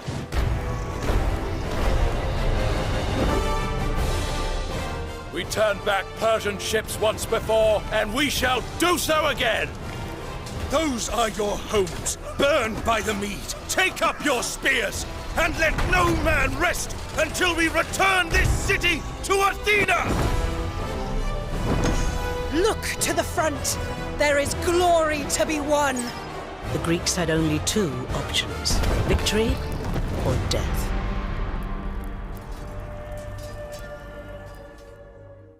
Alrighty, folks, that's a little sneak peek of some upcoming Age of Empires 2 action, Nilly. Actually, it came out more than a year ago. That is the Great Campaigns, Battle for Chronicles. You obviously I thought it already existed. I was confused. Explain to the people who also think like me. Yeah, obviously you are very, very focused when it comes to like on the esports scene, right? Yeah. But Age of Empires is known for multiple things: great esports and obviously great single-player content, right? People love to play like 2v2, 2 friends against 2 computers, 2 AIs, or playing the great campaigns, right? And those campaigns, especially Battle for Greece and the Great Alexander campaign, people love it. Like reviews are crazy for our DLCs, and like playtime is incredible. So maybe if you want to play some campaigns, give it a try. Yeah, and also the whole UI menu is different with the Chronicles, right? That's the thing. It's not set up like the standard DLC. It's a little bit more immersive, is my understanding. So more civilizations. You have like new units, more design, and the campaign has a full storyline with like cinematics in between. So yeah, people that played it absolutely loved it. Awesome. And it's already out, Tristan. Yeah, it's already out. It was out a year ago, actually. So go ahead, check that out. We've got a draft to dive into here for the next series. And I said at the start of day that we have a lot of different storylines. So the first one, you already heard it. Hopefully you did. It was an amazing one between Viper and Sebastian. But MBL and Yo's got a very different feel to it, Nilly. And I think part of that is because the way we think the group will play out. Correct. let's remind ourselves, they are in the same group as Hart and Hera. Hera, uncontested number 1 in the world right now. We think he's first. So it's 3 people, and one of them will get eliminated. We feel like Hart boot camping with Leary and Hera, sharing strategies, being in shape. We consider him to maybe be number 2 in the group. So MBL and Yo might be playing for elimination in their first set. Yeah, absolutely, right? Because the matchups could, in theory, only get harder for the players after this. It's also an interesting one because I think MBL and Yo are both at a period of inconsistency, right? There was a period where Yo was always top 5 in everything. Titans League season recently, he almost got relegated. Horrible group, though. Yeah. That's Horrible true. group. That's true. Yeah, it was a really tough group, which had Hart in it, which I think is worth bringing up. And Hera, And right? Hera in it. Yeah. Yeah, that's true. And Vinch was the 3rd one, right? I think Vinch was 3rd. That was a crazy group. Yeah, so it was a crazy group. You also had MBL there. MBL getting 4th in a group of 6. Again, crazy group, great players. But I think like both players have shown better Age of Empires levels than what they've shown recently.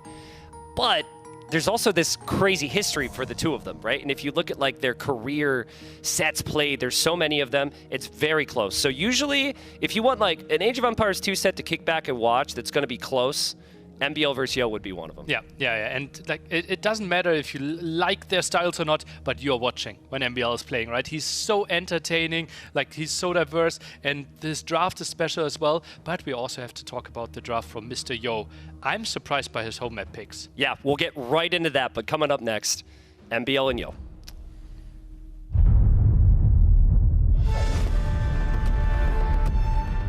Usually I'm not nervous until I approach the game. I feel like an underdog here, so that's my advantage when it comes to nerves.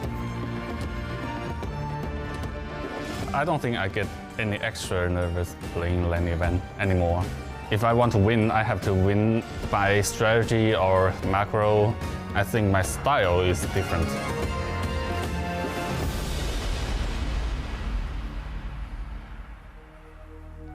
Alrighty, well, there they are. I get to hear from both of them. And again, both players actually recognize. MBL said he's the underdog, how he operates with nerves. And then Mr. Yo said that he has to win through strategy and that his style is different. So both players understand it. Talk to me about the draft, though, Nilly. We've got Loch Ness game 1, but any big surprises there?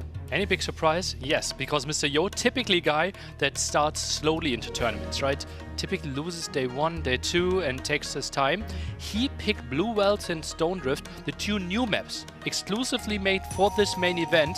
And we know MBL, he likes to practice on the ladder, not necessarily preparing the maps specifically, especially not the new ones. Yeah, MBL he qualified through the ladder, and he played more games than I think anybody here. I could be slightly wrong on that, but he just spams games. And he's also very outspoken.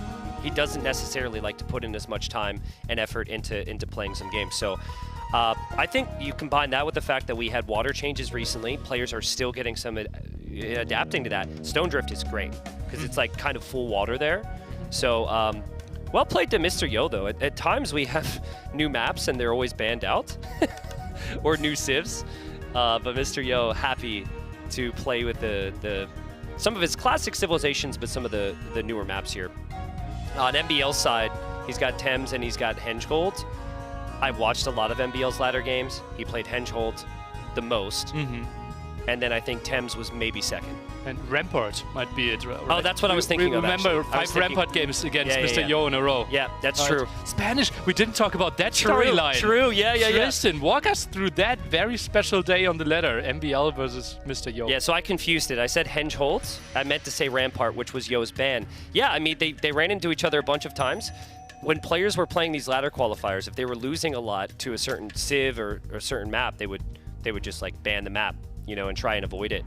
But MBL was like the one player who just kept playing Mr. Yo, Spanish War on Rampart. And so Yo, eventually MBL was able to break him, I think on like the 6th attempt. But then Yo bans Rampart and MBL bans Spanish. So they both remember that. Also Burgundians was another one which Yo loves to play. It's also banned out. Yeah. Also like the ego for MBL, right? And the tenacity there.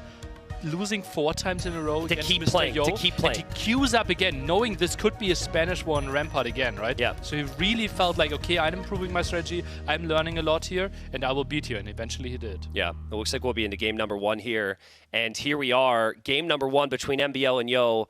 Again, this group, you've got Hart and you've got Hera, both incredible players waiting for them. Loser of this group could be under a lot of pressure here. It's so important to start off with a victory. And Mr. Yo going for the classic pick, going for Huns, known for their flexibility if the map stays open. And Mr. Yo on the offensive to start it off here. Yeah, let's take a look. This will be the scout defense for now. Only one spearman in the back. And this villager could die here potentially. Could be the save. Ooh, this is intense. Right from the get-go. Yeah, it is. And this is exactly what the Huns are going to need. There's a conversation that we're going to have at some point about how this scales. But I think if MBL can clear this army up, he won't be too unhappy with this. One villager loss is not the end of the world. Yeah, and now he gets all the map control, gets forging behind this as well.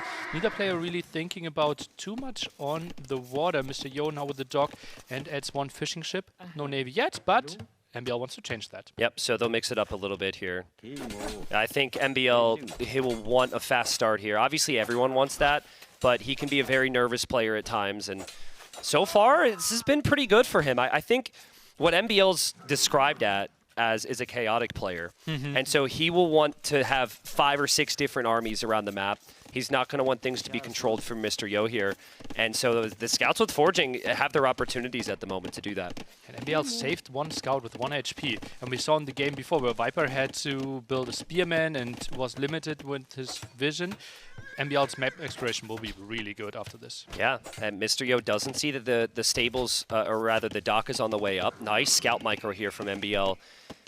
And MBL getting bloodlines as well. So heavy, heavy upgrades for MBL. Also, sometimes if you lack patience, or sorry, if you lack confidence, you lack patience. And I like how patient MBL has been so far with the scouts.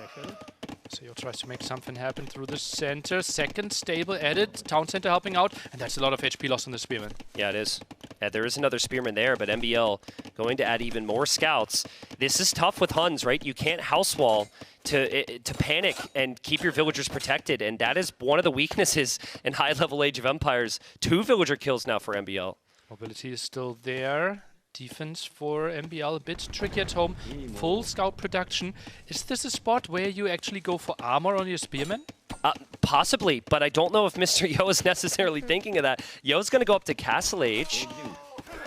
Yo will lose his archers again, and MBL clears it up. What are you building once you reach Castle Age? Is it the CA production? Are you going for knights? He doesn't really have a great setup for either. He's so open still. Yeah. To be honest, I don't know, because I haven't seen any of this, right? Like, I haven't seen someone go full scouts with Saracens using the market. I haven't seen anybody pick Huns on this map. Mr. Yo does have the 3 fishing ships this whole time, which has been a nice addition. How can he defend against 9 Bloodline Scouts with forging? Yeah, he has 4 spearmen, but he's so spread thin. Yep. Yeah, he's going to need spearmen everywhere, Nilly, or he'll need the quick walls. Scouts will come in from MBL. Yo pulls away. The spearman's pretty weak in there. You also have Hulks being active on the water. They're the scouts on the other wood line. MBL with more villager kills. Yo is tracking it with the spearman pretty nicely, though. There will be so many dead villagers, right? How can you survive this? And then you need some time to clear this one off. This will be interesting. MBL, I wouldn't be surprised if he uses the market and might even follow up with a reasonable cast age timing behind this. Yeah, does he get another one? Just misses her. I mean, it's 7 scouts. Many of them are weak. There's 4 spearmen for Yo. That could be enough, but it's so difficult to keep track of everything. Those 2 villagers just simply forgotten about. So that should be 2 dead vills. There are no walls at all, right? Some small walls could have helped him. Yeah. If you don't have to defend 4 areas at the same time. Yeah, seriously. It's such a tough game mode for Huns. Such a tough map to play on if you're up against the full scouts. MBL scouts are still alive. But the fishing ships are still alive for Yo. Yo will mix in the Cav archers. MBL still 2 minutes away from Castle Age. MBL doesn't actually have much defense himself. Like, if he doesn't have a tower or something at home, could have some big problems here. That tower next to the berry is interesting, right? Gold is exposed, stone is exposed, builds a tower next to the gold. I think he has to add some spearmen as well, right? Yeah. Otherwise, like 2 knights could do a lot, but he only has 1. Yeah, MBL still running around. It already has a very different feel than the last time we saw this map. The first series was so different. First series, one guy just full 1 water versus the other, like, losing water, and the game kind of ended. But here, I think MBL, he can complete that tower. Can he? Maybe with some villager losses? MBL will get the timing right, doesn't lose a villager. He'll have 3 towers in his base. He's still a minute away from Castle Age, but I think when he's in Castle Age, Camels could be a really nice option here. Saracen Camel, extra HP on them. Could be really nice against CA or the Knights. Just needs to make sure to get armor on them. Still lacking the first. Are you surprised that MBL's committing to so many galleys at the moment? He's got 2 more galleys in queue. He's waiting next to his dock right now. I think galleys are incredibly good to controlling the area in the middle, right? Also, Saracen bonus, shooting faster with your galleys there could be nice, so I don't mind it. Okay. Yep, we'll see. It's a lot to manage, but Yo's had those fishing chips this whole time. And Yo might have lost some vills, but he's killing pretty much just as many. And this is right around the stage where Huns start to feel very smooth if you want to add the town centers too. The constant production from all your military buildings and town centers is so easy when you don't need the houses. Neither player is fully walled, right? So mobility is absolutely key here, and Huns love to play that game. MBL's galleys don't have fletching yet. That's on the way in. Actually, if he would have gone for Hawks here, the Hawks will get shredded by the CA. And the Scouts are back! The Scouts are back! I thought they were killed. No, they were not. Spearmen trying to revenge the villager. Oh, gets out of there, and still 3 Scouts alive. And now the camel count. Okay. Not that pretty with 3 right now. Yeah, but you need your Cav Archers all in the same spot here, just passing there from MBL. What's the critical number of Cav Archers here against Camels? We can do the math in there, Tristan, right? When we have, let's say 25. Was that you doing the math, or was that you yeah, guessing? That sounded like a guess to me. That didn't sound like math. We can do 8, and we have 2 piers and 6, 1 holy high. I mean, I'm happy with 25. I'm happy with 25. I think 25 might be the actual number. Really? Okay. Well, we'll have our math guy get on it. I know Red Bull probably has a math guy for us. Assuming 2 armor upgrades, 25 might be the number for one shot. Okay, I kind of regret asking the question now, but 25 sounds good. Cav Archer mass is getting there. And the big issue for the Camels, while they do bonus damage to the Cav when they're getting close to it, they don't have the Pierce Armor of Knights. So it does become very difficult once it's a high number of Cav Archers. Yeah, but Camels, as we said, more HP on them, so the moment you get close, you can still do quite some damage. He's now hitting the Siege Workshop, probably want to Scorpions to help out with the defense. Yeah, there's an issue for MBL right now. He doesn't have a second town center. Doesn't obviously have a third town center. He doesn't have Horse Collar. There's these upgrades that you want. There's these things you need to get to, and he isn't quite there yet. The KD is so close. It's 35 to 35, now 36 to 34 actually, but Mr. Yo's in a pretty comfortable position here. I've seen him here many times over the years with Huns. It's crazy, right? How he managed to keep himself into the game after all those losses in Feudal Age, was spread so thin, got the 2-3 TC, and now the one with the aggression. Impressive hold by Mr. Yo. I do think if this gets to a full boom game where they both have even economy, Saracens just destroy the Huns.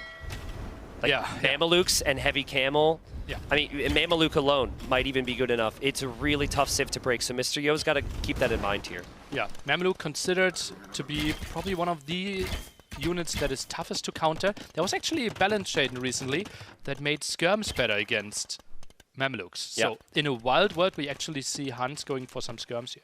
It's kind of wild. Again, the parallels between this game and the previous one, but previous game, we had players taking the corner relics right now, and they weren't really able to access the other's base like this, but that's the MBL factor, right? He makes it so weird. He makes it so tough to play against him.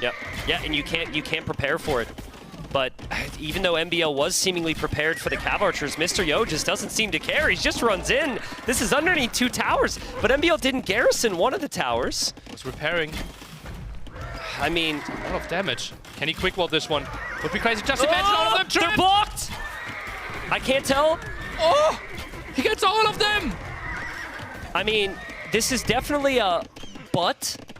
He's down 30 villager situation. Or 20 villager situation. But it looked really good. It looked really and good. if he gets a counter raid, and suddenly Yo has no army, that could be a really big issue here. Ooh, but that must have felt good, right? Yeah, and also MBL is like the player here who constantly looks at that score, right? Like the confidence that score is going to give him at the bottom right is like going to make him think that they're even on vills or something right now. Water is a bit of a factor. Seems like MBL is winning that one. Can stabilize. This feels like MBL needs to play 4TC from here. Yeah. He needs to catch up in villagers somehow. Well, he's getting eco upgrades. That's also the thing what winning a fight allows you to do. all those things that we consider easy decisions, just like 1 or 2 upgrades, sometimes can't focus on when you're so far behind.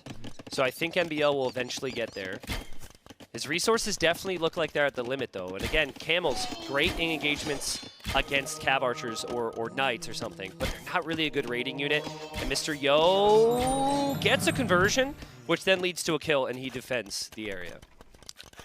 Are ships good enough here to defend this middle area? It feels like Mr. Yo is reclaiming this area. Yep.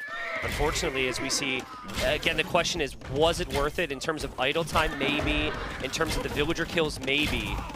But Nilly, Yo's got 2 docks in the middle. So 2 docks in the middle with Cav Archers. I think it's very easy for him to retake the water to answer your question. Yo takes that engagement every time. He loses a lot of Cav Archers, but I think he's very happy. Yeah, probably. Just disrupted the eco so much, right? And look at that. Look at his numbers are already looking pretty sweet as well. Yep. MBL really tried. He tried his best to do the combination of water and lands, but it is Mr. Yo. He's actually winning in both areas right now. 25 villager lead, banking up stone for a castle at the moment. And that's a lot of fires in the middle. Hawks are good there, but I think Mr. Yo, he can always recover and add his own navy if he needs to.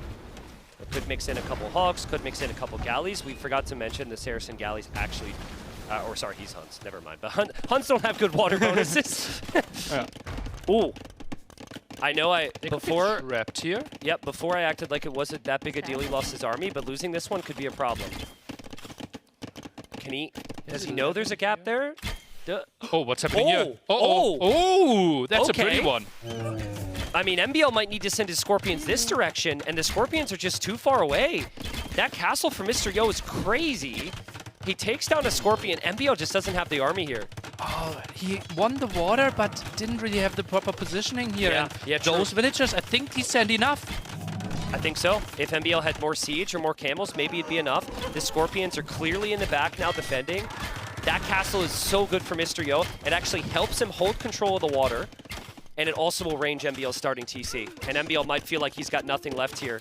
And he taps out. Mr. Yo takes game number 1. That was impressive for Mr. Yo. Under so much pressure in such an open map, and he somehow managed to be even in economy while he had such a massive castle age advantage. Yeah, I mean, MBL had, what, bloodlines, forging, armor.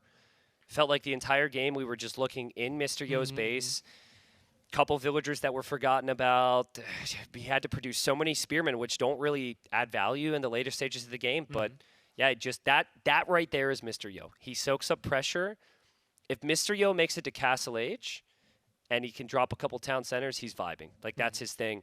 Also think he loves anything with mobility. He loves Knights. He loves CA. I think if we look at his draft, we could probably guess what he's going to do, and I think a lot of it will revolve around that.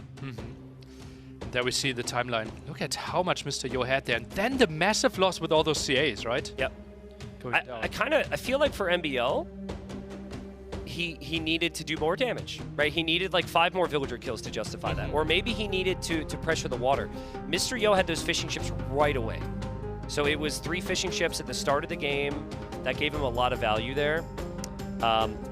Having said that, though, I really like what MBL showed. He lost the first game, but I think for the energy that he relies on to win Age of Empires games, that was actually a really good opening to start it off. Look at this. Like, he's getting quite some damage, right? Then the multi-pronged attack was really pretty. Yeah. But having 5 spearmen and Mr. Yo stopped production here, he felt exactly, okay, 5 spearmen is the perfect number where I take some losses, but I will defend and have enough resources to produce. And then he got the counterattacks in. Yeah. Also, he didn't get armor on the spearmen. Like, he just didn't... The things that you and I would probably do, because we're like, oh crap, this is MBL, this is a lot of production, he just didn't feel the need for. And again, I don't know who is this a highlight for. Technically, MBL gets a lot of kills, but that's 2 towers and a town center garrison. Villagers not working. Villagers obviously die as well. Like, the worker efficiency for MBL's economy is so poor in this moment, and Mr. Yo is just free moving behind it. Yeah. I looked at it at the start of this replay. Mr. Yo was 10 workers ahead. Okay. At the end of this, he's like 25 to 30 ahead. Yeah. But part of that's just he got the town centers down so quickly, right? And of course, not a single moment in the game where you ever get housed, even when you're producing. This is a castle that some players don't place on this map, really. Yeah. They place the defensive castles, they play towards the late game, but Mr. Yo went forward. And quite the statement there, as we're about to get into game number 2 here. So, again, I personally like the energy from MBL. I'm not sure about you. But what more does he have to think about, I guess, to stop Yo's tendencies of just making it to Castle Age? I think 3 TCs. a better map makes life so much easier for him, right? He had to build 4 towers that in the end protected 20 villagers, but left the other 30 unprotected, right? And that really cost him. If he has, like, let's assume something like Crownwood map, where you can wall more and he can buy himself a bit more against the timing of Mr. Yo, I think MBL has a way better chance in mid-Castle Age. Okay. I mean, kind of surprising here. Obviously, we can see over the players' shoulders before we get in here. I believe, even though Yo won the first game, it would now be MBL's choice. We're going to see Stone Drift or Blue Wells. I'm not sure, but I saw a lot of water. And MBL's home map, Thames, just has that tiny river there. So there's definitely a lot of water on their screen, and we'll be into it. If it's going to be a water map, what civs do you like? I like Persians and Malay. Perfect. Wow, you're so smart, Neely. Oh, look at what they're playing. All right. So, new map. And this is a map where players have complained because they think it's one-dimensional and that water's not viable. MBL picks Yo's home map, and he brings 4 villagers and 3 men-at-arms in a transport ship. In case you didn't see the first 10 seconds, you're not starting with all those villagers and men-at-arms in the base of your opponent. Yeah. You got to work to get there, and we get in just to catch it all, and like, I don't know if it's going to work, but it's chaos at the start. That's crazy. We had the double dock opening for Mr. Yo playing Persians here. Malay, not a lot of bonuses for them at this very moment. Villager could maybe even be saved. It feels like Yo is fine here. 1-0 KD only. Well, so what this hurts, though, is he doesn't have his vills actively working on gold, which means he can't make ships. And what Yo did do is he moved forward with galleys initially. He lost a galley while this attack showed up. I don't know to what. I don't know if it was to a dock or a fire. But, like, when you get pushed off of gold here, you can't actually compete on water easily. And then you might need to make skirms, and there's just a lot of things to consider here. So we'll see what this will lead towards. So far, Yo's defense has been pretty good, though. Could we take a look at the vision of Mr. Yo? He has 2 extra gold spots as well. Does he know about them? One of them is at the left-hand side and one of them is at the top. Yeah, he does. I think that's limited, right? In the left, I think he might not see it. Yeah, but on the right... This one he should know. Wait, and this one he knows as well. Okay, yeah. So he is aware of both of them. Tough to think about it, though. Yeah. He's trying to reclaim the tower here. He's sending the villagers. Is that enough, though? Well, looks like it is. To give him access to that gold. He's still got villagers exposed. These villagers are still going to be here, which is going to be a problem. But man, what a game. It's so weird that MBL allowed this to happen, right? I thought this tower should never go down. You can easily wall it, you can quick wall it. He had 3 men-at-arms, 2 archers. Yeah. The KD is only 3-1. That's a bit on the sloppy side by MBL. Well, it's so tough, though, because you're always looking for more damage. And you felt like, okay, the tower takes the position. I now need to move elsewhere. And then, obviously, he moves elsewhere, and that's the result. So MBL will also have felt like the man-at-arms were right there. Maybe he could have moved in. Well played to Yo. We do need to point out there's not a lot of stone on the map, on the player islands. And MBL is currently taking a little bit of that stone with his forward vills. So the whole point of the map, which we haven't been able to show because MBL's chaotic madman, is stone in the middle.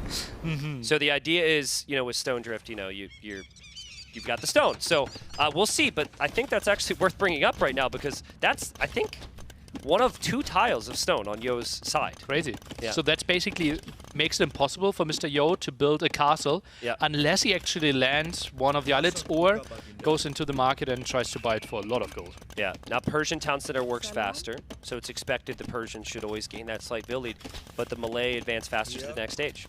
So Malay's an interesting choice for me, Nilly, because I feel like as MBL deletes a house so we can build a stable there, Malay are actually slightly worse in Empire Wars because part of their advantage in a standard game is you go from Dark Age to Feudal so quickly. Here you only have, you're down in age you can advance up towards, but this is kind of the same conversation we typically have with the Malay, is you can click up later and still arrive to Castle Age a little faster.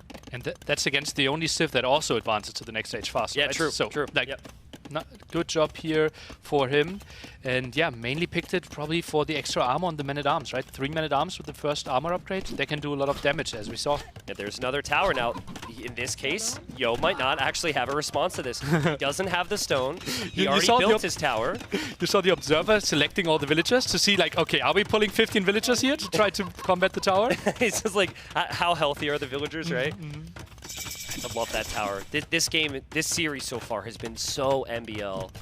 You know, he lost the first one, but this is the type of energy he brings. The thing about Mr. Yo is he knows how to embrace that energy. Even one night in MBL's eco, and he's completely unprepared. This is about to get insane. They both will have a stable, sending Cav into the opponent's base. They both can't defend themselves with their own Cav because they're buildings at the opponent's base. This might be the highest villager count we will ever see in this game. I think both could easily die at home here. Yeah, and I think monks are the one thing that you can use to defend yourself. Yo instantly drops a monastery because he sees the elephant. What does MBL know now? Because there's blue moving into his base. MBL saw it. MBL saw it. Okay, good. Okay, so damage control needed. Gets the walls in there. Quick wall. It's still so much exposed though. Yeah. And he doesn't have he has the barracks at home, obviously, right? That helps a bit. Build some spearmen, has 2 armor upgrades. By the way, this is a water map. Let's not forget, this is a water map. FYI. Not if MBL is playing. FYI, there's still navies, which we'll occasionally have to look at. Oh man. And there, that night. There's this another will be night. so tough. The wood lines are so brutal here, Nilly. Like, it's not efficient at all for MBL. Mr. Yo should have a monk or 2 waiting at home. Really hard to cast. Really hard to cast. I can't imagine how hard it is to play this. 3 knights out here. That's a bit sloppy, no? He loses a lot of HP. There has to be something happening on the other side as well. On the water as well. There's a lot happening. We've got so much happening. MBL pulled back his elephant at the same time. Oh, but conversion is still locked in. That has to be a conversion. It will be, unless MBL chooses to delete. Yeah, conversion comes in. At the same time, though, I mean, MBL's still got villagers on this side. He's still got a nice population lead, and he didn't win water completely, but he did snipe some of the navy there from Yo. 6 fishing ships against 5, though. You can put them into your docks and save them for now, but it feels like MBL's economy is a bit less disrupted. And the big question is still, in 3,000 gold, where does Mr. Yo expand when it comes to gold? Is Mr. Yo taking stone on MBL's island right now? Well, the villagers have to do something, right? Uno reverse card. Oh, he is! That's ridiculous, man. There's the second town center from Yo. That northern expansion is key. I'm seeing a lot of wood up there. I'm seeing, I mean, obviously the gold's up there. And MBL, as we see one conversion with the highlight, there's about to be another conversion here. So I think that's going to be another elephant. Here at the Redbull Wololo. And actually, huge swing here because MBL's monk is also going to go down, so he can't convert the elephant back. Oh, man. Save himself into the tower. Those knights are still active, and their mobility is so much better, right? MBL has to give up all the right side area, and he's, well, going for a villager or a town center further in the back, and now the aggressive monastery. Wow, such a close game. But as we've said for years, right, in these really close games, it decides the set, right? You got to dig deep here, and I think for MBL, having lost the first, this has got to be it. That monk has to convert for MBL. Oh, close. Tristan, yes or no? Yes or no? No, it's a delete. Yo always delete that. What? Oh! How is that not a conversion? How is that not a conversion? I don't understand. Redbull no Wololo. I mean, everyone has joked for years that Mr. Yo is lucky with conversions. I've always been like, no, there's no way. That's insane. To me, that's always a conversion there. Oh. Wow. Well, the villagers are still forward for MBL. MBL's still got a nice navy built up. But both players kind of sectioned off from taking one area of their island. And this one? Oh! I think he misclicked. I think he misclicked there. This is like, he definitely misclicked. This is all because of one conversion that Mr. Yo was able to get. One additional conversion, I guess. But who knows, like, now you got archers underneath the tower. You got a villager dying there, but spearmen defending, and then you have MBL here on water. What a weird game. MBL's playing really well on water, right? Every time we look, he takes a good fight against Mr. Yo. Typically, Mr. Yo is the one where I feel he might be the best in the world when it comes to hectic land fights and also making progress on water. I'm wondering if MBL is able to to keep that up. Because I think really what the whole strat is not to win on land. It's to just set up just like this. Have the land attack set up water. But it's more difficult now. You can't just spam galleys to win. Now the opponent can mix in fires, which is better against the galleys. And oh man, that looks like a really nice recovery from Mr. Yo. Nice defense there for sure. And villager count actually pretty even here. That's impressive. But there's the action on MBL's island. I think that's where MBL's focus now is. There's just so much to look at all the time. The monks saving the knights there. Siege workshop now for Mr. Yo. Mr. Yo is holding on. And is that what I think I see? Is that a town center on the island of the opponent? All right. All right. All right. I mean, if we think about the positioning of Yo's island, there are two very important goals in that location long term. So if MBL can just stay there, and now Mr. Yo. Well, never mind. It evens out. And that's 2 goals as well, right? Yeah, yeah. Crazy. And the bigger area of wood. Yeah, true. More land control. This has, so MBL and Yo have been around a really long time. In many ways, they could be considered old school, right? This has old school vibes, right? Like sneaks, you land me, I land you. You land 3 archer ranges on an island. Old school vibes, exactly. And it's really difficult to know who's actually winning at the moment. All strategy's gone out the window. The tower's gonna stay up for MBL, beautiful job. But now we've got the siege push from Yo, starting near the starting TC for MBL. MBL needs a siege workshop at home, no? Monastery too. Monastery. I've been waiting for monks at home. If he had any monks at home, he does have the monastery now, he could convert a knight. Potentially even convert the siege if he gets redemption. Really costly though, right? He has 16 on gold. Now a second wave. Do we see a conversion here? Seems like no. And goes down. Yeah, Mr. Yo. He will soon have that town center up on the other side, on MBL's town center, or MBL's island rather. And finally, I think he can retake that gold and he'll kill all 4 villagers as well. Big win for him. But he will think that those were the original 4 villagers. He might just assume there can be no more buildings from this point on. This should be a conversion though, okay. Well, other villager survives. Monks are on both sides now, and MBL's likely gonna need to delete, but he can't focus on it because he's busy. I'm pretty sure he's struggling at home right now, Nilly. Town center. Uh-oh. That's a ram and the mangonel. Villagers fighting. Gets a good shot off, but villagers are hopping in and now repairing. Redemptions. But look at that. They're repairing in the middle. They're stacking. No way. Okay, he saves most of them. So yeah, if you use the repair hotkey for whatever reason, they will stack up in the middle like that, which is really bad against mangonels. But if you just right-click the TC, they'll be on the outside like MBL's doing now. You can mangle. Oh, big shots from Yo. How has Mr. Yo survived against this pressure today? We still do have water, by the way. There are boats. Exciting times, but Mr. Yo's ahead on water as well. And MBL taps out. He's going to lose his town center. He no longer has the forward pressure. Mr. Yo survives. What a win. That was crazy. And I think we have to go back and try to understand what MBL did when Mr. Yo was trying to clear up the initial tower and reclaim his main gold. Yeah.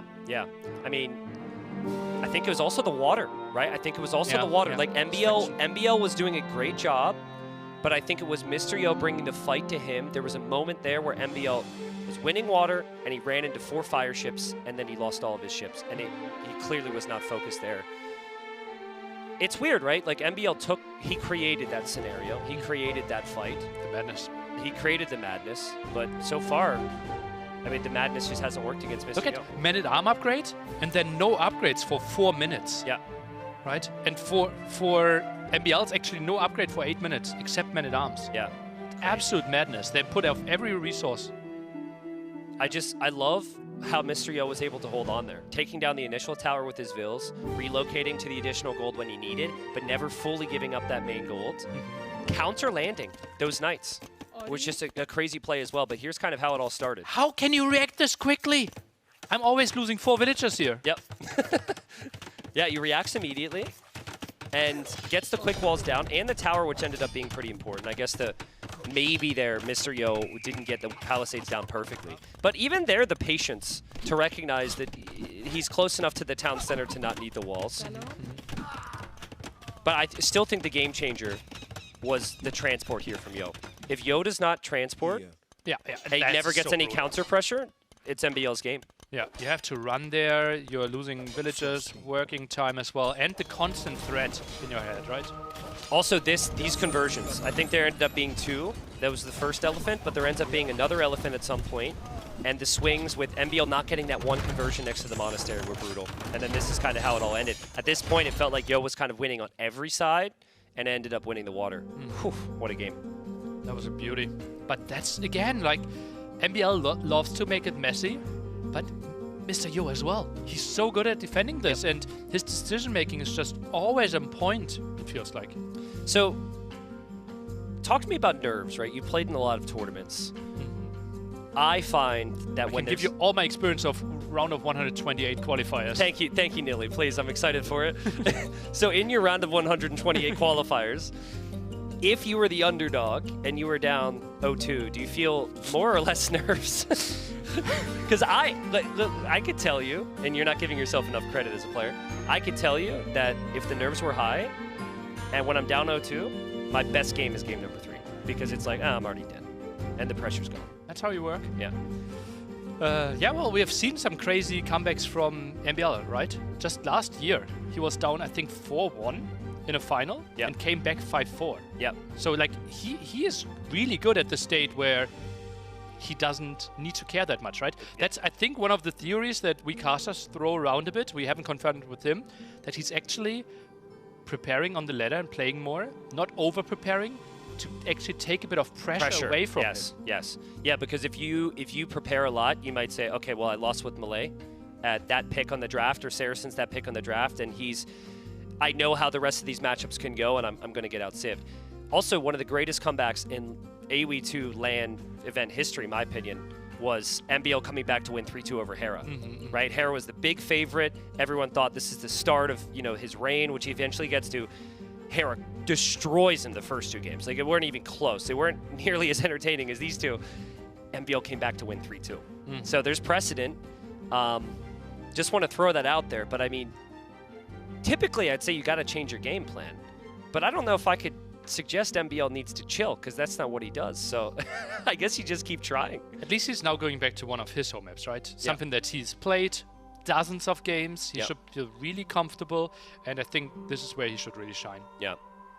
I saw him play a lot on this map. We've got the pause here to start it off here. We'll be into game number 3. But want to say thanks again, everyone, for watching and for tuning in for day 1. Reminder, we've got, 5 more days? Correct. 5 more days of this.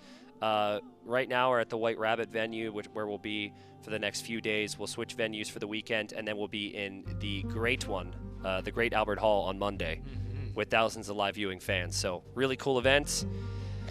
I could do without wearing a red coat, but it's what the costume team gave me, so... Oh, I thought you came with that. No, I did not. I'm trying to wear this getting back into the country, see how that goes, but it's all right. I mean, I've had worse costumes. It fits well. Magyars versus Vietnamese, so will likely be a stable opening from Mr. Yo. Right? Yeah. And maybe a stable opening, maybe an archery range opening from MBL. We will see about that. Mr. Yo, stable as expected, pulled the villagers away from gold, so that will be a lot of scouts. Yeah, big time scouts. I've seen MBL do completely... I've seen him go to very different extremes here. I've seen him go full military. I've seen him go no walls. I've seen him go full walls. And at the moment, it seems like he's going to go the full military option, because we've got militia and we have spears. Militia from Vietnamese. Not on my bingo card here for this one. He has to add some spearmen with that. Maybe he wants to go full aggression. This is not scouted immediately. He's scared away by the spearman. And Mr. Yo, not the one that always goes for the super early walls. We'll see this relatively late. Unspotted for now, Tristan. This is the thing about MBL. It's just so random. You can't prepare for this, right? You can't like expect Vietnamese to do this, but MBL gets a good early hit there. I think Mr. Yo will know now. But Mr. Yo's gold's very forward here, so if he wants to switch into archers, it's going to be kind of difficult to do. He needs to rush the tower, I believe. Yeah. Otherwise, do you really get an archer range out? Spearman is getting some good hits. Fletching is coming in. This will be a lot of aggression. I think Mr. Yo has to abandon the front area. Mr. Yo is just so casual against aggression at times. This is a situation where I feel it's maybe a little too casual. Let's see. The villagers are exposed. MBL will see the scouts there. MBL won't want to toss army for villager kills if it means that there will be a lot of scouts coming his way. MBL kind of has his army separated here. I can't tell if that's a good fight for him or not yet, but he does clear most of the scouts. One more spearman could have completely switched this for MBL, right? Just imagine the first one not getting all the hits, not the early clear up, and then I don't see how Mr. Yo can even take this engagement, but the second wave is coming. Yeah, well also, the military units were spread out there, right? Some were over near the villagers, some were near the scouts. Easier said than done for us. Yeah. This is just so MBL though. You know, you start with this, you don't know what the follow-up's gonna be. Maybe it'll end up being archers, maybe it'll end up being scouts. MBL's getting good eco upgrades. But two skirm. How are two skirms arriving? I thought it was at least one spearman. Yeah, this could be the clear up. Those men-at-arms are low. That's literally the worst possible unit to back that up. But he does end up having the archers in the mix. He's got more spearmen on the way. I still think Mr. Yo he's one more scout away from being able to justify taking the fight. But again, it's so weird and random that you just don't know what to expect. And there we go. MBL loses his spearman. He's got another spearman on the way. It might not be too bad. Keeps the aggression in the face of the Magia player, something we don't see too often, right? Yo didn't get any hits on that spear either. So if that spearman continued to engage there, it would have been really nice. Oh, looks good. Yeah, it's not bad. Okay. MBL behind this, by the way, got 2 eco upgrades. Yeah. That's really impressive. I thought with all the investment that he had, he would be really starved for resources. It's kind of funny. When I'm talking about builds, I say this player is going for 2 military building opening, and like archer range and stable, right? So MBL only went for the archer range, but he's used his barracks so much that it's been just as much army on the other side. So. And Mr. Yo, he had to put all the resources on the map, right? You see a bit of idle TC there. He's flirting with Castle Age, though. Still completely unwalled at the front. It's just, it's so crazy to me, though, that MBL, he knows there's skirms out. He's going to march forward anyways. I think that, realistically, what MBL would have wanted here is maybe some scouts. But going scouts against the Magyars is never ideal, is it? Yeah. They are more expensive than the ones from the Magyars. Plus, you're missing the one attack upgrade already, so it just feels like you're doing a bit of a counter against the skirms. Men-at-arms, like the men-at-arm, spearman, archer. Yep. Performing better for now. Well, we hadn't had a villager die yet, and that's going to be 1 down, so that's not bad for MBL. And Mr. Yo just was fully prepared to protect his golds, but not there. And Mr. Yo will kill a villager at the same time, but maybe that will end there because the scouts are pretty weak, and both players are on the way to Castle Age here.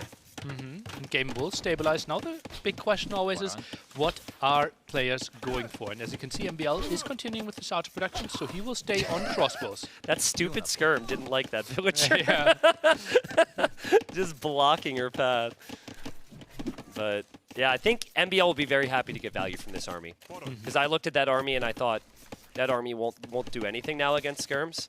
But again, it's just fascinating to me. He's about to lose some archers. He's seeing his opponents on skirm. He's still making more archers at home. Yeah, and we see Yo is going for more skirms himself. I think Mr. Yo will instantly drop 2 extra town centers. This will be a passive game by him on a relatively open map. Yeah. Well, I mean, I guess there's been different versions of this, but we did see a lot of games on the ladder qualifier go to Imp. Villager blocked. Yeah, there's the skirmisher. Skirmisher takes priority. Sorry, villager. Military is more important than a peasant. I wonder who's responsible for pathfinding there. Yeah, if only we could find that guy. MVO's just crazy. There's just so much that he's doing, which is crazy. He just lost his archers. He's going right back in. There's a bear chasing along for the party. But nobody's expecting more archers to arrive. But it works. And he does have the scout support, which may or may not be pretty good there. It should be good if he's got numbers. He's going to back away now, though. And it will be the market by MBL. Relatively late siege workshops. This will be crossbow mangonel pressure against the skirm defense. Knights being added as well. So far, no one really contesting the top, trying to get the extra relics. Impressive to me, though. Mr. Yo he's lost more villagers than MBL. He has no eco bonuses. MBL's got one of the best economic civs in the game, and resources collected is pretty much even. And Mr. Yo's on the town centers already. Like, Mr. Yo is playing really confident here. Yeah. And I'm sure the first 2 games give you that confidence, but still, easier said than done. Oftentimes with the Magyars, if you don't kill 5 or 6 villagers, you're really far behind the Vietnamese. Yeah, in this case, well, what kept him ahead was that he didn't wall that much, right? Yep. Like, only slowly crept his walls up a bit at the bottom and kept his eco running, right? We said, like, oh, he needs a tower, he needs archery ranges. He just stayed on the chicken. Yeah, there are some walls for MBL now. The walls are mostly up for Yo. I like the counter-attack there from Yo with the Knight.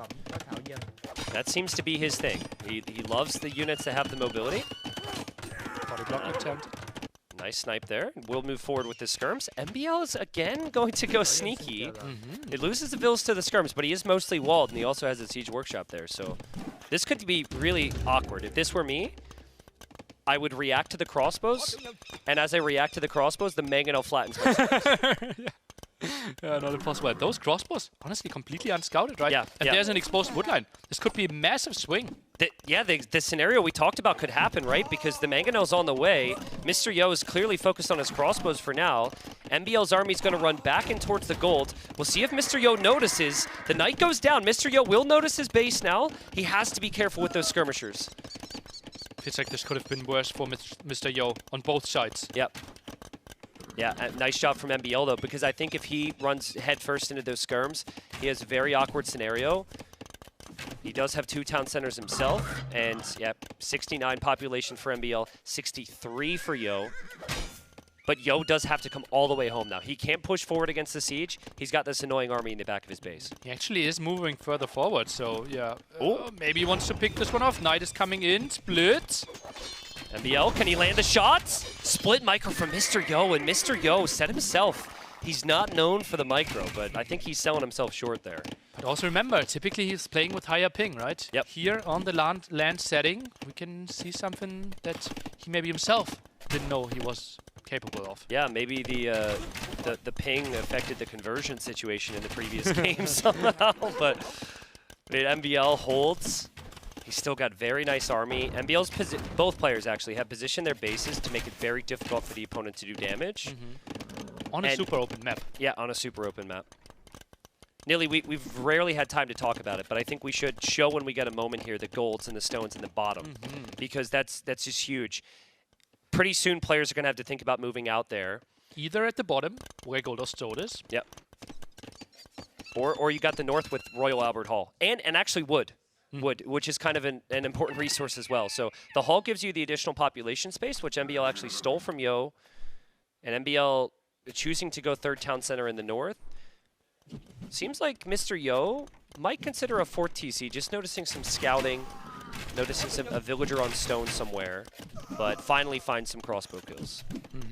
Nice defense there. Still no ballistics. Has the university for quite some minutes now. Skirmishes are running, and well, now both players set up with a 3rd TC. Seems like 7 on stone for MBL. If we think about a castle in like 3 minutes, where do we want to see it? Which area should he secure?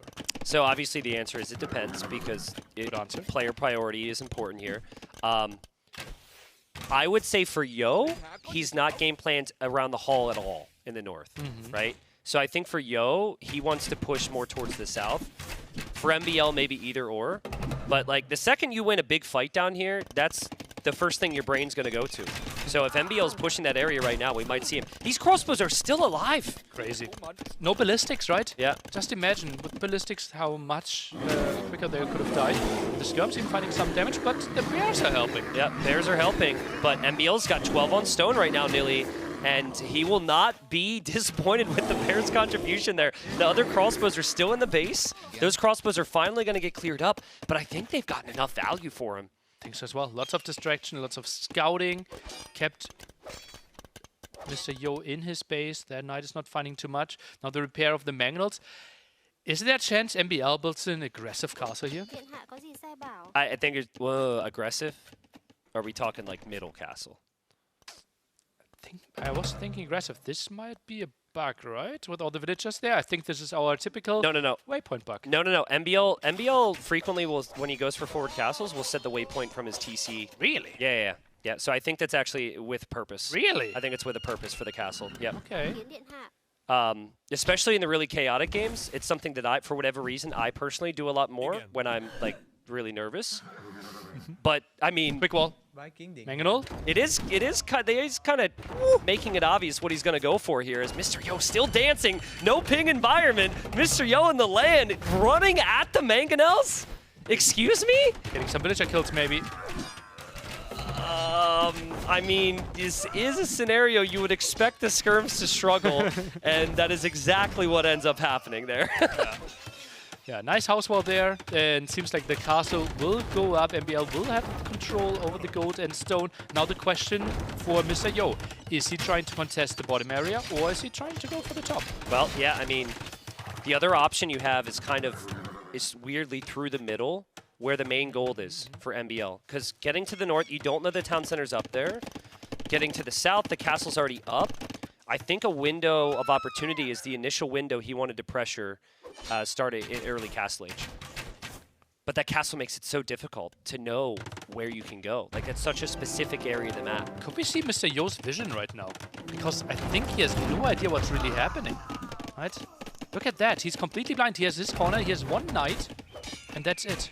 Oh, he knows the castle's on the way up. He just found the town center in the north, so he knows about that. Funny moment on this map is if you steal the hall, somebody was counting on that pop space and they get pop blocked. So that's happened to MBL right now. True. He's still on stone with 11 villagers here. Could see a second castle.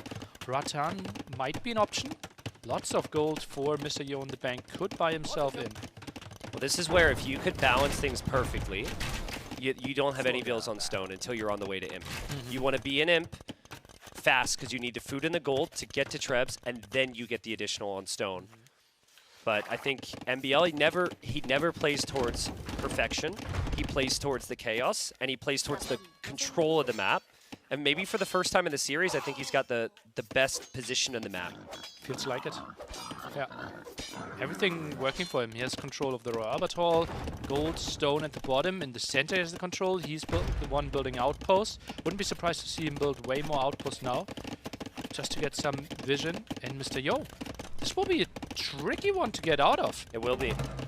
And I still don't have any answers. I thought he was going to spend the last 2 to 3 minutes answering your question on where he was going to pressure. But nothing has really changed. He's surrounded by MBL siege. He tried a raid in the north, which didn't work. It feels like he's kind of either unsure or also just completely pinned down by MBL's pressure. And he's going Mangonel Micro against MBL. That's a mistake you only do once. Yeah. What's MBL stand for? Mangonel... Boss. Lover. That's better than I was going to think of. Yeah, there's Master Boar Lamer as well. There's a lot of different things those initials could be. But I think MBL has just got he's kind of in a rhythm here, and he's got control and he's got vision on all the important areas. Pretty soon he'll have another castle. He's also making Rattan Archers, which is such a good unit, and he gets another kill there as well with the Mangonel. Crazy. Now pressuring the wood line a bit here as well. This looks so good for MBL. Feels like Stranglehold is starting. Yep, it absolutely is. Mr. Yo won the first 2 games in mid-castle age, and he got the lead because he got the town centers up early. For MBL, he was able to match that this game. And I think we've never seen an instance where Yo's been able to be on his ideal army composition. Naggers want to be making lots of knights or lots of cav archers, and for most of the game, it's been skirmishers. Yeah, to defend against enemies, right? He opened up the scouts, but had to go for such a weird army composition because of the crazy man-at-arm opening. Yep. Yeah, absolutely. The castle going up. MBL will kill a villager there and lose his Mangonel. Trade off if you can. That trade-off is not too bad. Trebs will be on the way for MBL. Counter raid from Yo. I mean, it could actually be a pretty strong counter raid. I think one elephant can clear this. Yeah, maybe. MBL's got the resources for that, and he's also building a second castle there. Love it. So MBL's got Royal Albert Hall locked down. He also is Vietnamese in what's going to be a skirm war, and he's got double trebuchet production potential, at least, from those castles, though I still think his resources are really imbalanced. Only 24 on food right now. Still a lot of workers trying to repair, trying to build something, trying to build a tower next to your town center to defend against skirmishes. Not a pretty spot. It's weird, though, right? Like, you have the double castle there, and then your main base is your weakness. It's a really weird scenario that really only happens on this map. It's so tough to wall with all those shallows. If MBL is the best Mangonel player in the game, which many people would say, who's the best bombard cannon player in the game? I said Tato. Tato, okay. Is MBL in the top 3 of bombard cannons? Top 5? Bombard cannon, bombard tower, together. Okay, you throw in the bombard tower. I think Vietnamese get bombard towers, so if he has all the stone and gold, that's definitely something you can think about. I would love to see that. Because Magyars just, I bring it up because Magyars don't have that option. They can't make bombard cannons, which is a real weak point here. They can't reclaim that area at the bottom. In my ideal world, I would see MBL now walling the top shallows. Yeah. So that Yo can't expand towards the top. Because this area is locked down. Yeah. Or you just push a little bit further, because that's the only thing Yo has. If you could just push right to where Yo's TC is with your own castle or something, Yo's completely cooked. I would love to see Yo ram. Okay, he's actually trebbing.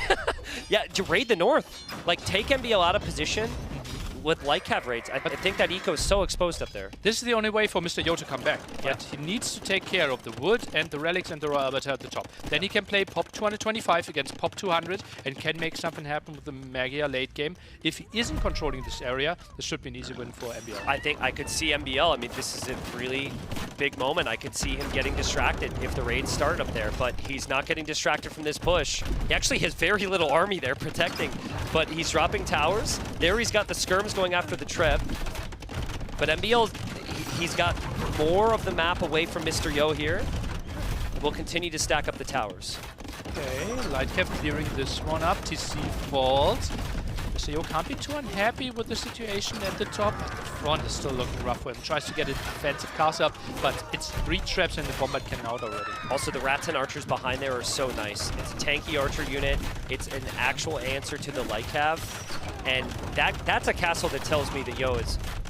He feels like he needs to push back now. Like, that castle's a freebie if MBL has the siege there. There's another random Treb from Yo. Did I see a Treb outside of MBL's walls? Like the main... No, the main base. The main base of MBL. Kill that town center. It felt very out of place. But it is there. I think it might take down the TC, but that Treb goes down. MBL didn't lose many villagers. And again, that castle for Yo, he's nothing to protect it. Yeah, that feels so weird, right? And even tries to squeeze in conscription after the one trap, so he needs to repair. Has 17 on stone. He might burn like 2,000 stone and trying to hold this area. Mr. Yo's just not been able to find a way. He didn't know where to pressure. I think initially his thought process was he was going to outboom MBL. That didn't happen. Even though he got his town centers up, MBL was still doing way more damage to him than he ever was to MBL. He does have skirms there to maybe take some control, but he's losing so much ground, and it's tough. I know those are just watchtowers, but they'll be upgraded to guard tower now. And MBL's got 3 Trebs and a bombard cannon there. That castle is not staying up for very long. Observer looking for extra wood and extra foxes next to the edge of the map. The castle is going down. Conscription will finish still. Then you have 1 single trap against 4 and a bombard cannon, which will be impossible to hold. Yeah. I think the only way losing this castle is acceptable is if you somehow take down the Trebs and the towers. Or get like 4 traps out yourself. Yeah.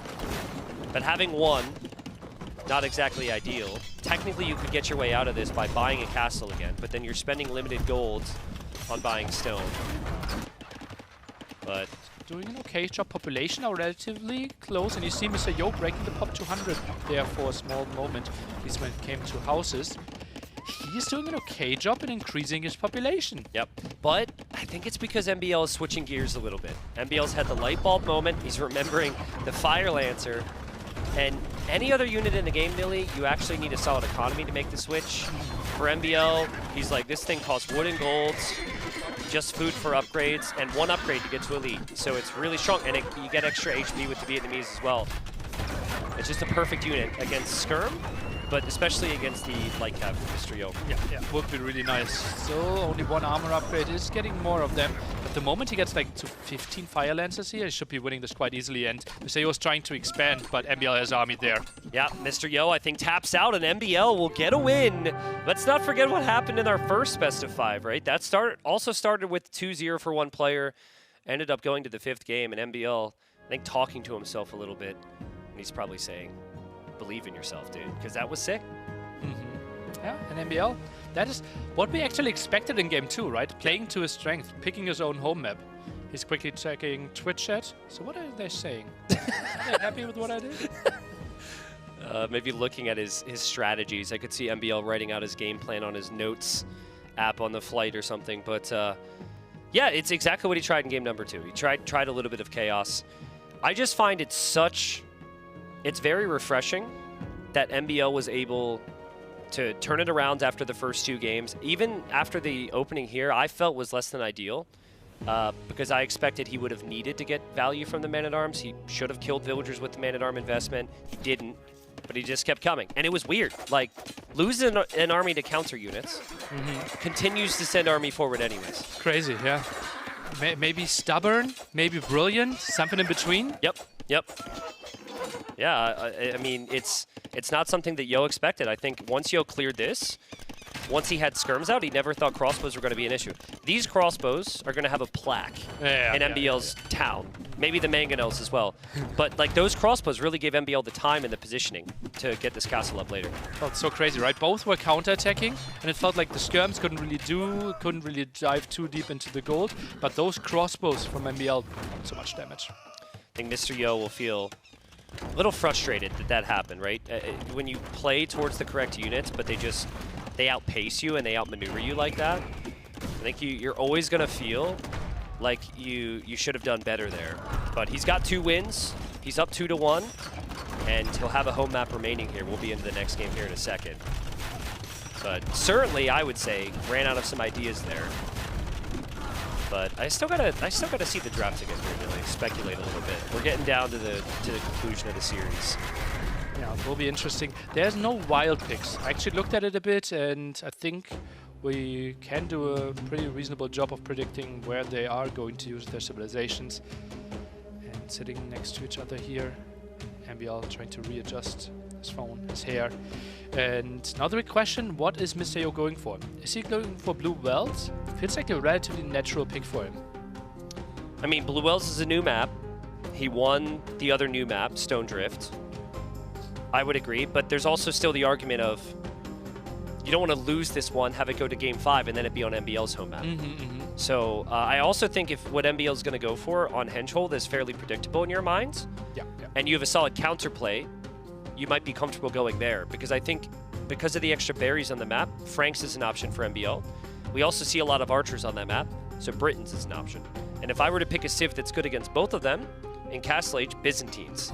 You could play heavy skirm or heavy camels and heavy spears. So I actually, granted I don't know what it feels like to be Mr. Yo. It must feel great, but I would actually play Hengehold because you already know it's Japanese on Blue Wells, which is very strong. Yeah, just play Byzantines. Also, one of the advantages is if you have a strategy prepared for your home map and want to use it later against Hart or Hera, you don't have to show it now. Yeah, right? true. Because it feels like Hengehold, we kind of know exactly how the game is going to play out. Yes, right? yes. Expecting MBL to play very straightforward there.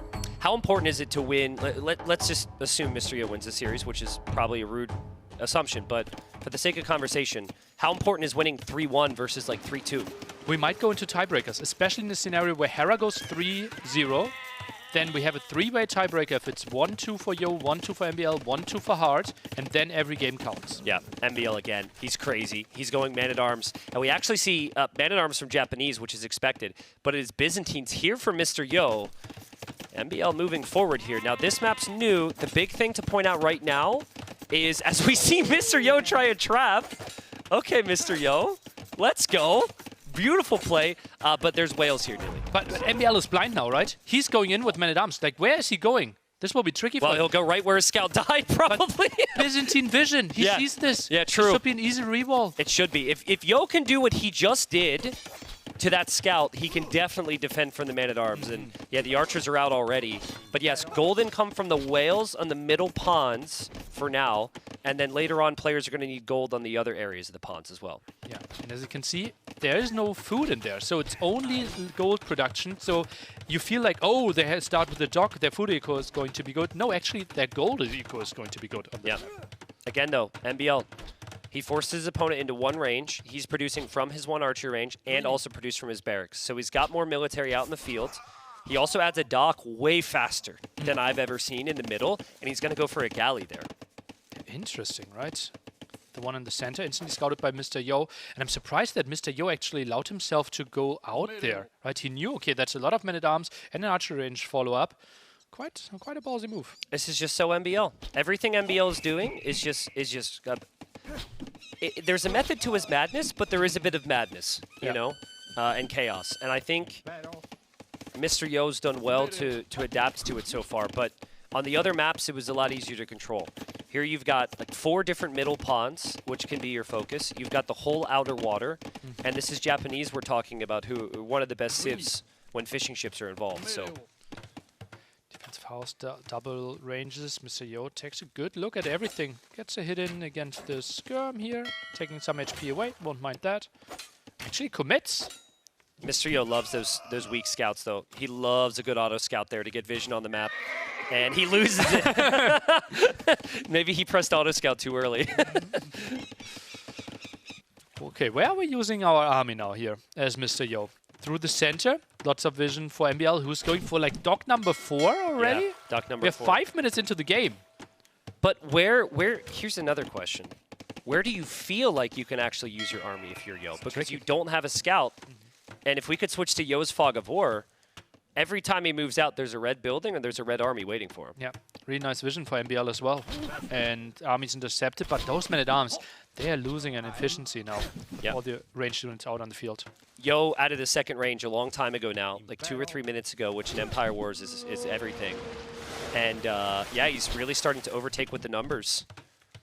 So MBL needs to recover. MBL dropping the market to maybe buy and balance out some resources to click up here. But the big issue for him is the military numbers, but nice micro. We actually see a lot of market play on this map, right? Because if you're forced into skirmishes, you can't pull the villagers away from gold like you would on normal maps, right? Yep. So you always are going to collecting quite a lot of gold, and that's why he has to buy food. Yeah, villagers in the middle being found there. The galley is still there to protect. I don't know how much either player knows about that. Stone being sold for MBL, so he's really desperate to get the gold to click up. He actually queued up an extra galley in the middle, and he can't click up the Castle Age now. Really? That close? Yep. You'd have to sell the wood here, which he does do. And he clicks up. Yeah. Dropped off the resources. Skirmishes should be fine here with the defense. No armor upgrade on those, though. Doesn't make a difference in skirm versus skirm, but the archers doing double the damage. In theory, they're both playing really heavy skirms, which would make this very heavy into knights. In any other scenario where there's 11 fishing ships versus 10. But a lot of the fishing ships are on gold. Yeah. So we'll see. It really comes down to the farms. I see Mr. Yo's got the farms. For MBL, I'm not sure if he's got the farm count he needs. Maybe this camel skirm for Mr. Yo, or maybe like open with 2 knights actually to aid against all the other skirms. And what's MBL's plan? He's actually back to adding men-at-arms. I think on paper, that's exactly what you need to do. I think so as well. It's just like the ram scenario earlier. On paper, the Cumin should add rams, but no one ever does it. Ended up working out. Here, it's like if there was a unit designed to deal with skirms and camels, it's a longsword. It is 4 archers in there, but those should be sniped. And maybe focusing down those archers, like MBL is now, is nice heads-up thinking. Yeah, it absolutely is. Can Yo know by those archers being the focus that that's what's coming? They should always be the focus anyways, right? And now the 2 men-at-arms are going in. He should not show them till he gets the first armor upgrade. Ooh, that's a big play there from Yo. The fire ships work faster for the Byzantines. There was 0 resistance in that pawn for MBL and a lot of fishing eco. Yo is essentially taking the opponent out of position with this army, taking his focus away, and that could be 6 or 7 eco kills for Mr. Yo. Interesting. Going for fires, right? Yeah, they're working faster, but typically on small pawns, we are seeing most of the time Hulk being the most prevalent unit there because they win the 1v1 fight. Lots of upgrades coming in. MBL's fully committing to longswords now. Yeah, but he has to chase with it. He has to chase with it, and I think Gate, villagers. That could give him a lot of time. That could give the opponent a lot of time. Nice gates from MBL. And, you know, if you full clear this, I'm suddenly okay with it. He doesn't have Bodkin yet, but that's still a really nice engagement. Absolutely love that for MBL, and he has to be happy with this. This buys him so much time, and with all the fishing ships that he has on the map, he thinks he's in a good spot. That might change, though. That might change, because he's spamming fishing ships into a pond that he's going to be losing here. I know he's Japanese, and he's got a chance to recover, but it's kind of tough to recover against 2 upgraded fires when you've got nothing so far. Random demo there. Against Japanese as well. I think that was probably intended for another pond. I don't know. But Yo kills the 2 villagers in the middle. He also kills the galleys in the middle. And Mr. Yo will drop the town centers, and again, just 2nd and 3rd town center. Just like the other games where Mr. Yo found victory. This is sweet for him. And yeah, you saw, look, woodlines are running out, so adding town centers is really fortunate for him here. Yep. And yeah, he will be really happy with how this is progressing. Oh, no way. No way this actually gets value. No way. Okay. Well, it got value. You could consider, some might consider that value. Some value? Yeah. So, long term, Nili, it isn't good for Japanese here. I think Byzantines have all the options. In some world where we think like mass towers and mass traps is an option. Yep. But then again, like bombard cannons are great. Also, Dromons are incredible on this map, I believe. Yeah. Just getting access to Dromons immediately early Imperial Age. It's like a combo of a Mangonel and a Cannon Galleon. It can be super strong, but I think MBL's kind of got like that Arabia mentality. He's played this matchup mostly on that map, and I think it scales even worse for the Japanese there. And I think MBL's probably like, I gotta end this game quickly. Byzantines have the cheaper imp, they have the stronger castles, they have the cataphracts, the cheap skirms, the hand cannons, the bomber cannons, the list goes on. And the area of the map that has decided the games a lot is right here on the front. Trying to squeeze through there. Interesting choice. Oof. Quite some HP, and now the knights are so much better. Only 1 single longsword left there. Yeah, he lost the two of the most important units there, didn't he? But he might have been reacting in the south. Mr. Yo will actually push this back. MBL might be able to get more value than we thought, though. The Knights don't have bloodlines for the Byzantines. Beautiful job from Yo to go back with that weak Knight, though, to heal it up. I think as long as MBL does... Man, another nice save from Yo. I think as long as MBL doesn't lose the skirms there, though, he can always make a couple more units to complement them. Okay, so game is slowing down a bit now. What should be the next steps? It feels like both feel like, okay, my economy is set up reasonably well. And if we're thinking this game is going long, we need to think about strategic positioning. And that's probably where do we build our next castle. That's the step for MBL. It's interesting because as MBL's going to drop a tower foundation, he could lose that tower foundation. Interesting, MBL's going to opt for towers instead of a castle. Honestly, if you get a lot of them, it could be very strong. And he doesn't have the safety to build a forward castle at the moment because he lost a lot of his longswords. So you lures those ships away. Look at that, instant reaction. Great move. And castle in the middle. Not super aggressive. Feels like MBL is happy to play the long game here. Yep. And you favor Byzantines for all the reasons you mentioned. Well, I'd love to maybe get a double click on the oysters here and see how much gold is on the map, but we should wait on that. Because we've got this fight here. But after the fight, I think we need to double check, Neely, because I'm guessing like 70% of the map is oysters. 70% of the gold on the map is oysters, and the majority of it's right here. Yeah. So it makes a lot of sense to control this area. Towers, as you said, can be nice, but it feels like MBL. Look at how low his resources are. He's so far away from Imperial Age. Well, he kind of did the same thing as earlier. It's like now he's going... He's going for a tower in the north and a sneak dock in the north. He's also going for a castle down here in the south. He's like doing like 6 or 7 different things at once. So it's another chaotic flurry for MBL. The hope, obviously, is that if the first two attacks don't break the opponent, the third one will. But Mr. Yo he's kept it simple here. He's just sat back. He's waiting for his castle, and I think his castle should be able to go up. But he has to be careful now, because Samurai are actually in production for MBL. Is Mr. Yo missing a second building? Look at that. He has the resources to go up. University needed. Oh, and MBL's going forward castle right now. Forward castle on his face. Knights out there to intercept, though. Counter castle by Mr. Yo, sending a lot of villagers. I mean, it all comes down to if MBL's castle can go up and how quickly the imp is for Yo. At the same time, we could have other things happening on water. Mr. Yo's losing villagers here. Mr. Yo, he's pulling more. He's pulling so many more. I think both castles are going up, but it will be imp advantage by 4 or 5 minutes.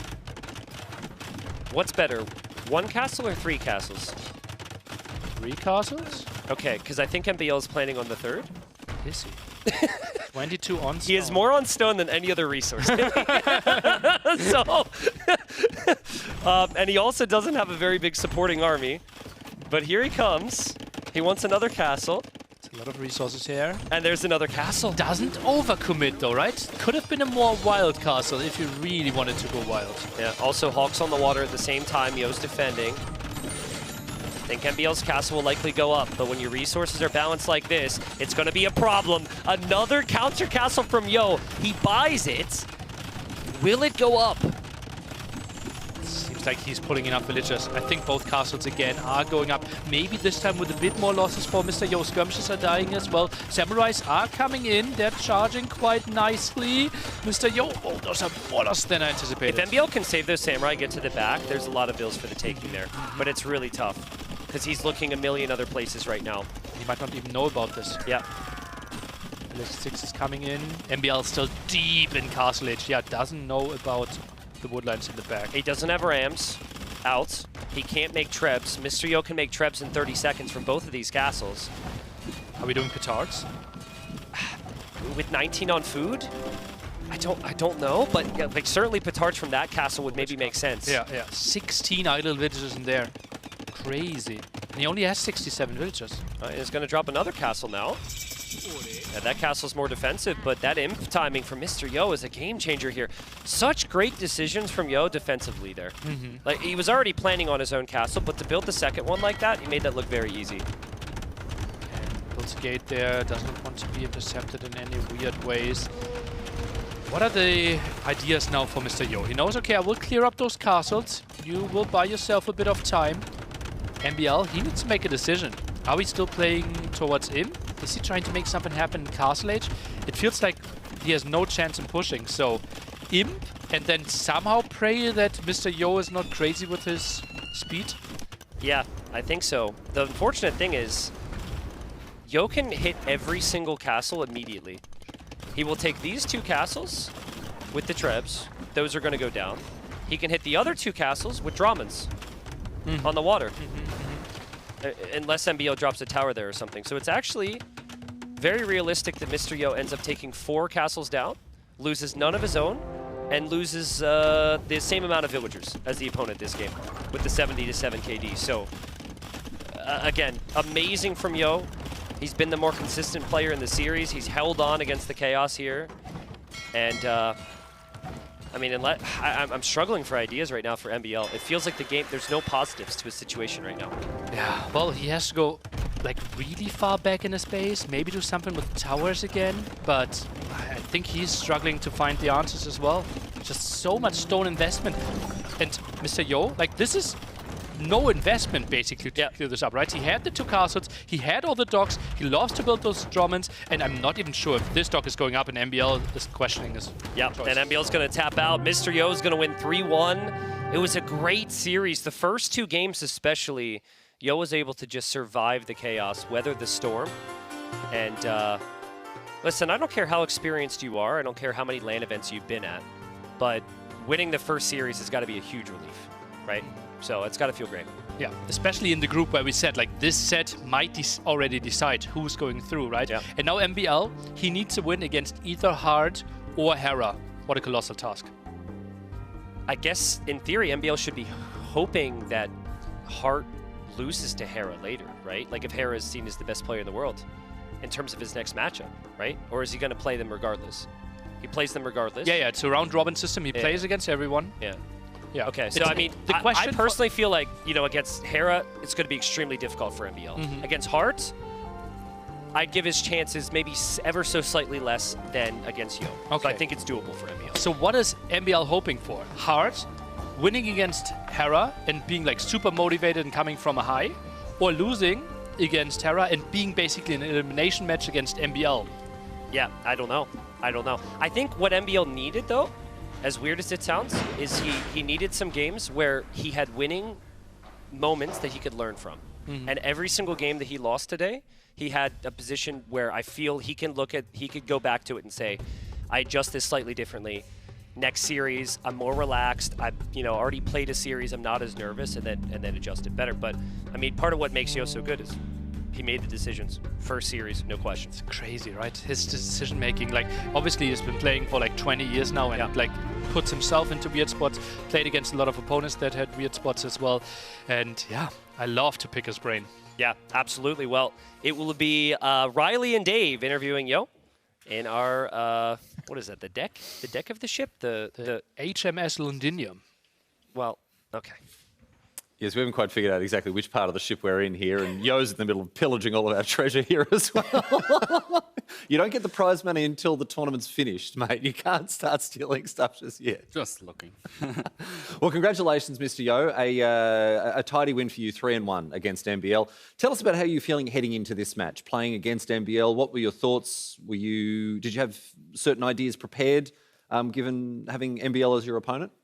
Well, I do have some strategy saved up for him, but let's say no one game turns out what I thought it should be. No matter the civilization or the strategy is so unusual, but that's MBL's play style. Yeah, there's only so much planning you can do. Yeah. Dave? I mean, Riley already talked about it, right? How do you even begin to prepare against a player like MBL? Everyone else in this tournament feels kind of standard, but you've played against him so many times in the past, and it's always one of my favorite matchups. It's always crazy. I guess you just have to play yourself. MBL is this creative player or weird player, no matter how you put it, but there's no way you can predict his move. Just do your economy well and play well. That's it. Did you incorporate the new maps? Was that part of your strategy coming in? Because you played Blue Wells, and then obviously Stone Drift was included as well. Was that part of your strategy, like banking on his lack of preparation maybe coming into this tournament? I picked this map because they have water. And I know MBL's only weakness might be water. He doesn't play water map that much, mostly Arabia, right? Can you rank from 1 to 10 how surprised you were on the first game when he picked Saracens and then he had scouts in your base? 10. I didn't expect that save. And scout opening is unexpected. And I think everyone can agree here. He put a lot of pressure on you, but you reacted very well. Are you feeling good mechanically, other than your strategy coming in, which really worked? But your mechanics, are they feeling good here? Are you comfortable? I don't think both of us are playing like really well in the first game, and there are some mistakes here and there, but I think his strategy is not that good against mine. And your chances going forward after you won this set, how big was this set for you in such a tough group? Big. And how confident do you feel going up against Hera and Hart? Big. I have no confidence against Hera or Hart. But it's good to have one win at least. And next round, I think I'm playing Hart, right? Well, I'm not sure. We'll have to check exactly the way. Yeah, it should be. You'll play him at some point, yes. Yeah, I think Hart is going to be tough. Hera, never mind. who cares? Never mind. Okay, it's a buy, but in the opposite direction. Yeah. Well, Mr. Yo, congratulations on the win. A great start to your Red Bull Wololo Londinium. You must be really pleased. 3-1 over MBL. Thanks so much for joining us. Best of luck in the future. Thank you. We're going to head over now to our casters once again. They've got some highlights to share with us from what we've just seen in this set between Mr. Yo and MBL. Yeah, Mr. Yo's transparency as good as ever there. That was awesome. Yeah, he looked visibly relieved that he got the win here. Back to what we said. Do you find it interesting as we get to the highlights for the series? Do you find it interesting that he lacks so much confidence against Hart in a LAN? I was a bit surprised how hard he judged that one, right? Yeah. Especially Hart, who struggle a bit in LANs, right? Yes. We have to say, like, we consider him maybe top 5, top 6 even in online games, but he didn't have, like, any breakthrough sets even in the last LANs, right? Yeah, so yeah, that was my feeling as well. Ranking him so much higher than himself, I was surprised by that. Well, I mean, they have a lot of experience playing against each other, and I think for players, it's just going to be based on how each player feels on the other side of the screen. There's no question on Hart's talent. He was saying that, though, about Hart. We'll see him later. He was actually in the semifinals last time around. I think he got swept by Hera. But yeah, we'll see what Mr. Yo does when they run into each other here. But he said he didn't expect the scouts. I didn't expect the scouts from Saracens either. Yeah, well, that is a wild strategy, right? You can use the market. It is MBL. You need to always do a really good job of scouting. And that CA dive, yeah, in the end, all the CAs are dying. But MBL's economy is simply 20 villages behind here. The key moment of the game. Yeah, it was huge. And that's exactly the game you want to start off the series. And Mr. Yo, I think, led with some confidence going into the second game. But what is that, like 6 villager kills, but 30 idols right there? It's like it's yeah, ridiculous. I think the worker efficiency last minute dipped down to like something like 20% there. And then he finishes the game with the forward castle. Just the perfect opening.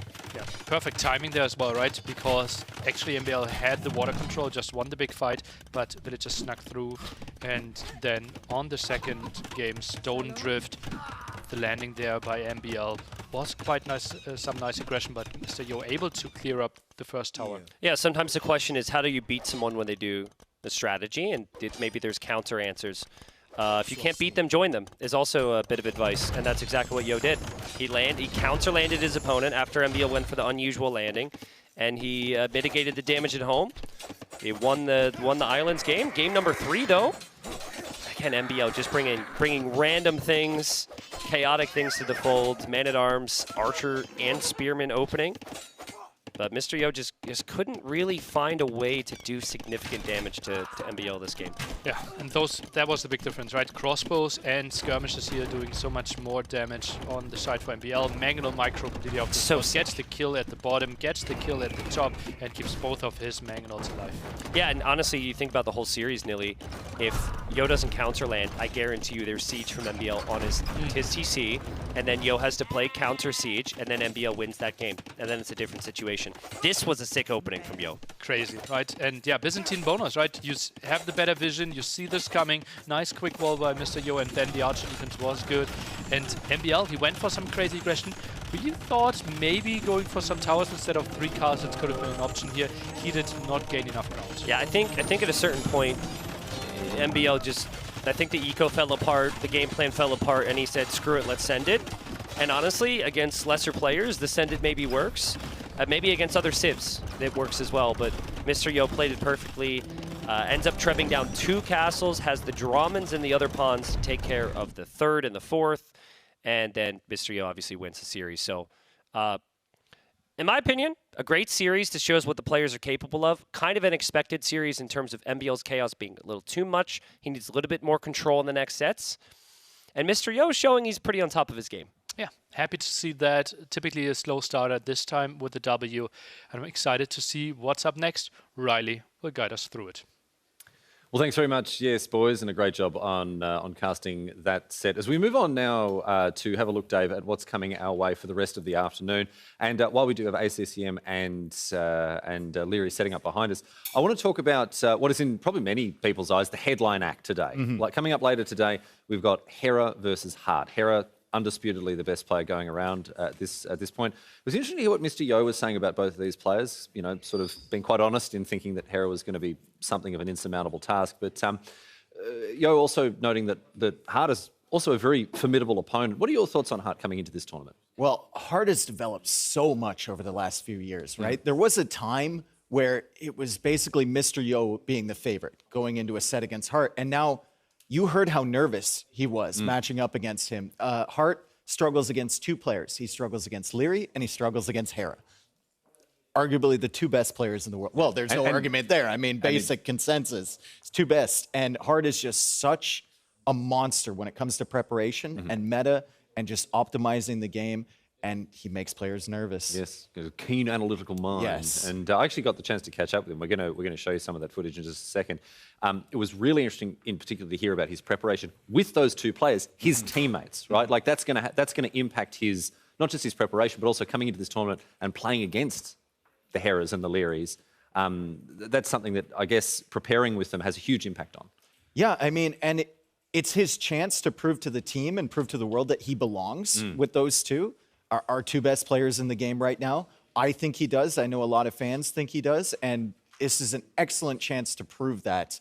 And he opens against the best player in the world. The best player in the world for a very long time now, Hera, later today. Yes, and you get to hear exactly what he thinks of that matchup. I got the chance to catch up with Hart earlier today.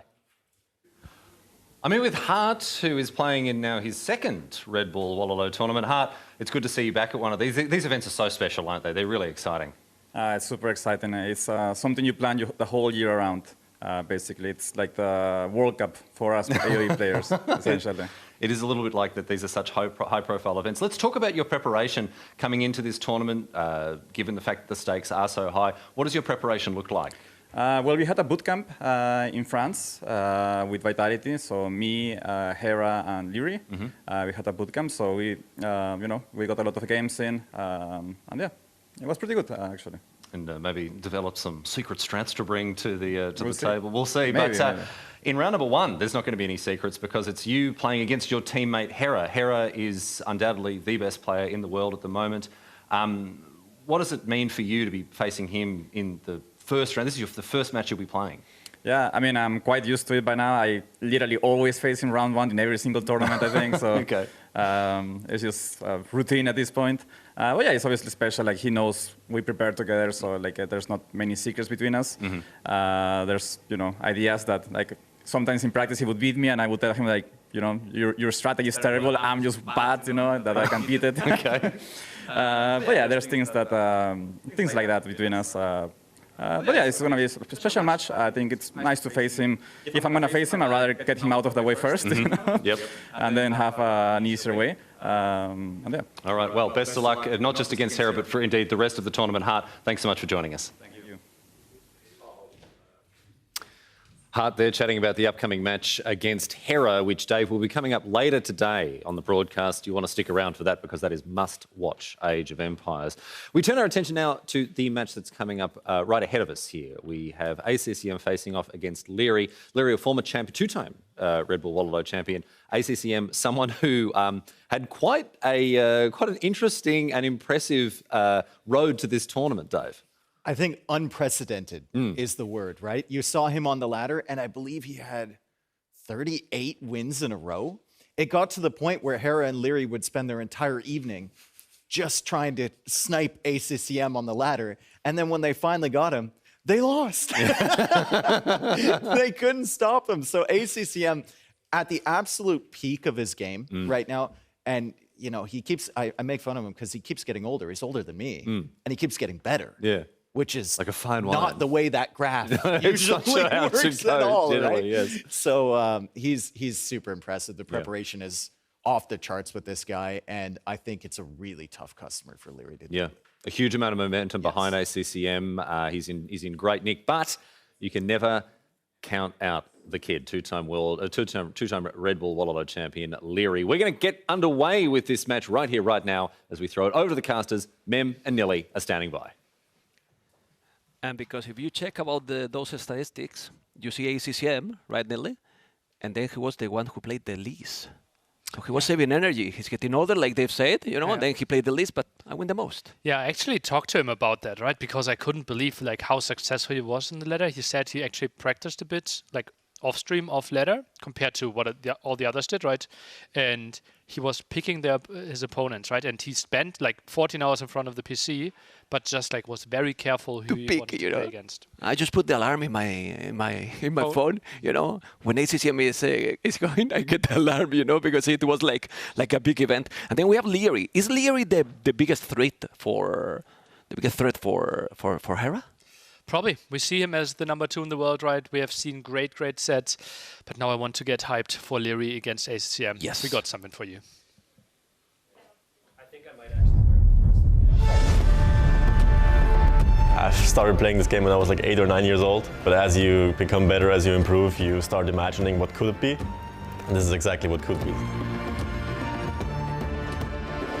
For me, and now I didn't feel the pressure, but maybe on the stage want to be the different. I want to be better version of myself every single day, so I want to be in the final.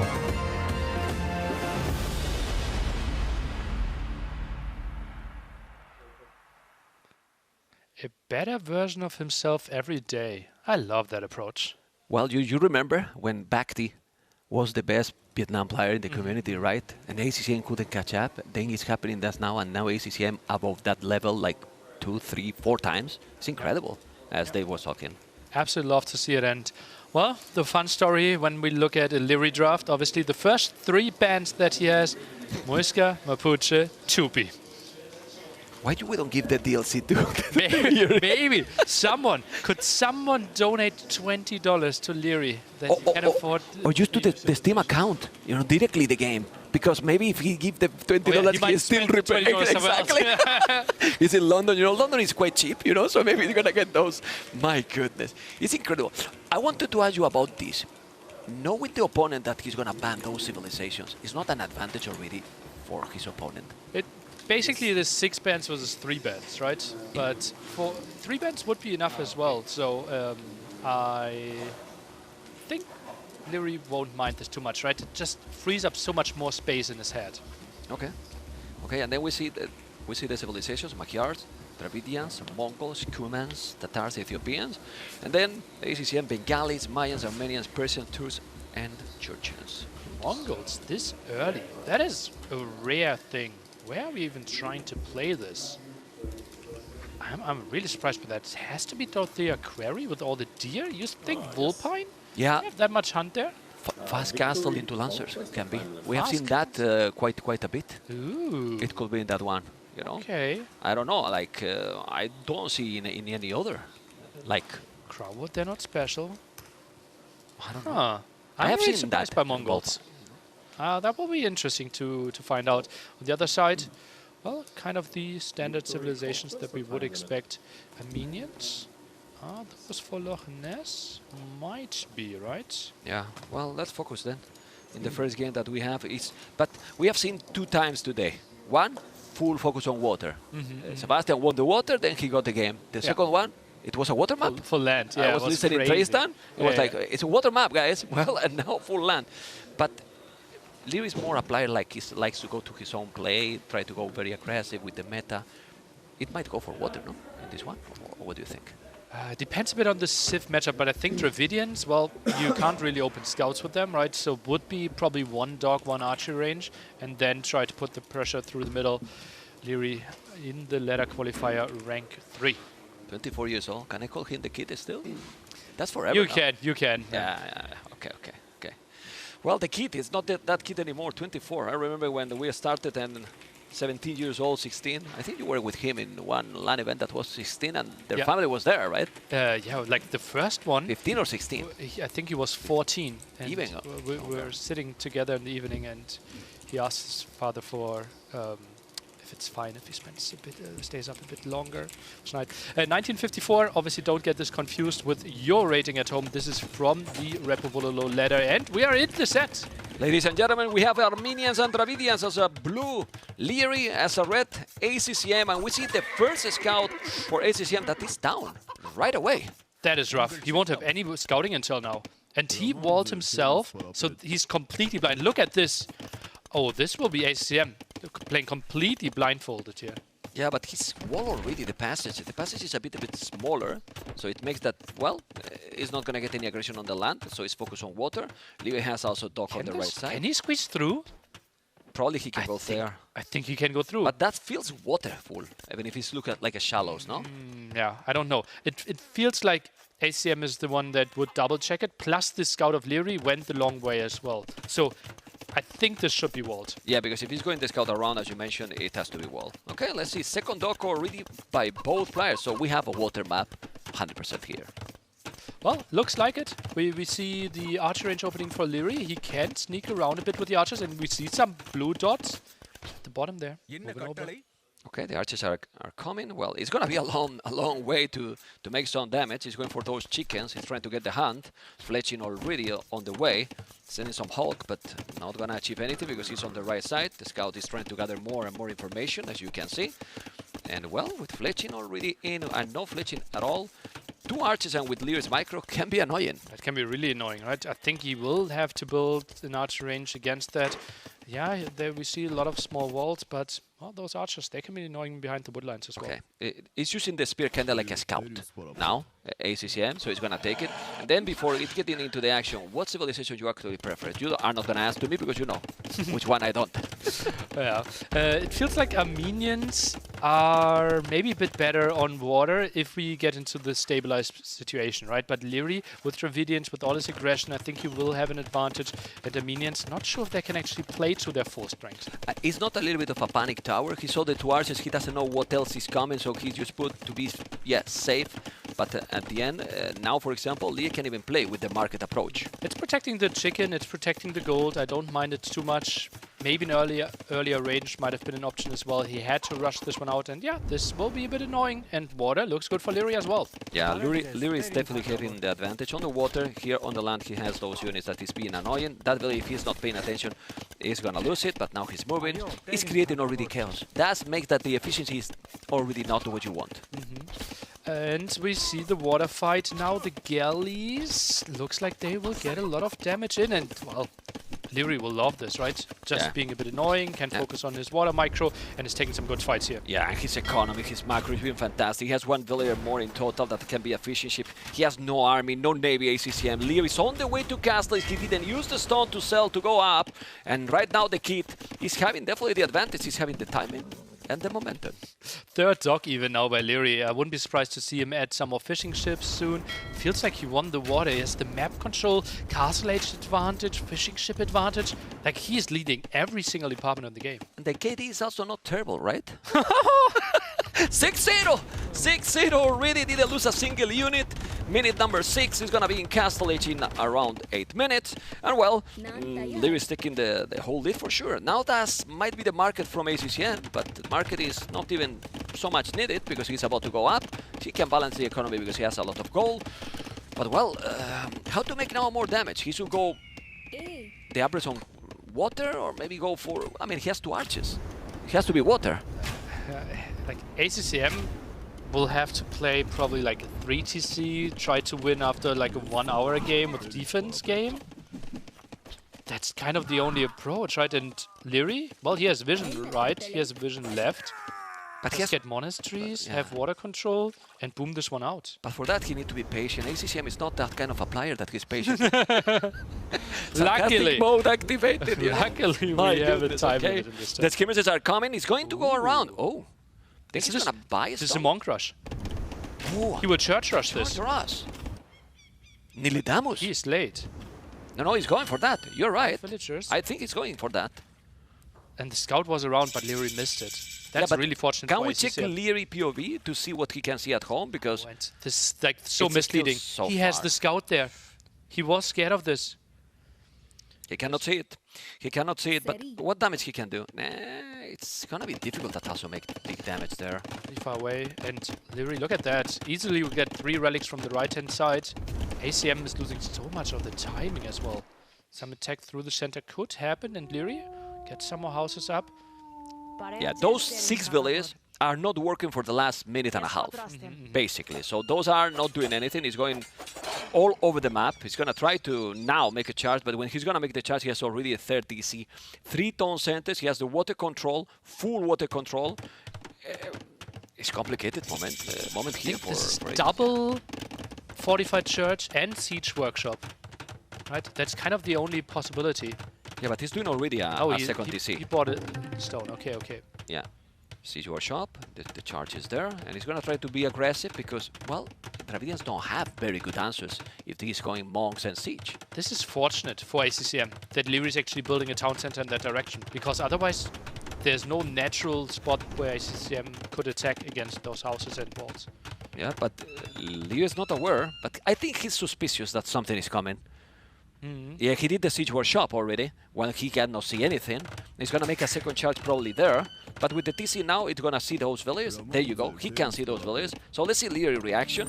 Villages are coming, the charge is gonna be there, probably between the houses and... Some aggression on the right-hand side as well. We had a conversion there. Church between those two town centers would be nice. Conversion, not that important. But that's a fine. monk died, actually. Okay. Again, the skin, but he converted now.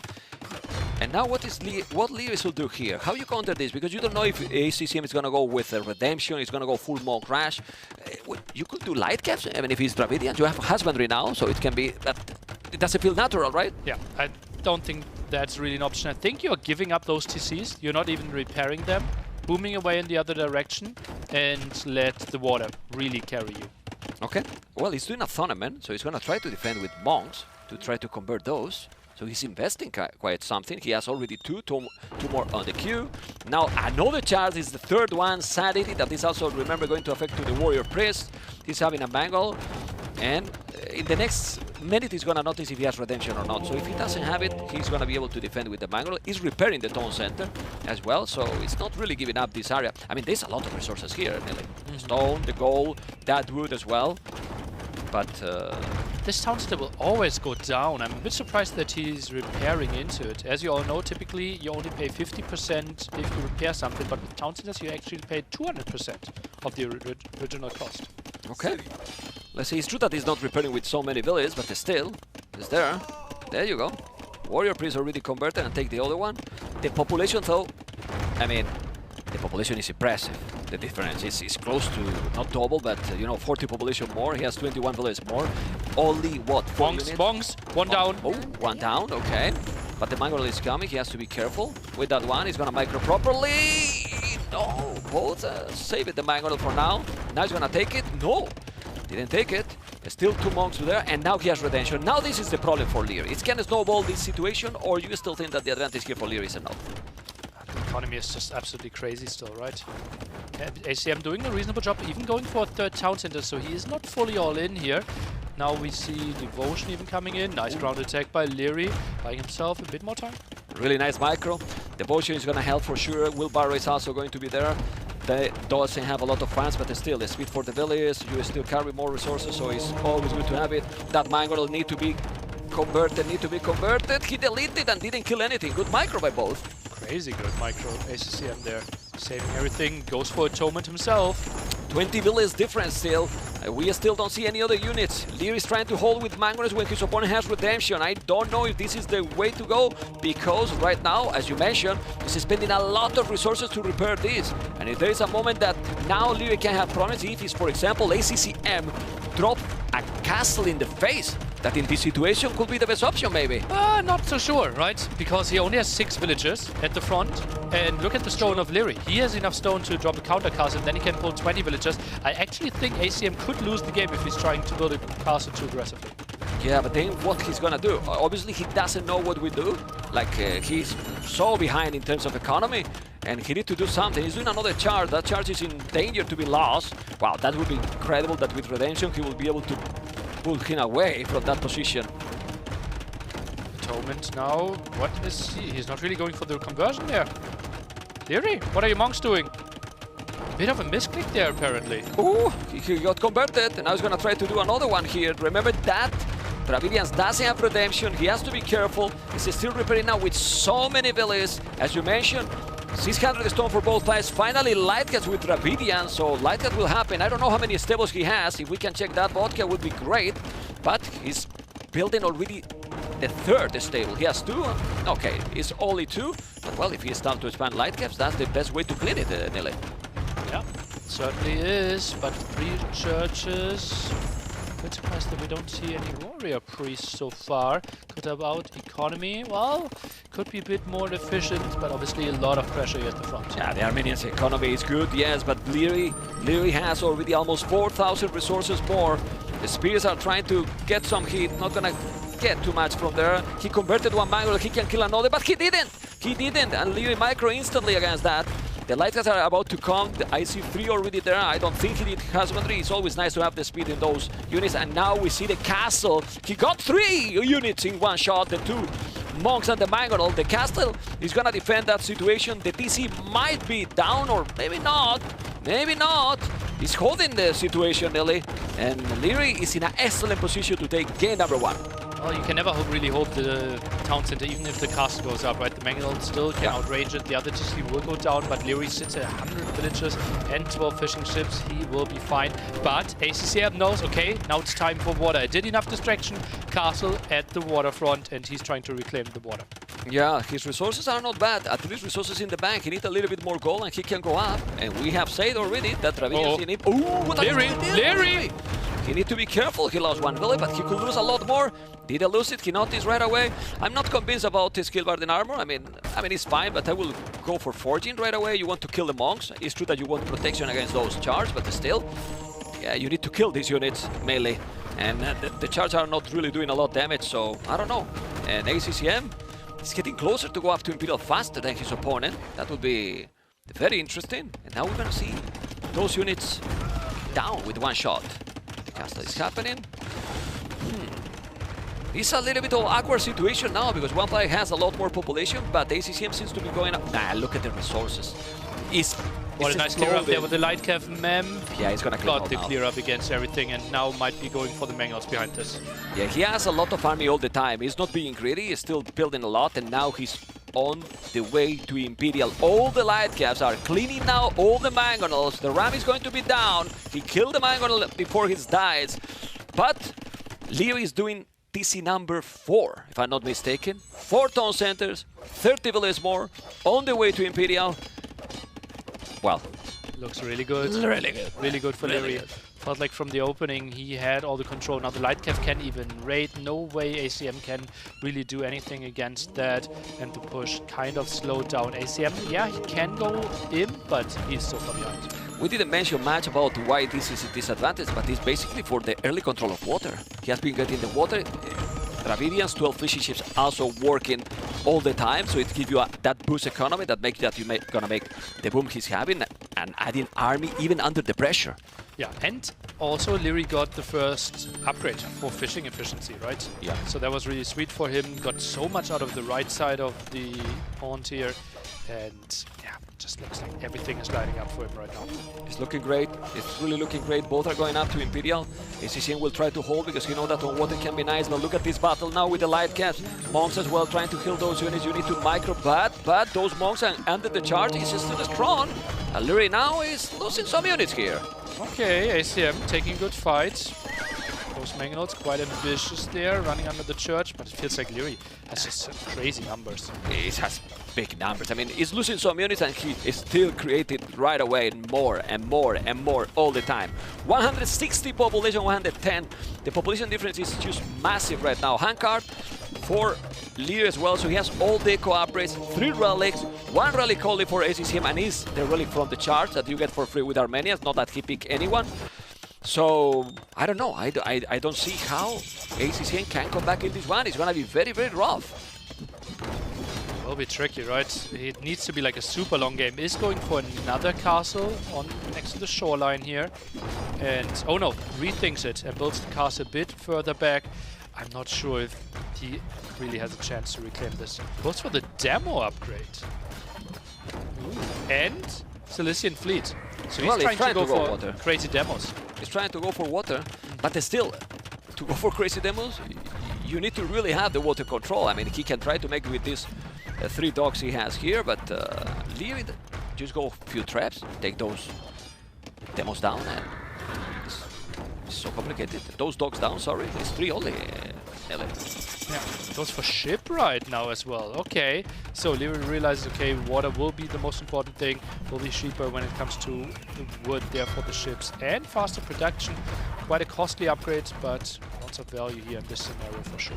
And it's still in water with this kind of units, and it's still no ballistic for Leary. That's a signature as well from himself, right? But he pay attention to everything. Look how many things are happening at the same time, and then he's sniping those villains doing the tower. You have to get a crazy multitasking. Now, of course, this guy's got that crazy multitasking. The fast fire ships are going to be there. He's taking the dogs, and well, once that castle is down, he can go and then go for the land units. That for now, Leary is just going a few skirmishes in the lane. Heavy demo upgrade now. ACM is trying to make something wild happen, but he only has 2 demos right now. No control over the left-hand side. And Leary feels like he's only waiting for chemistry to finish to build some cannon galleons, and then ACM will be fully open. Yeah, I mean, it will have all the range from there. It will be really complicated. It is really complicated already, the charge on the right side, but that's not going to achieve too much. Resources is still at the limit. Almost 60 farmers for Leary, so he could do, well, skins forever, even Cabra if he wanted. The fish is going to be out of food soon. It's going to be gone on the lake, but with upgrade, it's doing all the upgrades. Now it's going for infantry, champions. Yeah, but the infantry for Dravidians is not bad either. Yeah, yeah. And, well, he already has the tech, right, with Bracer, so Arbalest tech wouldn't be too far away. And where would you even attack? Right-hand side feels like it's blocked a bit. Left-hand side has the castle. And through the middle, you have no options either. So it feels like the tech might be a bit late, but he didn't have the time before that. Let's see what's going to happen. Let's see if Leo is going to make another castle to defend the right area or the left. The castle he has is now on the left at the back, but he's still coming with more units. He's doing the castle there. It makes sense. You see here the chart, the siege workshop. I love when the skirmishes block the village to build the castle. He has to love it as well, you know, and he's selling now more resources to get some more gold, but 8,000 resources collected overall more. And now with the castle there, he's going to clean that area. On the left, he can go with the trebuchet and 200 population. Like Cannoneers there as well to deal with the potential champions. All the steps in the right direction. Cannon galleons now being started as well. That castle likely going down. ACM, you obviously love his fighting spirit, but I don't even see a proper winning condition for him. Not even dropping, right? I mean, well, if Red Bull alone, you know, hey, he drop it, the player, but no, it's very difficult, it's complicated. It's true that he's doing now Feretres, that is going to be 100 HP champions if he do the champion average. Remember, 30 HP more for the infantry, basically. And now, with the traps, with the cannon galleons, with the fire ship, with the fast fire ship, sorry, and hand cannoneers covering the land area, there's definitely not the weakest spot for Leary's base. Crazy, right? How Leary is thinking, okay, it looks really good. What are the only options how I could lose this game? And this is how you should be thinking those spots. It shouldn't be, okay, how do I finish it the fastest? It is, okay, what are potential comeback scenarios for ACCM? One of them was the attack at the right-hand side. One of them was the attack at the left-hand side, both being dealt with. And now the attack through the middle should be the natural next step for Leary. He's taking now so many villages, so if his economy is already weak, imagine how weak he is now. He's doing the guilds, he can sell now a lot of food to get so much gold.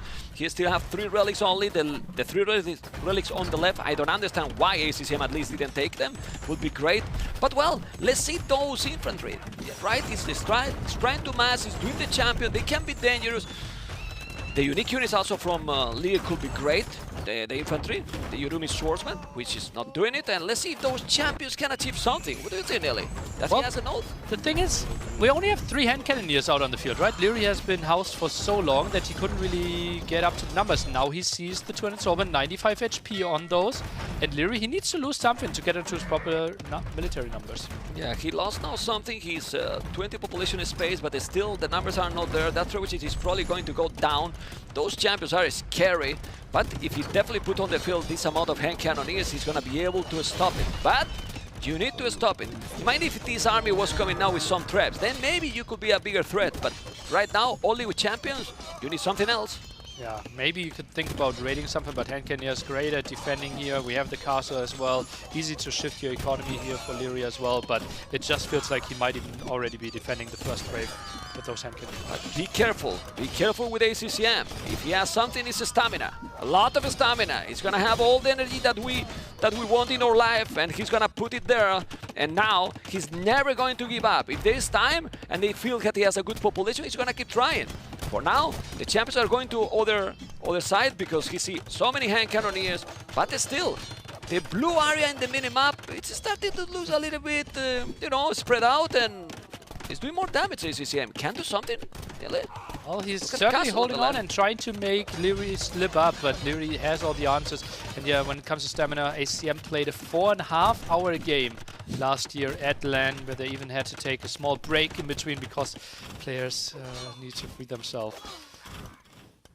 Not be praised with these people, you know. Not be praised, but yeah, my goodness. Okay, the champ is still going. There's still a lot of army for Leary. He has right now 28 hand cannoneers, 24 more in the queue, so it's still taking a lot. Amazing Leary without ballistic, trying to kill all the champions, you know, moving under the TC. It's not the most important upgrade, but against this rate, it's definitely a fact for sure. Plus 4 armor, Thambri now, and it's still under all this rate, nearly 200 population. Yeah. Crazy. Really crazy indeed, and he's just tagging into so much more stuff, and it feels like the score will be way better for him now as well, right? After he killed all those champions. If raids are not really finding kills, it will be so much better for the defender when it comes to the score, because they're not losing anything. I'm only missing that maybe he's raiding a little bit ACCM economy, right? Because he's not really raiding his economy at all. I know it's difficult, but... Dravidians is a bad raiding civilization, right? This is the closest that he can get to it. Getting some pressure there, having some cannon galleons. I think this might be the spot where he could even consider deleting some galleons, right? He still has way too much on water, I feel. Blocking some of his population. Yeah, but he might not lose the water because of that, right? And it's coming now. It's kind of scary, but you're right. I mean, why not? He has so much fires, right? They're not really helping anymore. Doesn't have many. He has only 4. At the end, elite elephant archers. Ooh. Elite elephant archers to finish the game, to try to finish the game, because obviously those units are going to be so tanky. We saw in the first series of the day how good they can be, but in my elite ones, the champions are going to take those hand cannoneers. It's not enough hand cannoneers to hold this, but the most villains that Leo is losing, the most army he's having. He's getting closer and closer to 100 military, while ACCM is still on 27 only at the maximum right now. ACCM trying to reclaim this gold, gets another church there. Cannon galleons could come over, down to only 2 cannon galleons though there. And, well, some more gold control reclaimed. But yeah, as you said, close to 100 military soon for Leary. Yeah, and the biggest problem also that he only has 1 trap, so you cannot really push him back. It's now with the 1 galleon here, taking the gold miners, finally ballistic, but it's not for the galleons, it's for the elephants, you know? Maybe he remember, you know, about it because of the elephants. Champions is still going, but he's gonna lose them all. This is there, castle is there, there's also some galleons. And this is why, I mean, Leary has the big position here, but this is why I usually don't like Dravidians at all. Just look how dominant is the position, and you feel that it's very difficult to finish a game with them. Yeah, true. But also, it is, as you can see, really difficult to finish Dravidians in this case, right? Because the advantage was so big before that. And yeah, it might not be the most exciting civ, because they're lacking so much mobility and have to take the small fights, but simply the opening there with plus 200, the crazy fishing ship advantage just makes them a really good pick. Very powerful for sure. As you can see, he's going now with the galleons to the left. Then if he take this, he's gonna be almost, well, with no goal access. But 2 relics for ACCM is still holding, and let's see if he's gonna make elephants. He's doing more and more elephants. He's gonna send elephants in the economy. I believe so. Or not. Elephant archers, why not, right? He can also go at the left-hand side here, waited for 3 traps, is clearing this one up. I think this is also a spot where Leary should have maybe considered just stonewalling up some areas. Make it easier for him and attack through the middle. Anyway, guys, this is a big, no, it's a huge tournament, and I want to give you some details. ACCM is well known that he's not resigning before 5,000 score difference. We are getting there. It's 4K only. Relax, Nilly, I know that we are checking this, but 4K, we still need 1K more, and maybe there, it can happen. Still, the thing is, his economy is kind of untouched. That's why he keep going, because like, okay, I keep doing the job, produce units, and now he's doing the armor for his skirmishes as well. So he's going to skirmish.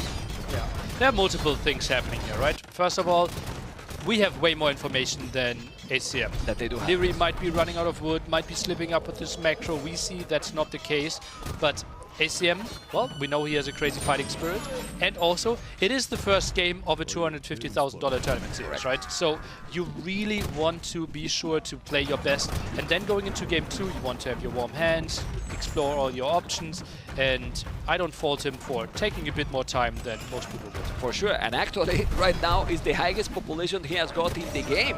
185, now dropping a little bit, but Leary is coming with the trebuchets. He has to be patient. In this situation, Neely, you really have to be patient because Leary might be feeling, hey, I'm doing everything right, but I cannot finish the game. I need to go step by step, or this can be complicated. Skirms are now doing stuff. HCM, he has 3 relics. This is really good. It's all ranged units.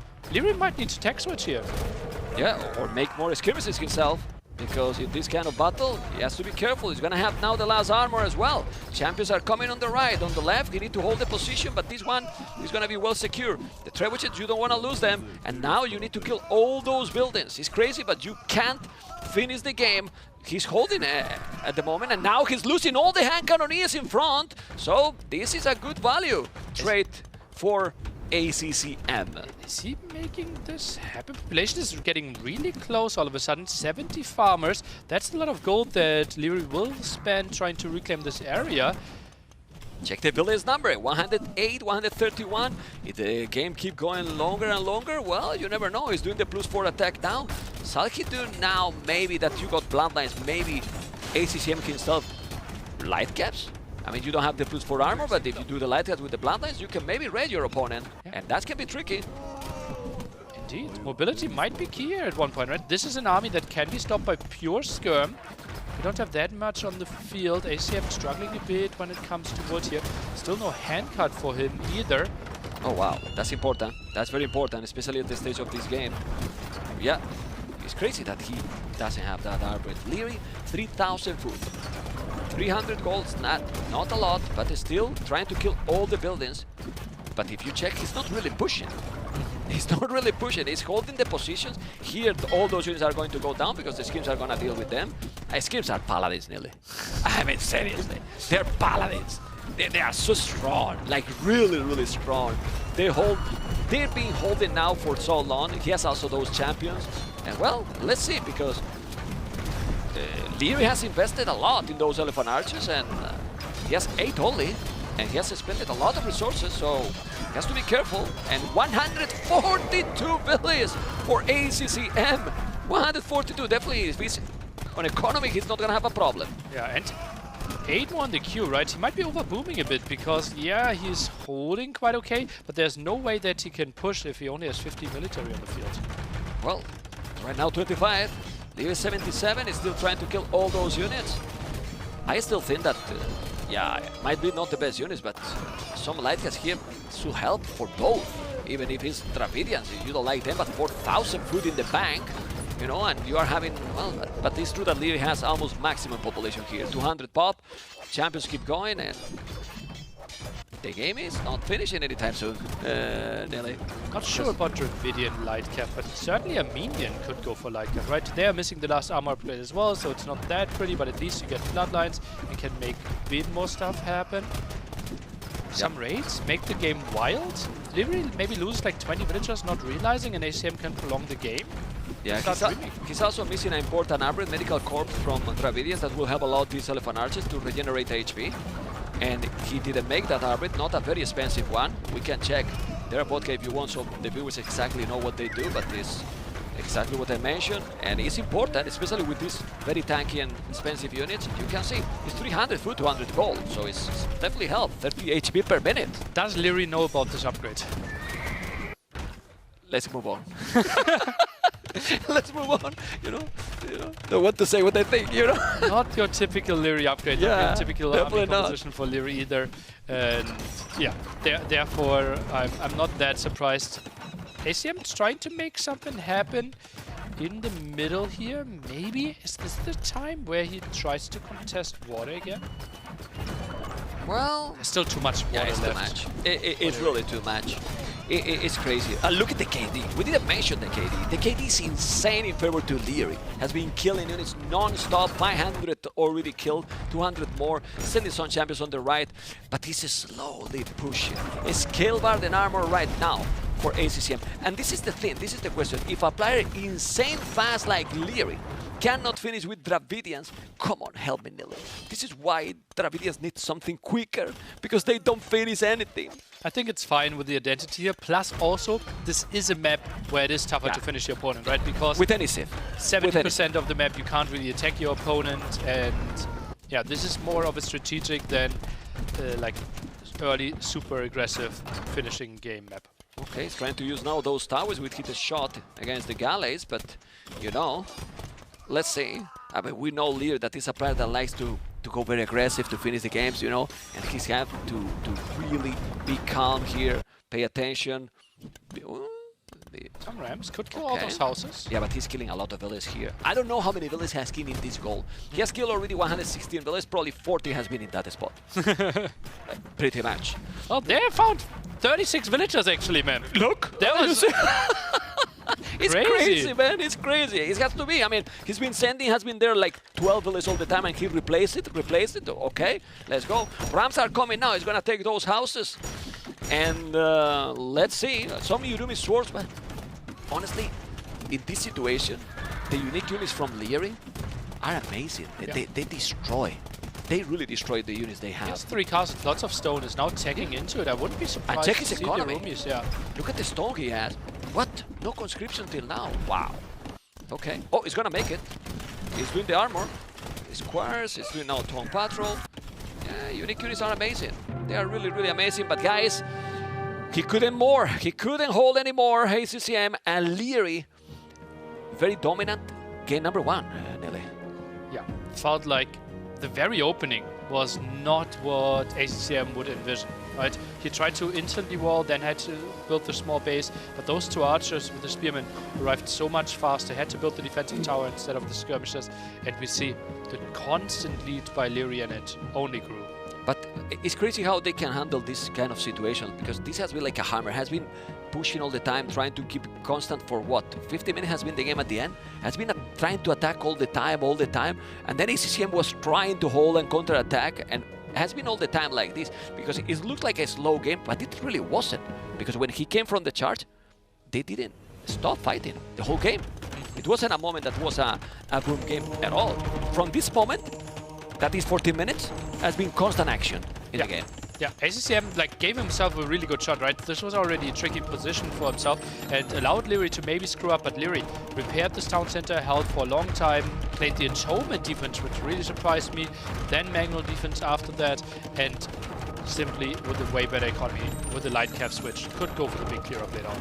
Yeah, we could see that he was holding there for so long, spending a lot of resources, yes, but he got those resources. He was having at that point of the game already over 3.5k resources more, 30 villages more. He always was having the lead, the economy lead, and the water. The water in this kind of map, right, we have seen already today. If you are going for the water and you take the water, it gives you a lot. Yeah, especially like with how early he won it, right, and how uncontested it was. Then we had dreams here as ACCM fanboys, where the champions could overrun, but hand cannon numbers were sufficient for the defense. Yeah. Let's see what is gonna be the game number 2 now. Leo is taking the first game, and well, very solid, like he's been playing lately, right? Like very strong, not showing so much weakness, Leary, because you remember that he was always having this kind of a style, but then he was leaving some hole, some kind of, but it feels the most solid Leary that we remember. Personally, I think so. Yeah, and it also feels like his gap between him being number 2 in the world and the 3rd one is growing right now. It's bigger, right? Yeah. I agree with that. I agree. Clearly cementing him as number 2 in the world, and I think it will take some time. We don't even know who we would consider taking over the rank from Leary anytime soon. Well, he doesn't want that. He doesn't want that rank, right? He is fine with that rank, actually. Yeah, but you know what that. Yeah, but you know what I mean. He wouldn't mind. He wouldn't mind to win. He wouldn't mind to winning. He wouldn't mind to win and be the number 1. Actually, he is still the only one with 2 Redbull titles. I just saw ICM going through the tech tree. Not sure if that's a good sign.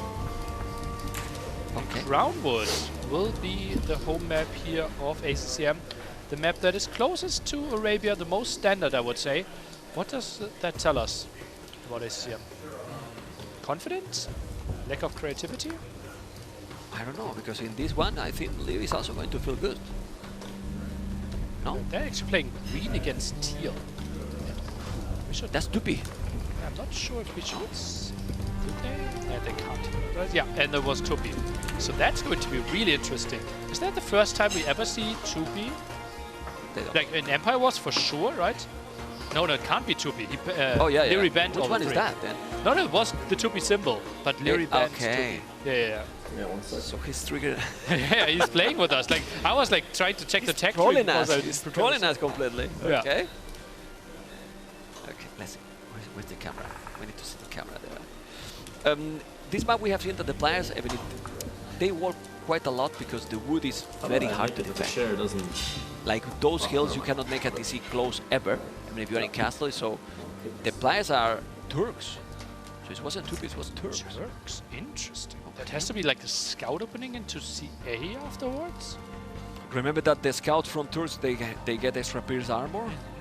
Leary loves to play with archer units, and what he can pick Leary here. Magyars against this could be an option on the other side. Like A late game into Cav archers. I still prefer the Magyars. The Magyars won over the Turks. Yeah. I mean, the 100 HP from with Shipai upgrade is amazing, but I think Magyars in this map are really powerful. I mean, I don't know. Oh, Kumans. Interesting on Crownwood. Then he want to go super aggro, double archery range opening, or archery range opening and a stable. Has to be it, right? Because this is the worst map to build an extra town center because you can't build it next to the woodline. No, he's not going for a strategy. I mean, not right away. Maybe like we saw in the previous series, it can be an interesting one. And you can see, guys, that game number 2 is about to start. The players are already gaming. Same speed as me, guys. Don't you think Leary could benefit from a bigger mousepad? It's double archery range, though. Remember, guys, that the archery ranges are cheaper, 100 wood only, with Kumans. So this is what you want. And definitely you can do damage here if you attack before you are fully wall. But better that Leary is winning early, in my opinion, because for the late game, I prefer Turks. Yeah, so do I. Certainly, Hussars are so much better, the heavy CA will be so much better, and Cumans might be struggling quite a bit there. It's quite some dance, and ACM has the hill advantage. Doesn't go for it. 6 HP for both of them. And ACCM behind this actually opening archery range, so no scout opening. Yeah, well, he probably expecting the double archery range from Kuman, but you never know. And now, a stable as well for ACCM. Okay. You think is Leary gonna try to make a stable as well? I mean, full feudal approach. If you have Kuman, you have to go for the aggression. Yeah, you have your answer. Indeed, saving another volley of wood there. And now queues up some skirmishes behind this. Not a lot of scouting. Stable is scouted on the other side. And now Leary is coming in there, trying to intercept. Sees those archers. Still doesn't have fletching, while ACM has it. Still, Leary is diving for it. Oh, wow. He's going to have fletching now. Reminder for the viewers, because there's many people that maybe join now. This is Empire Wars mode. You might see and think, oh, this is so extreme. Double archery range, stable. Is that possible to afford? Well, you start with 27 villas. Right now they have 34. So the economy, it's going to be an oath to keep going and go for a full feudal aggression, Nelly. Yeah, and that is the signature for our Red Bull tournaments. A lot of people questioned that in the past, and by now it is so beloved, and the signature here, and people are really getting happy. And another Empire Wars tournament, another Red Bull around the corner. Well, if we are not happy with a Red Bull around the corner, 200, how many $1,000 is the tournament, and being in London, then something is wrong. And what could be wrong is the economy here for Leary. Archers are coming in, but still dying against the skirmishers. Scout still low HP from earlier, and this won't find too much damage. Didn't notice. Now we see the aggression in front as well. Leary is trying to do the job, but he has army. He probably didn't expect that ACCM was going to commit as much as he's doing. Army numbers 8-5. The KD better for ACCM. That is scout insane value. I don't know. He lost it now, but he did very good damage there. Still, Leary has more than double the army. Still trying to be aggressive.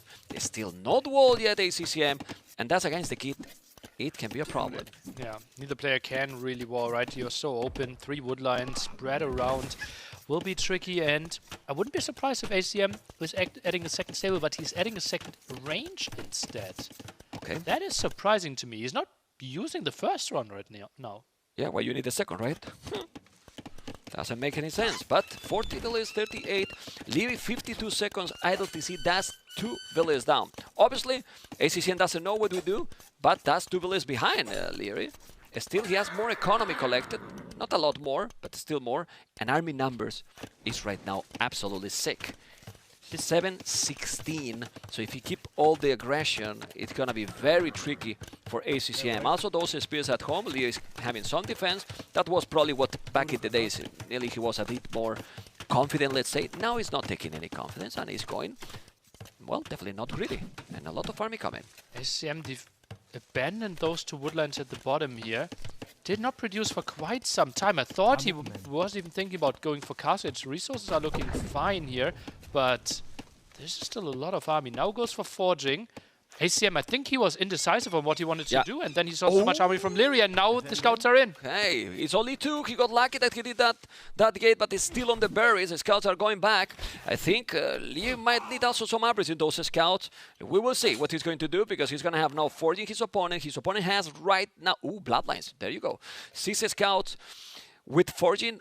Bloodlines as well for ACCM. Full feudal. What is happening? I love it.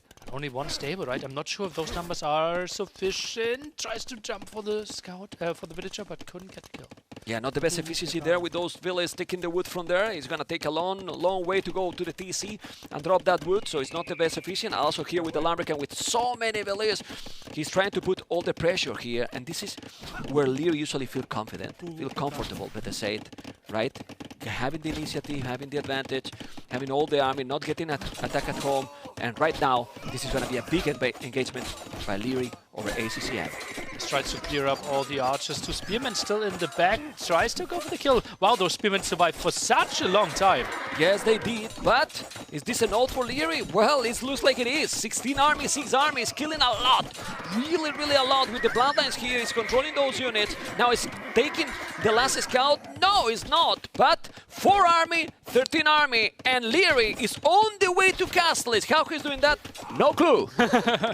Yeah, crazy how Leary is getting out those numbers again, right? And ACM now will go for Castle Age himself, will go for full crossbow behind it. Typically we want to switch into CA, but for now wants to go for that production. And, well, will be fully walled. Market is coming in, and let's take a look at that engagement again. Yeah, it's great that the podcast is gonna show us how we have no clue he's doing this, you know? Because it's an amazing one. I mean, it's a good trade. You might think here, it's getting more numbers at the end, ACCM, but the trade is definitely better for Leo. Look at the beautiful move with the spearmen there to the left-hand side. The archers were trying to chase it. The archers and skirms were actually microing against the archers of our red player here, and then the spearmen are coming in. Yeah, they didn't participate in the fight for a very long time, but a nice swing in the end. Yeah, and that's why he's able to go up Castle Age. Well, 1 minute and 20 seconds faster. That in this kind of situation is quite a lot. He has more army, and now what he's going to do? What is going to be the transition? Crossbows and knights? I think it will be crossbows, and then ACCM probably into CA, and Leary maybe step lancers. Oh, but the step lancers against cav archers, I'm not sure about that. It's not pretty. It's not pretty. I prefer knights and crossbows, and try to be aggressive, because the longer the game goes, not gonna be good for Leo, as we say. Still, this minute advantage is gonna be very important. Why? Because he's coming with the crossbows, and Leo is not joking around. But Siege. He doesn't want to joke around. Boy. Exactly. Siege Workshop forward already. Siege Workshop forward, and if he's going with the crossbows and take all the forward buildings, can be massive for this game, and they still have a minute. Oh, archers are in though! And this is really good. Leary did not want to send any army back home. Look at that, villagers have to run. Now gold is still exposed as well. ACM gets the notification at the front. He knows what's up, and he needs to go for full light cav. A tower, I'm not sure if that will be in time. But he should do it. Well, he's walling. It's walling. Crossbow, Bodkin is good doing the walls. Remember that Palisade from Kumas are a little bit stronger, so they might hold a little bit more. He lost 1 villager. Now we need to see how much damage he's gonna get here, but he forced a tower to his opponent. He forced a tower. The archers are going to dive in. He's gonna take a crossbow. There's no army for Leary here to defend. No army for Leary to defend. Oh my god, how a move can change the game, nearly. Yeah, so close with the walls there. 3 villagers could die. Still chasing this one down, trying to buy himself a bit more time. Oh, this is so intense for both players. And now the thing is, if those archers were not inside, probably we will see already Lear with a ram, right? Or the Mangonel already there. Now it's a little bit slower, scale bar than armor, and let's see if the push that Lear wanted to do is gonna be as effective, because right now, it's even behind in village, nearly. 46 to 47, and army numbers pretty much the same. Village going to be down. The light guys are taking off. Ooh, this can snowball badly for Leary. Full vision there. That's the only question now. How much damage is this group of crossbows going to do? Crossbows actually still alive at the bottom. I thought they would have died earlier, but now they clear up here. Can ACM do the same? Yeah, well, he didn't have anything, right? He needed to mass those knights, and now let's see the crossbows. Let's see the multitasking. Clean up his base now, Leary. Leary's gonna try to make the damage, and this is where Leary usually shine. Let's see a micro with those archers, but ballistic for ACCM. Can you win microing against ballistic? Well, we're gonna see now.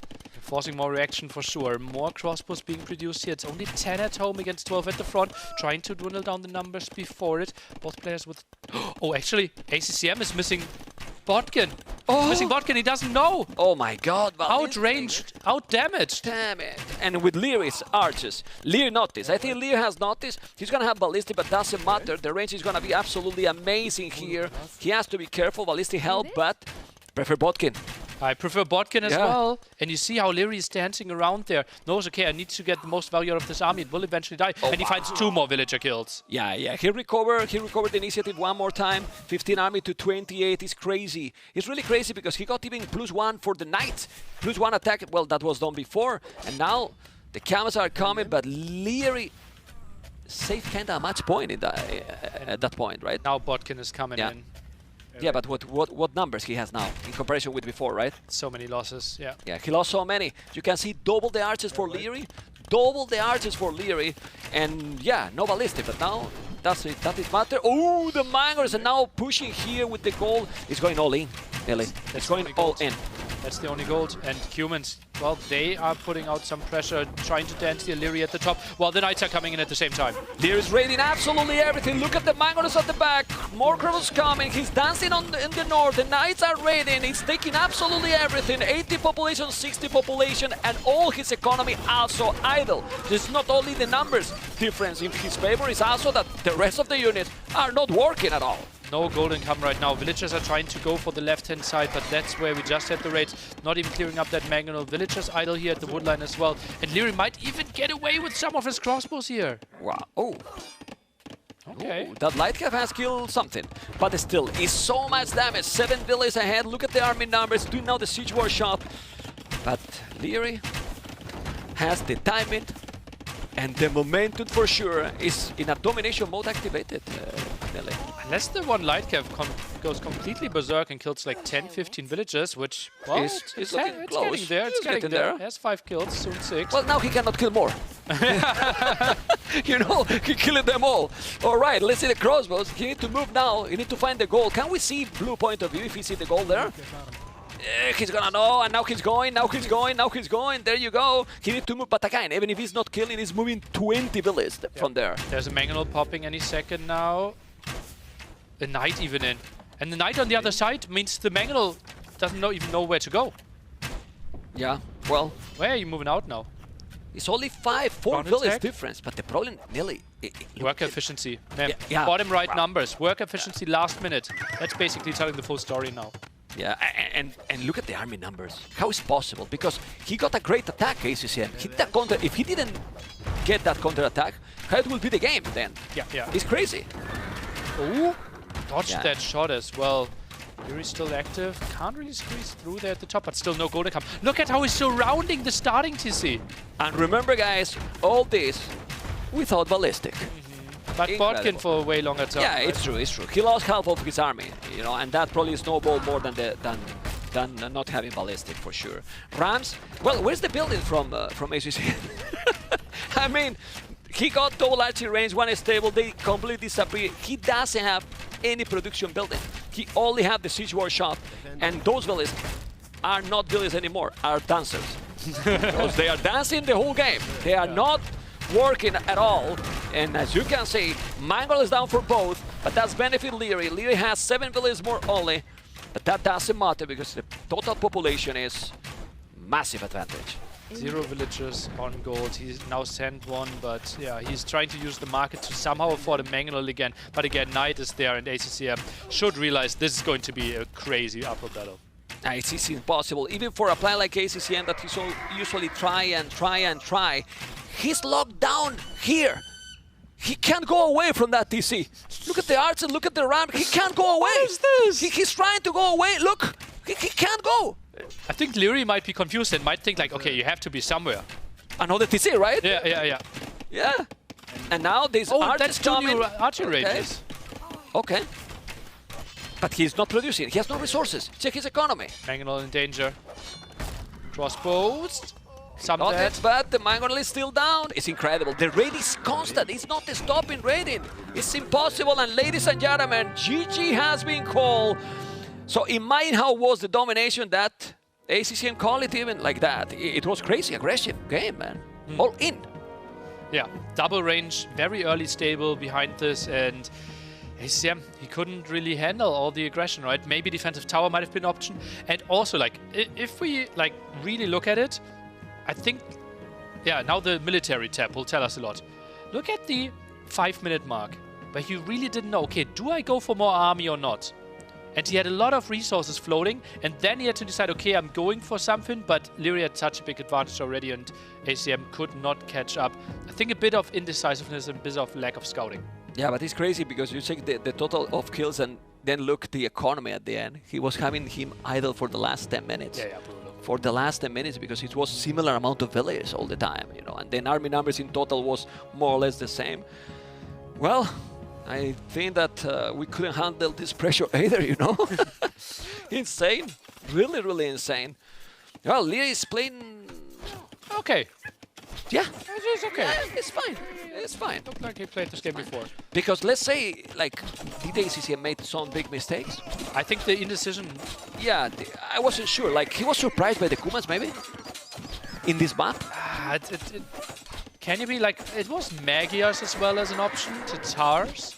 Yeah, but why Turks? He wasn't expecting Kumans. If you expect Kumans, you don't go for Turks in this map. Yeah, maybe. Right? Like, I mean, I don't know. This actually was a really good option for ACCM to still make something happen in this game. Well, he did happen, but the crazy part is that he recovered. Well, recovered because of no botkin. Yeah. Right? Maybe if it was botkin instead of ballistic in that situation, maybe in this situation was better to have early siege instead of ballistic. It is tricky. The map is too open, right? Like, where do you really go with your Mangonel? Your gold is so exposed at the front here. No, but to defend, I'm talking.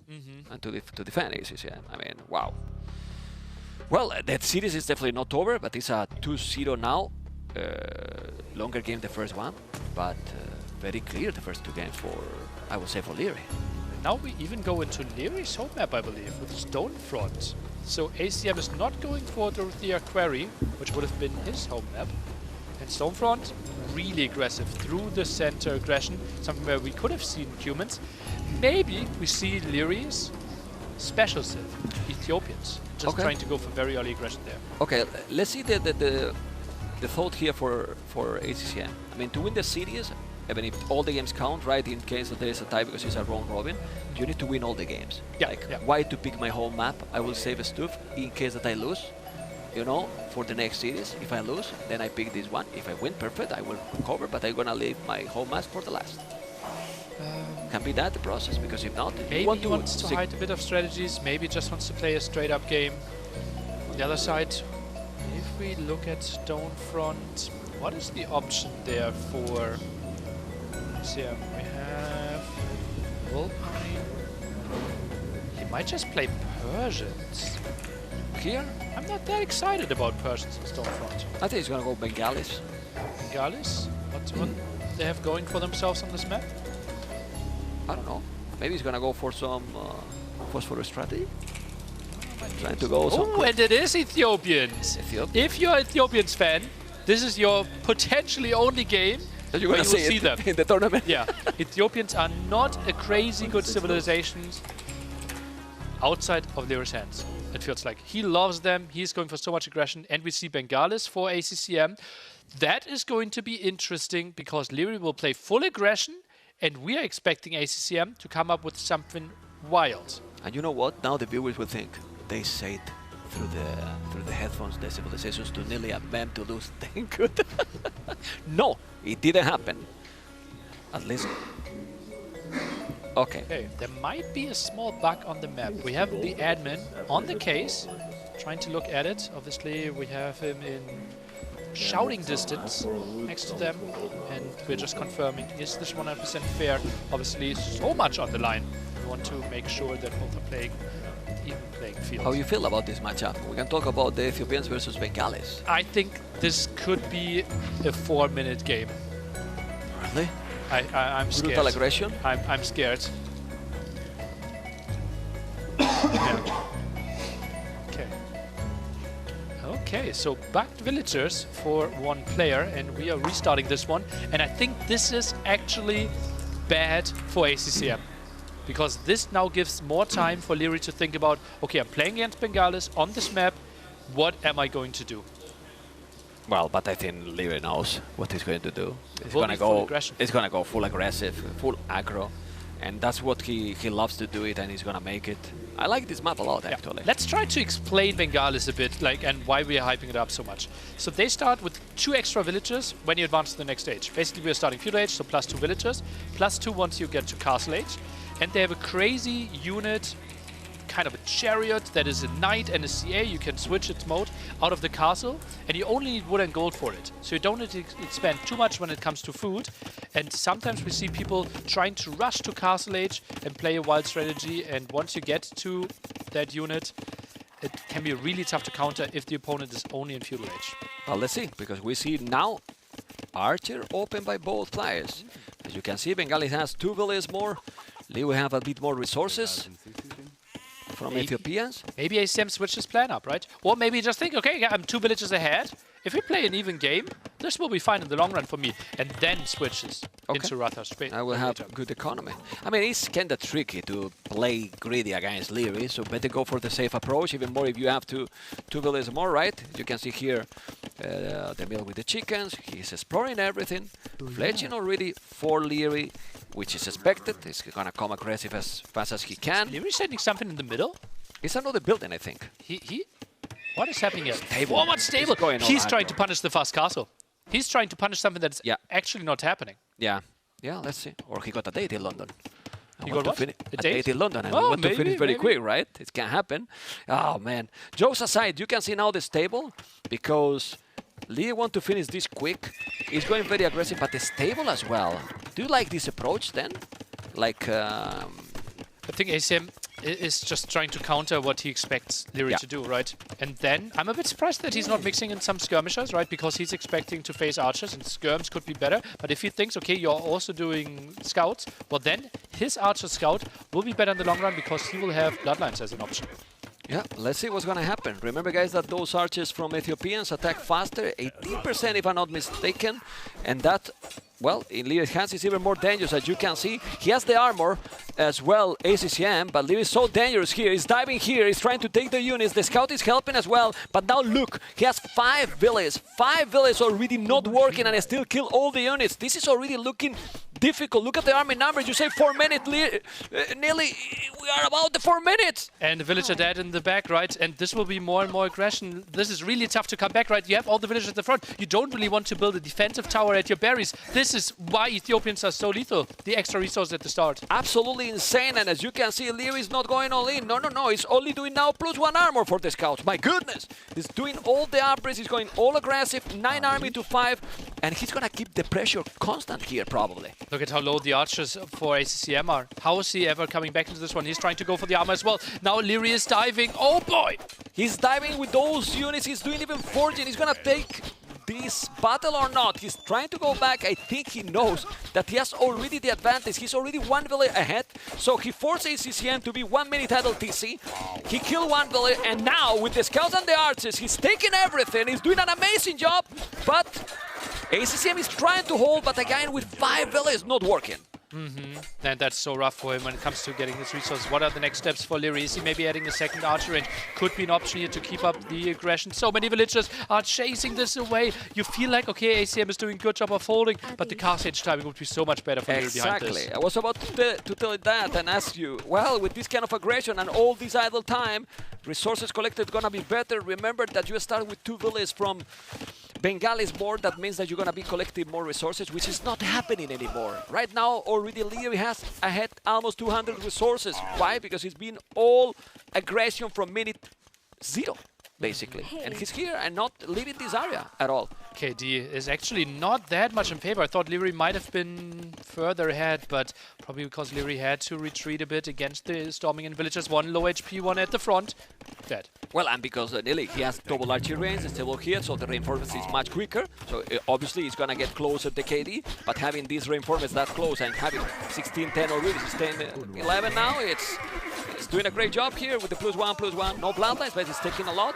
And those archers, killing the scout. He focus in the archers, as you can see. Focus always in the archers.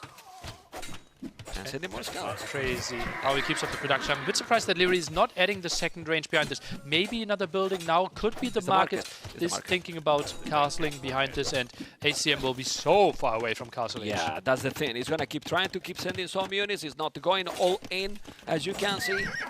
And the transition to castle is gonna sell the stone. Yeah, most likely. Right? Is he just going full retreat now? Well, he does have a lot of army right now. What is that? Second That's building? a second range. So will be the crossbow timing. And ACM, how is he holding against that crossbow timing? I think he will be behind when it comes to castle edge at least 2 minutes. He needs to go full skirmishes now to somehow survive. He's doing a good job of walling off the whole map, though. Yeah, but his 600 resources already collected more when you should be behind than Bengalis and resources collected. So it's crazy. He killed 3 villages. He forced 1 minute 10 seconds, only 18 seconds idle TC. He's now doing horse cola, so he have all the upgrades for those farms, and he's on the way to castles. These crossbows, guys, are especially dangerous because they attack faster, and then he will have crossbows and Bodkin arrow, while his opponent will have forest skirms. Interesting scout dive here. Typically you want to keep them alive because Bengalis loves to play monks, right? And then you can maybe do some light cap shenanigans, get a bit more vision. I think he just really wanted to figure out, okay, are you on stone? What do I need to expect from you? And stone is sold. Yeah. And Leary has a market. So if Leary is aware of this, he could check the market prices, know that ACM sold the stone, and therefore know that he's not playing against Ratas.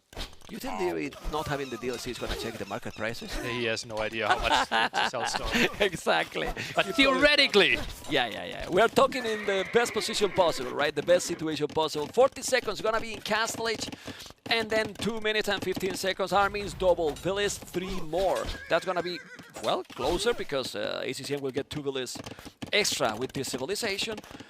But, at the end, only sell 100 stone Lear. Didn't have to send 200, so he can make another TC. I wouldn't mind even a second TC approach into, well, Fast Imperial, because he's been the trademark for Leary back in the days. You know, 2-tone centers into archers, but now he's going to have crossbow, Bodkin arrow, extra TC, or now you go all in and make ballistic. Siege Workshop. Siege Workshop? Siege Workshop is the answer here, right? Because you're facing mass skirmishes. You already are there in the face of your opponent, so this feels like Mangonels will do a lot of damage. Needs to squeeze through though, 2-3 archers dead. Okay, well, the scout is still there. He has to be careful. The crows are already there, but now he's going to lose all the skirms. He's going to lose everything. He's losing all. He has no army. The Siege Workshop is there. Look at the population. This is a total domination by the kid Nili. He's playing incredible this first series of the tournament. So aggressive. Can't be more aggressive. Yeah, he's going to go more aggressive. He's killing you. Like, seriously. He's coming here and then push. Bye-bye, caster. Ethiopian's so good. And yeah, he's getting the extra TC at the side even, and goes for a Ram even. Most people would go for the Mangonel trying to put on the pressure, but Ram is actually better at killing those 2 forward archery ranges. Well, no, when the crops are already there, you know? Like, he cannot produce anything. 1 spear. Soon 6. Okay. He's actually going for elephant archers here, right? But he's already surrounded, might lose the archery ranges. He might get out like 2-3 elephant archers, and that's it. No, but this is I mean, I'm speechless. I mean, I don't know what to say. Impressive. It's impressive gameplay by him, honestly. Well, it reminds you that Leary Empire Wars mode activated back in the days. That one, that was so dominant, really aggressive, super fast, and winning games in 10 minutes. Yeah. Because it's crazy. Absolutely crazy. And yeah, he was so good with Ethiopians there. We've seen a lot of Ethiopians against Vikings back in like basically starting from Redbull Wololo 1, and he has always shined there.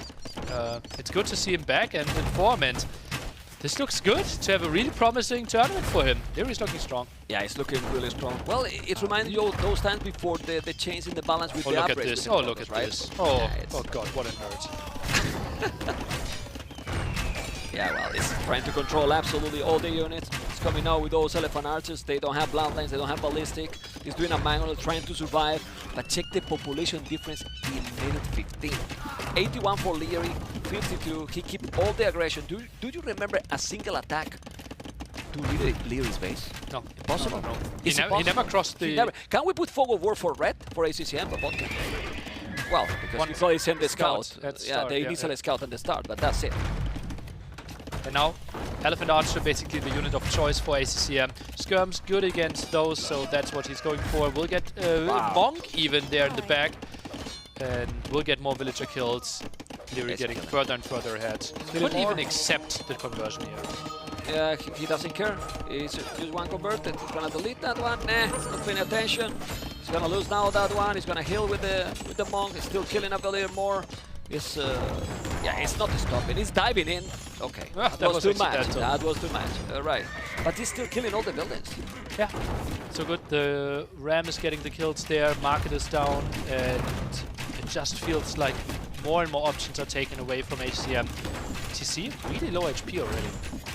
Feel bad, Nelly. I wanted to cast with you a little bit more, but we will get our shots. We will get our shots, man. But yeah, Leary, he didn't want us to cast more. Yeah. But we don't blame him often, right? 2 mangonels, 3 mangonels, look at those crobos, the Ram is coming. And ladies and gentlemen, as you can see, the kid is in top shape. He's in top shape. He wants to reclaim his crown? Huh? Seems so. Well, everyone is here to win. You saw that ACCM wanted to be in the finals, but the level in this group is not even normal. Yeah. This will be like normal. This group. Let's remember that this is also the group where we have Sebastian and the Viper, and one out of those 4 won't even make it in playoffs. Right? Absolutely brutal, and it feels unfair because I right now might even see all 4 of them in the top 6. Yeah, and you saw how Sebastian and the Viper played today. No joke also. So, oh yeah. So when it's gonna be Lear versus Sebastian or the Viper, it's gonna be absolutely insane.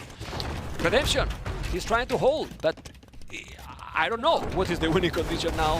Third Town Center is taking, well, one for one. It benefits also Leary because you have a lot more. He's still going aggressive, and if you take that Town Center, then he's full corner. Yeah, the winning condition for HCM is like if Leary was playing a 1 TC all-in, which he isn't, and wouldn't have army for dealing with the counter-attack, which he isn't, and if we have all the conversions happening here at the front and the TC is being blocked. Which is also not happening. Doesn't like. Yeah. You can see he's three mangonels attacking all the time. Now he's diving in. He's telling, hey, I want to finish you and I'm going to finish you. When you see that, you have to call the GG, and this is exactly what ACCM is doing. Impressive, not the APM, but everything about Leary performance today can't be smoother. Yeah. And so collected as well there on Loch Ness. So it wasn't only like his signature perfect execution early aggression that we saw in game 3, but also game 1, like so controlled. I'm impressed.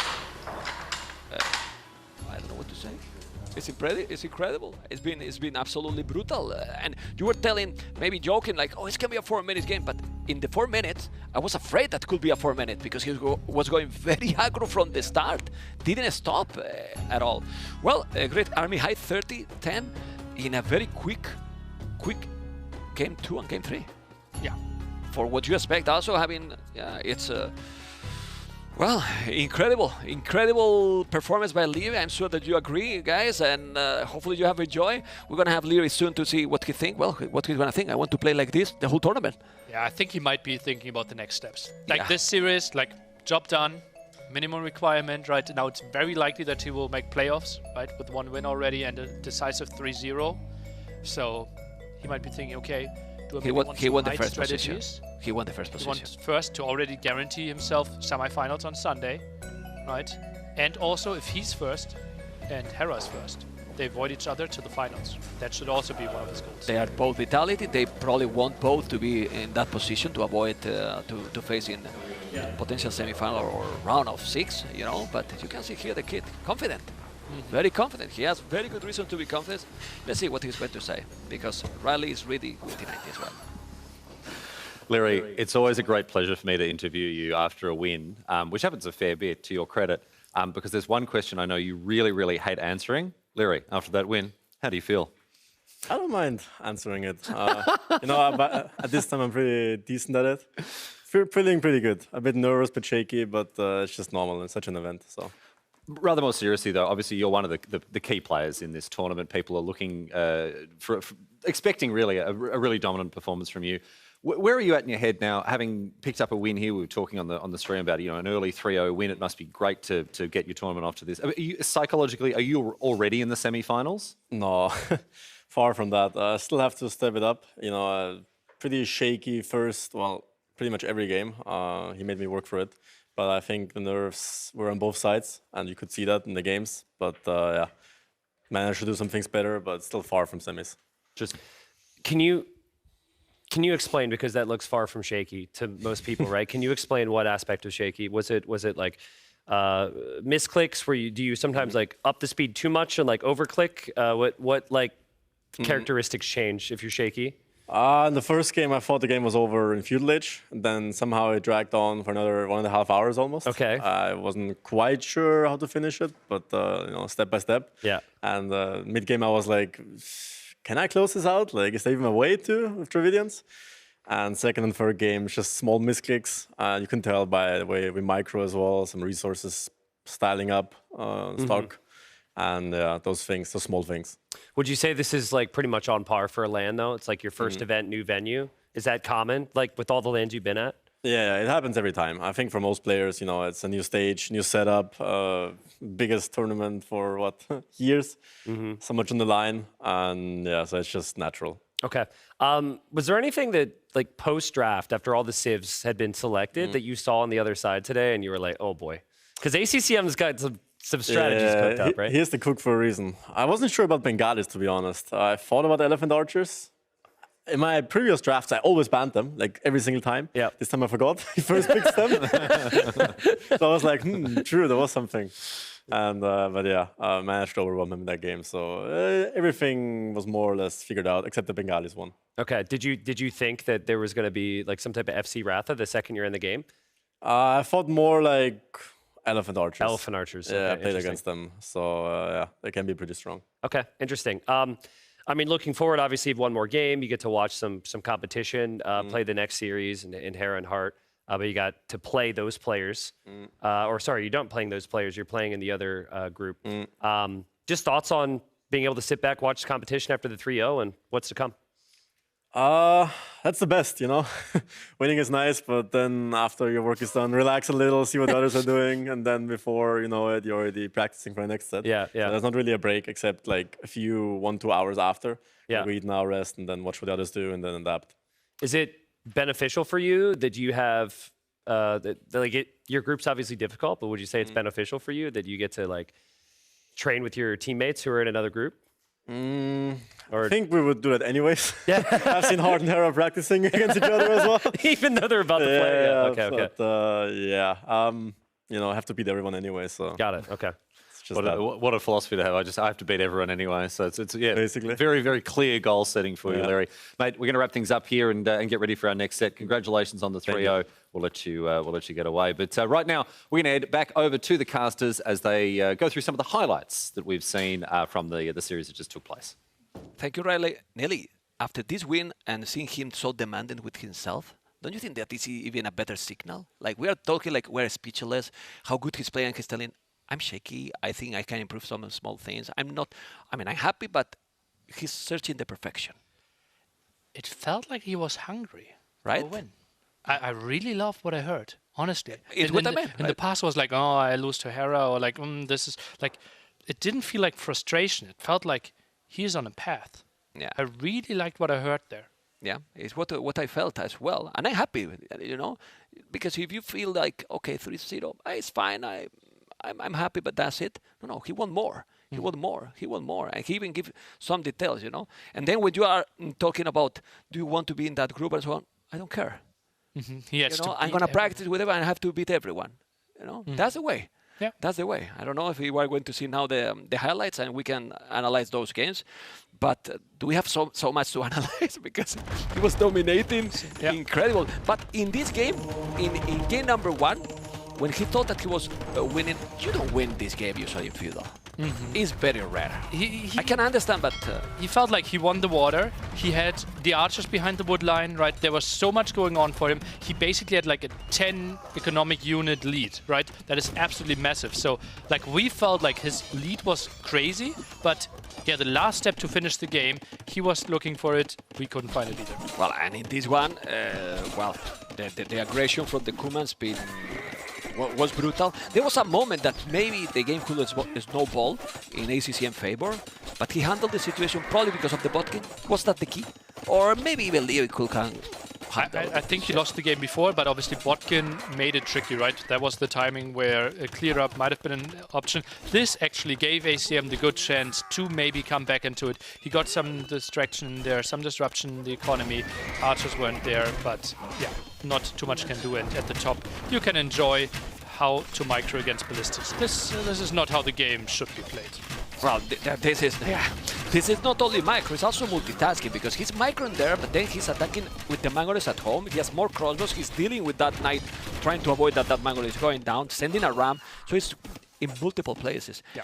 And this game, I mean, that's the minute that we were talking. 4 minutes? Yeah. And now what? And he already got the massive advantage. 6 against 3 military villagers, already pulled away, and this is so tough for ACM to come back here. And this is the dive. He tries to kill the archers before they become crossbowmen together with Botkin, but he loses all the skirmishes, and then map control is not an option for him anymore. And those scouts were already +1/+1, so they were tanky without bloodlines, but they're still tanky enough to dominate. And well, he finished the game here so clearly smooth, and well, Lear looking good. Nelly looking really, really good. We have seen Leary looking really good. Viper and Sebastian were looking good. Sebastian, I was talking with him as well, and he told me that he was happy after being 2-0 down, but obviously a bit, losing. So this group looks amazing. And ACCM, that is an insane player, now need to win at least series. At least 100%. Either against Sebastian or Viper, and then we might get into a weird like 3-way tie, and then games might decide, and then it's rough that he lost 3-0. Yeah, a 3-0 is very important that he gets some game here. So how do you see then this group? With this performance, I see Leary being the top of this group. Yeah, probably Leary on top. I right now see Viper being second, and then Sebastian or ACCM. Right now I have to give Sebastian the upper hand, but let's see. Like ACM, he still has something to come up with. Do we know how they're going to face the winners tomorrow? Or? We will end the show today, and we'll give up you all the matchups. But for now, we will throw it over back to Riley, leading to our final set of the day. Yes, well, thank you, boys. Here in the cargo hold, our players are getting set up for the final match. In very much a headline act for the day, here, Tristan Hart versus Hera. But we'll come back to that, because let's take a second to talk about this incredible venue where this is being held.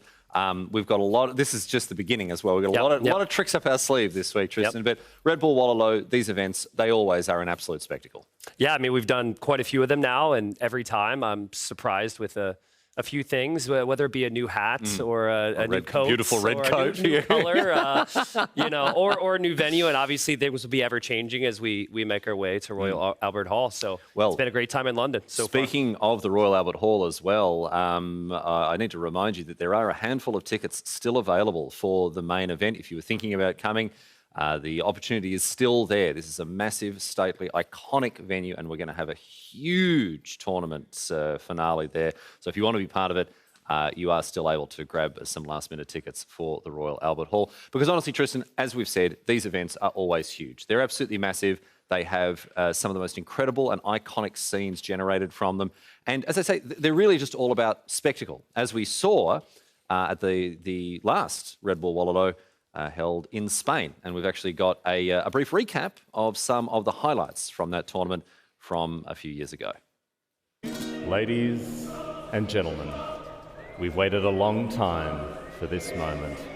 it all comes down to this. We've got a crowd behind us, we've got a castle around us, and we've got competition ahead of us. From around the world, the greatest Age of Empires players assemble here to do battle for honour, glory, and the riches that come from a massive prize pool.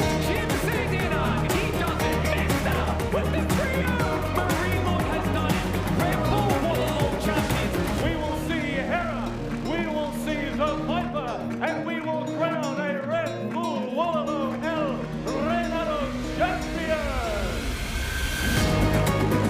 Viper will not give up! Oh my goodness, what was that game, dude? This is it, this is the final fight here as Hera takes his long-awaited championship. The champion of Red Bull Wololo El Renado in Age of Empires 2, it is Hera!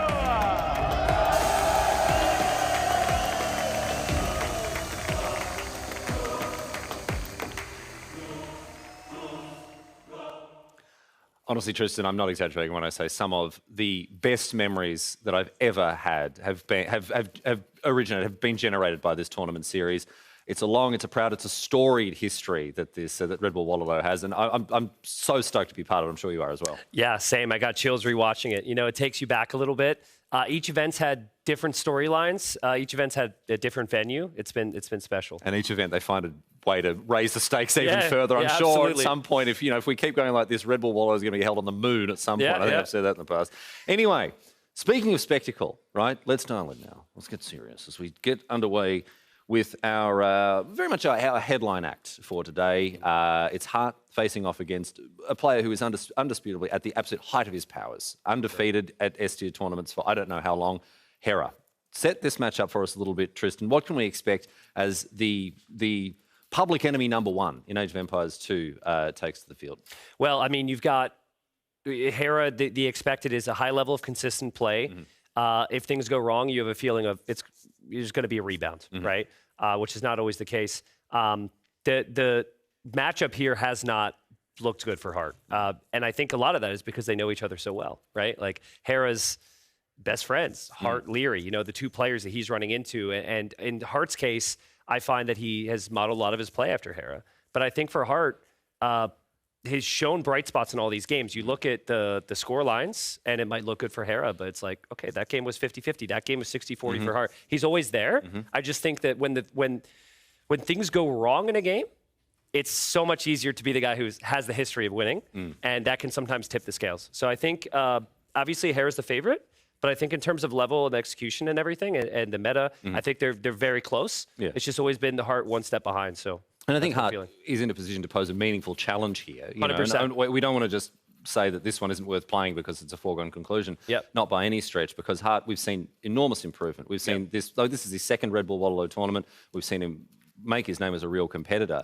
And maybe this is a David versus Goliath situation, but, we're still here with a match to play, and, anything could happen. Well, and also, I feel like when I'm talking about Hera at times, we talk about running into Leary and how they know each other so well and how that benefits Hera, who's already winning.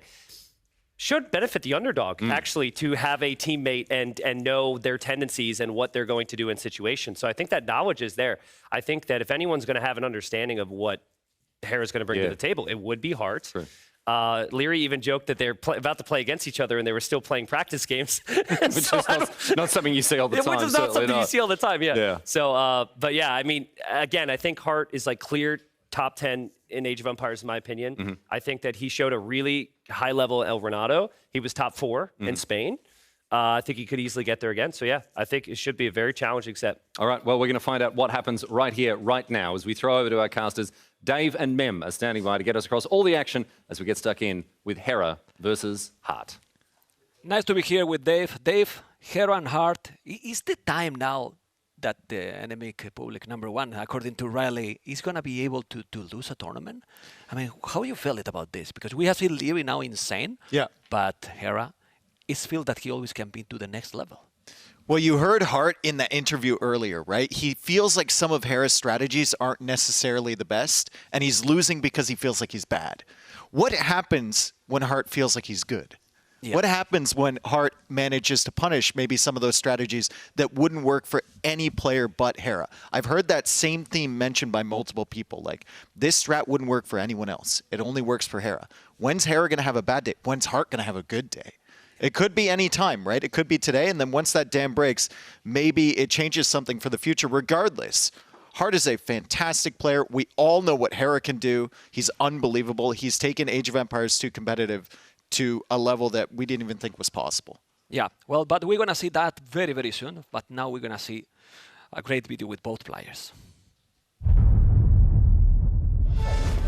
I'm not nervous anymore when it comes to playing and competing in a tournament because I've done it so much, but the crowd is something that's new to me. Let's see how I can keep my cool under that pressure though.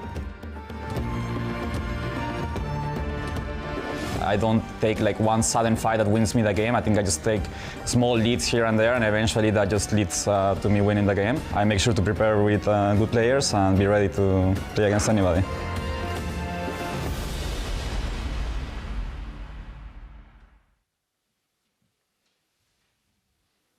Dave, you agree with Tristan that this should benefit the underdog to be in the same team? It really depends. Like, it really, really depends on the And now players. depends is not a meme, right? It really depends. It actually does. Like I said, at some point, it's going to change. All things change. And Nothing is Hera forever. will right? face some serious challenges in this tournament. Maybe it begins here, right? Like, Hart's got some interesting civs down there. I'm looking at Kitans as an interesting one. Maybe Tatars is going to mix it up a little bit. But Hera is the king for a reason right now. Yeah. He is on top of everything. He's constantly studying the game. He's constantly practicing the game. He puts in more hours than anyone else, and that's a big reason that he's on top. Does put himself also more pressure than anyone else? Can be also. Or My not. Or you think personal that he's opinion controlling that? is that Hera, he hates to lose more than he loves to win, if that makes sense. He absolutely hates to lose. And he's gotten better at not showing it.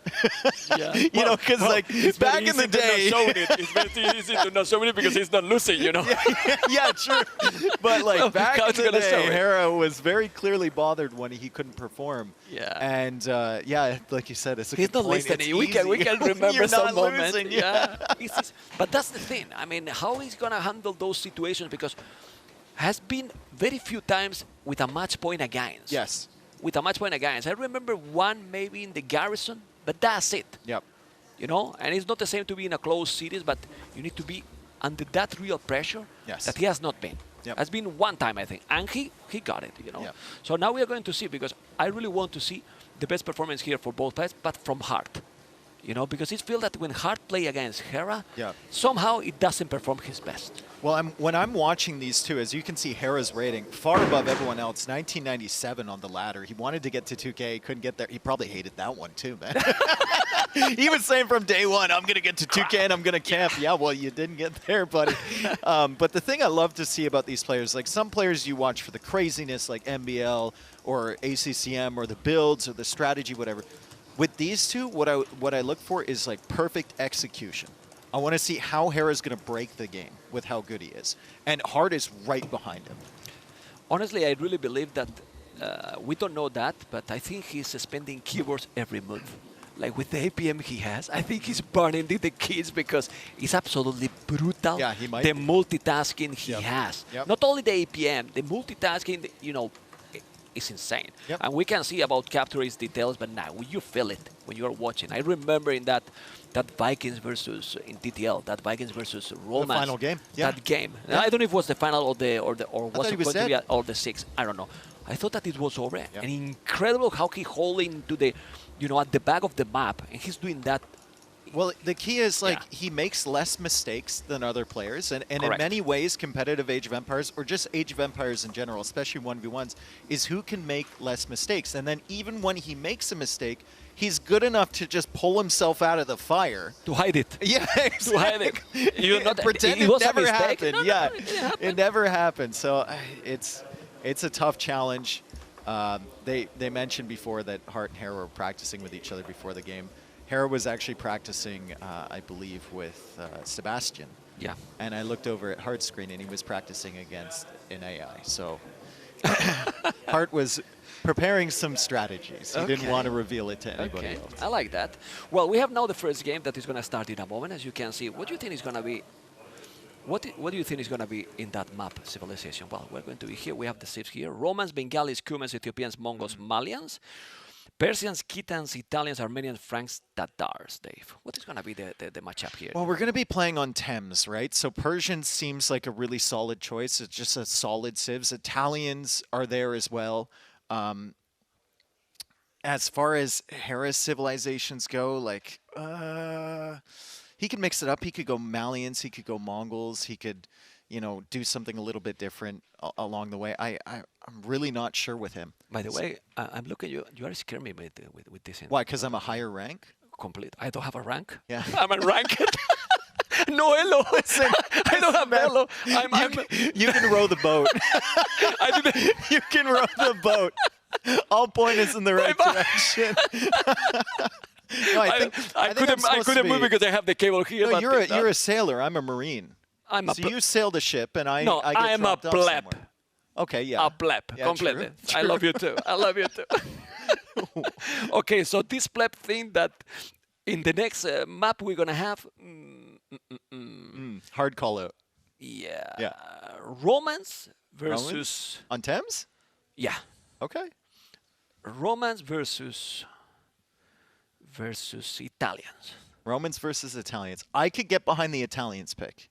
Yeah. I could really get behind the Italians pick. Yeah. I don't know what Hera's going to pick. And that's another key to Hera's game is he's always mixing it up. As much as people call him meta, he's kind of like meta-defining in a way. And sometimes he'll pick a civ that, you know, wouldn't even be in another player's top 10 on a certain map, and he just makes it work. I pick Romans. Makes it work. I pick Roman because of that. I don't feel that Romans is for that one, but I don't see like. I mean, Romans Glasses is a very good civ for, or very good map for Romans, right? I Yeah. can see them doing well on something like Blue Wells as well. That's true. I think maybe Bengalis here. I mean, it could even be Mongols. Yeah. You could just play Mongols. You could play Malians, perfectly fine. I'm sure we're both going to be surprised when we go in. Isn't Rampart the map that they are more or less close? Yeah, Mongols could be insane there. Could probably be the pick for Rampart, yeah. Okay. Okay, we are guessing, guys, but we're going to have not too much time to guess because they're about to start, as you can see. Hopefully, we're going to start into the game number 1 soon. And I would love to see a close series. That will be my, you know, the hope for this one. You know, also, for that. And for the Hart ideal confidence series as here well. would be Hart jumps ahead 2-0, and then we get to see Hera under pressure. Yeah, well, I think. And then Game 5, whoever takes Game 5, if Hera comes back and wins too, that would be a perfect way to round out a fantastic day 1.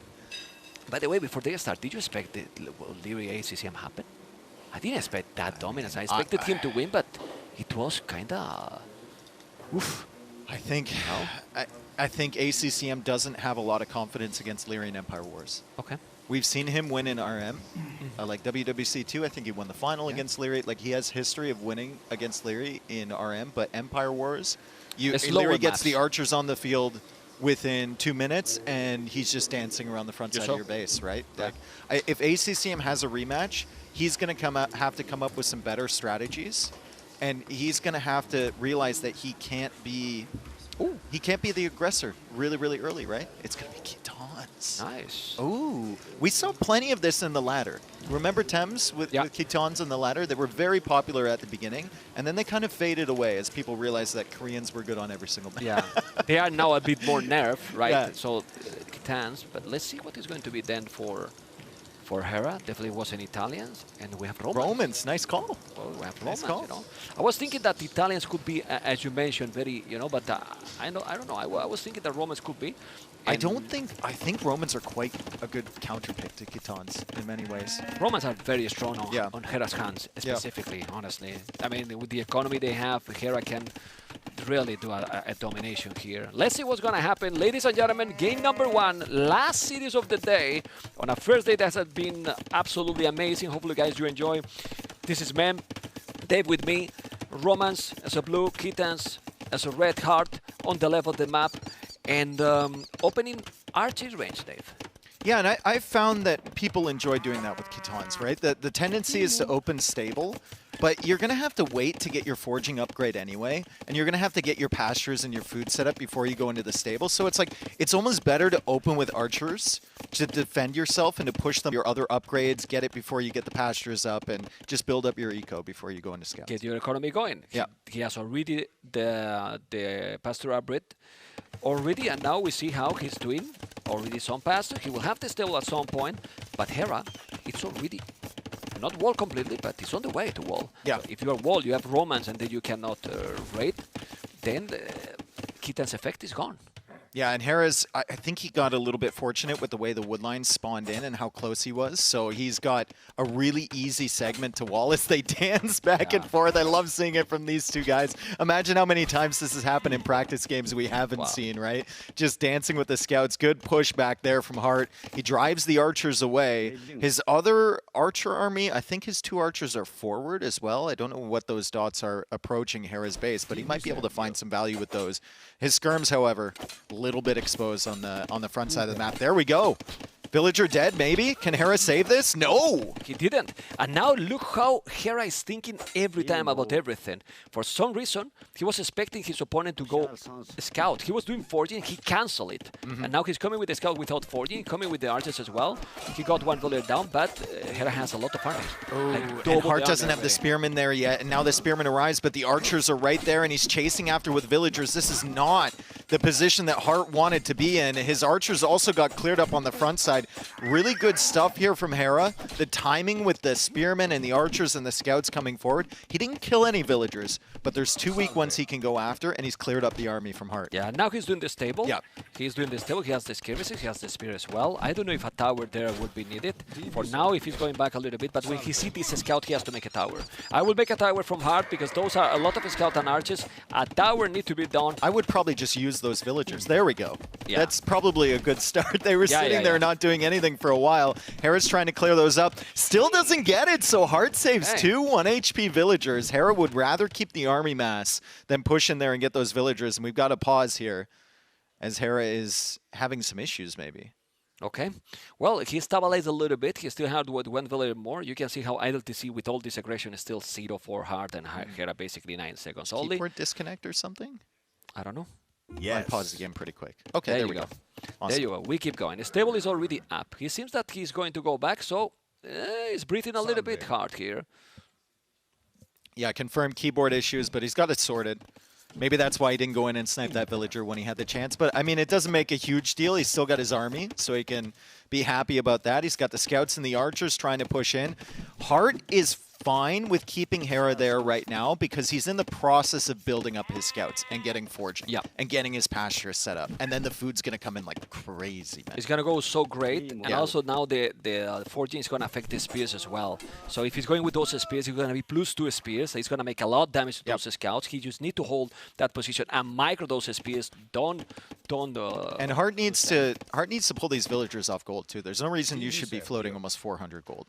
Well, like just pull them off, and then you get bloodlines, and then you can click up the castle, and you're fine. Well, there's no bloodlines in Kitans, but it's still. Or sorry, yeah, it's fine. But if you make market here, you have a lot of gold. With 25 on food that you have, you're gonna be able to go up to castles like very quick. That shows you how long it's been since Kitan's got nerfed, because I haven't watched Kitan's game in months. I forgot no bloodlines. Yeah, well. It's okay, you know. We watched plenty earlier. I wasn't going to remind you, so we can move on from the topic. We had like 3 months. Nice walls here. Look at those couple of houses. That is going to be fine. The schemes are coming. This is good amount of farming for Hart.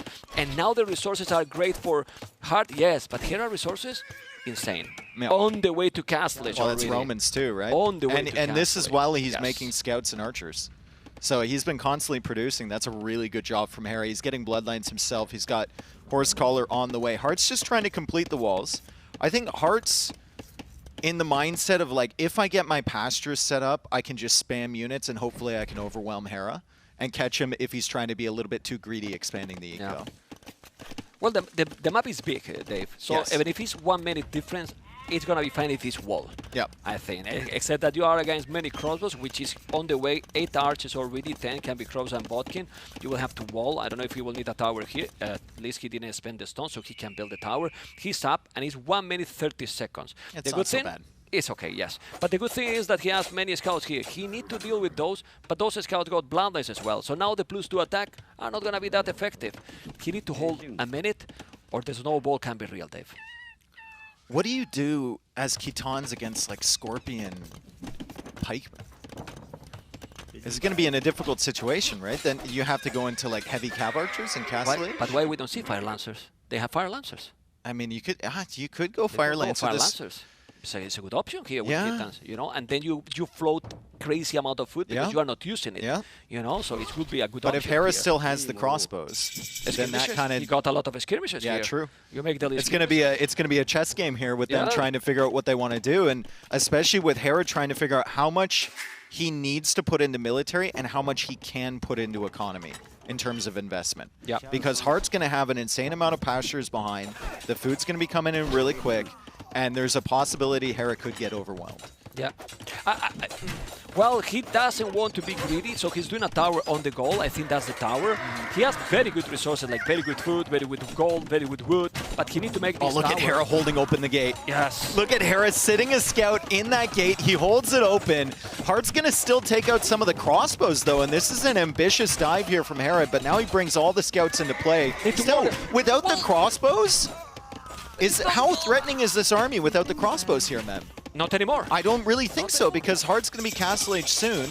He didn't make any scouts on the way up to Castle Age, though, so he will have to wait for his units to come out. But Hera loses all of his range units. Yeah. He lost all the army now, and now he can go, and he's going Lancers. Those Lancers, when you make the second food upgrade and the bows, is going to be really nice economy. But just explain me one thing. You are playing against a player like Hera that is absolutely amazing with the micro, with the multitasking. Why you are not wall? I knew you were going to ask. I was about to finish your question for you, because I knew you were going to say that. He gets one crossbow. Okay, there's still an army there. And there's 2 more crossbows and a knight coming Because from it's the north open. side. It's sending all because it's open. You He know, had it's it not open completely. He didn't make the market before, so now he has to panic make that market. Spearman coming over. Still not the end of the world for Khitans. Like, they can overcome a villager deficit, that's for sure.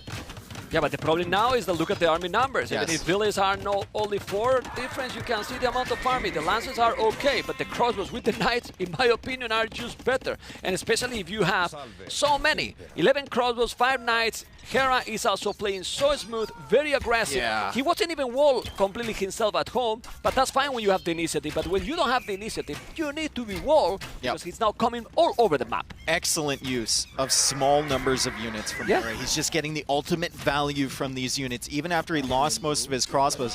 I think Heart made a mistake, man. I think he should have been making scouts on the way up to Castle Age. Why not? If he had a few scouts, he could have cleared those archers early, and then he can go into the step lane. So you don't have to greed it out and wait till Castle Age when you have food in the bank. Especially when you have fully upgraded, this they are game is +2 attack, you have the armor, and now it's a complete snowball game. And game number 1 is what I like to call total and brutal domination, Dave. Well, it felt kind of even for a while, right? And then just but in one 1 little minute, fight, one one minute. little advantage for Hera, and that's all it takes for the best in the world. And now he's clearing up the pastures. And Hera's not going to get, you know, super excited about this position and try and go in for damage and lose his army again. He's just going to slowly work away on these pastures. He knows it's a big investment for Heart to build those early. And he's going to be very patient and just wait here on the hill. But also Hart is maybe thinking, oh, he's going all in, he's having a lot of army. He's not even that. No, he's not going he's got all 2 in. He has a TCs. second TC Yeah. already. You know, so he has a good economy going. He has 15 villages more than double the army. He's raiding a lot. And do you remember the last time Hart attacked with a civilization like Khitans to Hera? He didn't. You know? He had 2 archers forward, and that's the last time he was even near Hera's base. Beautiful game from Hera. Yeah. He's doing heavy cav archery in castles. I like it, but... There's the university as well for ballistics. Okay. But this is a desperation play. Like, this is I need a better army. I know my eco is going to be way behind yours. And I need to mass up this army, but he's not going to get the chance. Hera has ballistics as well. It just came in. He's going to be sniping these cav archers if they get close. And if they run away, he's going to kill all the vills. GG, game 1 goes to Hera. That APM! What is that APM? 183? APM average. Hello? 183. Can we please see the keyboard? That's why they paused it. My keyboard is not working. How is it gonna work? Your keyboard cannot work. It's impossible. Dave, it's not possible to work. The keyboard is broken. That's effective. That's effective APM, Yeah. folks. That's not actual APM. That's effective actions. Holy cow! That keyboard, you know where it's Someone going? needs to buy that keyboard a drink. That keyboard is going to the damn hell after this series, you know? You can throw through the windows. Open the windows, Red Oh Bull. my god! That's the average. God. I didn't even check the peak, you know, because the peak is... The peak was like 300 or something. Whatever, Yeah, you know. it's Just Well, we want to check the statistics. Well, exploration, very important. 46% it yeah. was exploration. There's the attack that hard. And he killed one villager. Yeah, it was very impressive. From there, then he was like, okay, I'm done. Well, and then we had this stalemate, right? And Hart manages to wall up again on the front side, but he doesn't wall the marshes at the top. And he doesn't wall anything behind this. He adds the tower. The tower didn't really give him a lot of value, to be honest. It gave nothing. Yeah, it chased away the crossbows, so they couldn't sit on the gold. But Probably seemed- it was better that he lose the goal. Yeah. You know, like, but go back look, with the look goal at this. 38 seconds away from Castle Age, right? If he had queued up a few scouts and had 3 scouts on the field, I think this becomes far easier. He has time to wall, and then he can start massing his units. But he was waiting. He was waiting And for actually, Castle Age. probably it's better to lose the skips outside. Yeah.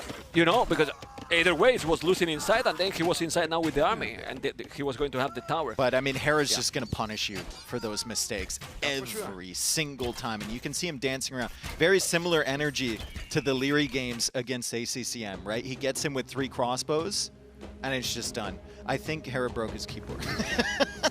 Let's check. Can we zoom in? Are you okay?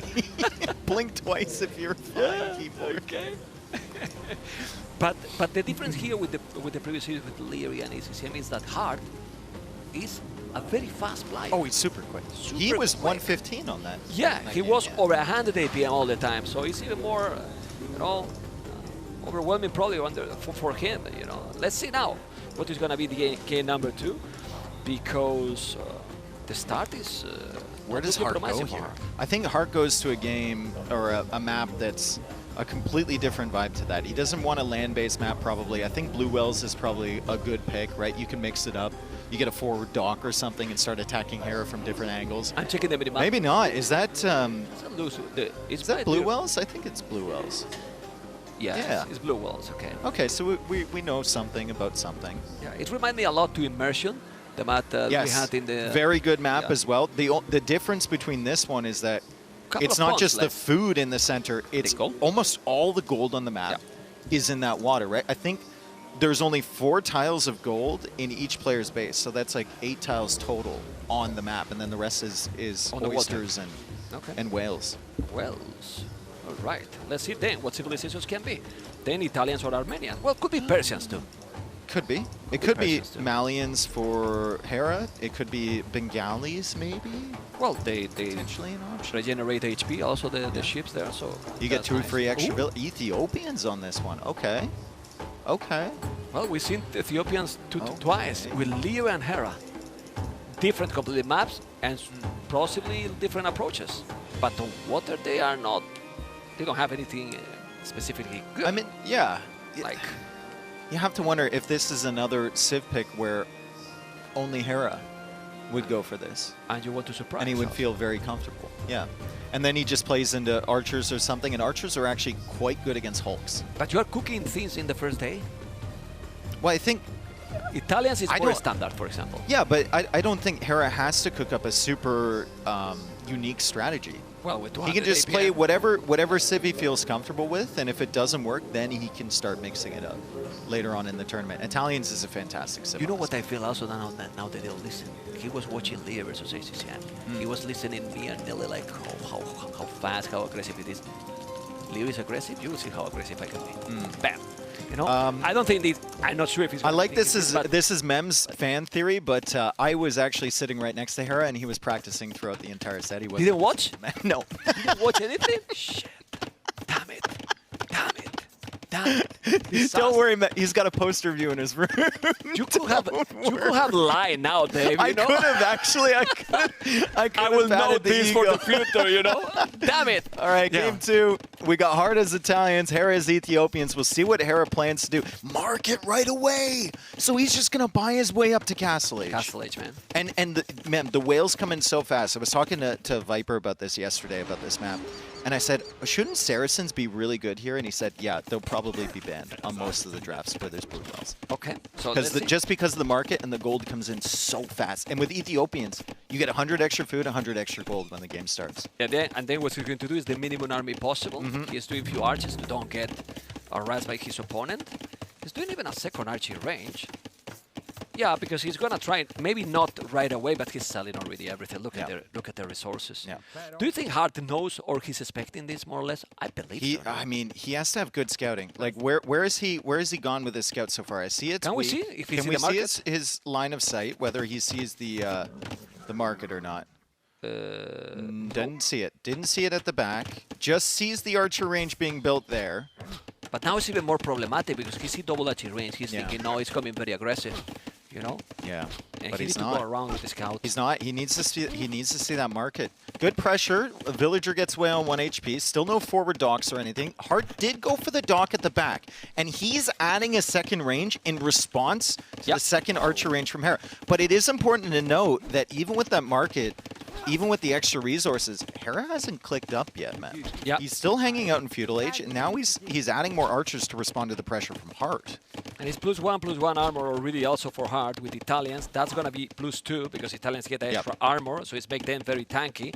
We see 3 villages more. That is probably the fish. He has 9 fishy ships, exactly, 6 fishy ships. Hera is not too far from going, but now he needs to attack because Hera cannot respond with a tow. I don't mind this position at all from Hart. Like, the fact that Hera hasn't clicked up to Castle Age yet, was forced into archers in defense, I think is fine. Hart's going to see the market now, and that's going to put him on notice that Castle Age could be coming in soon. Hera just clicked, so he'll see the market, and he'll see Hera's score drop. So that should be a pretty good indicator that Castle Age is on the way. Does he get any value on this woodline is the question.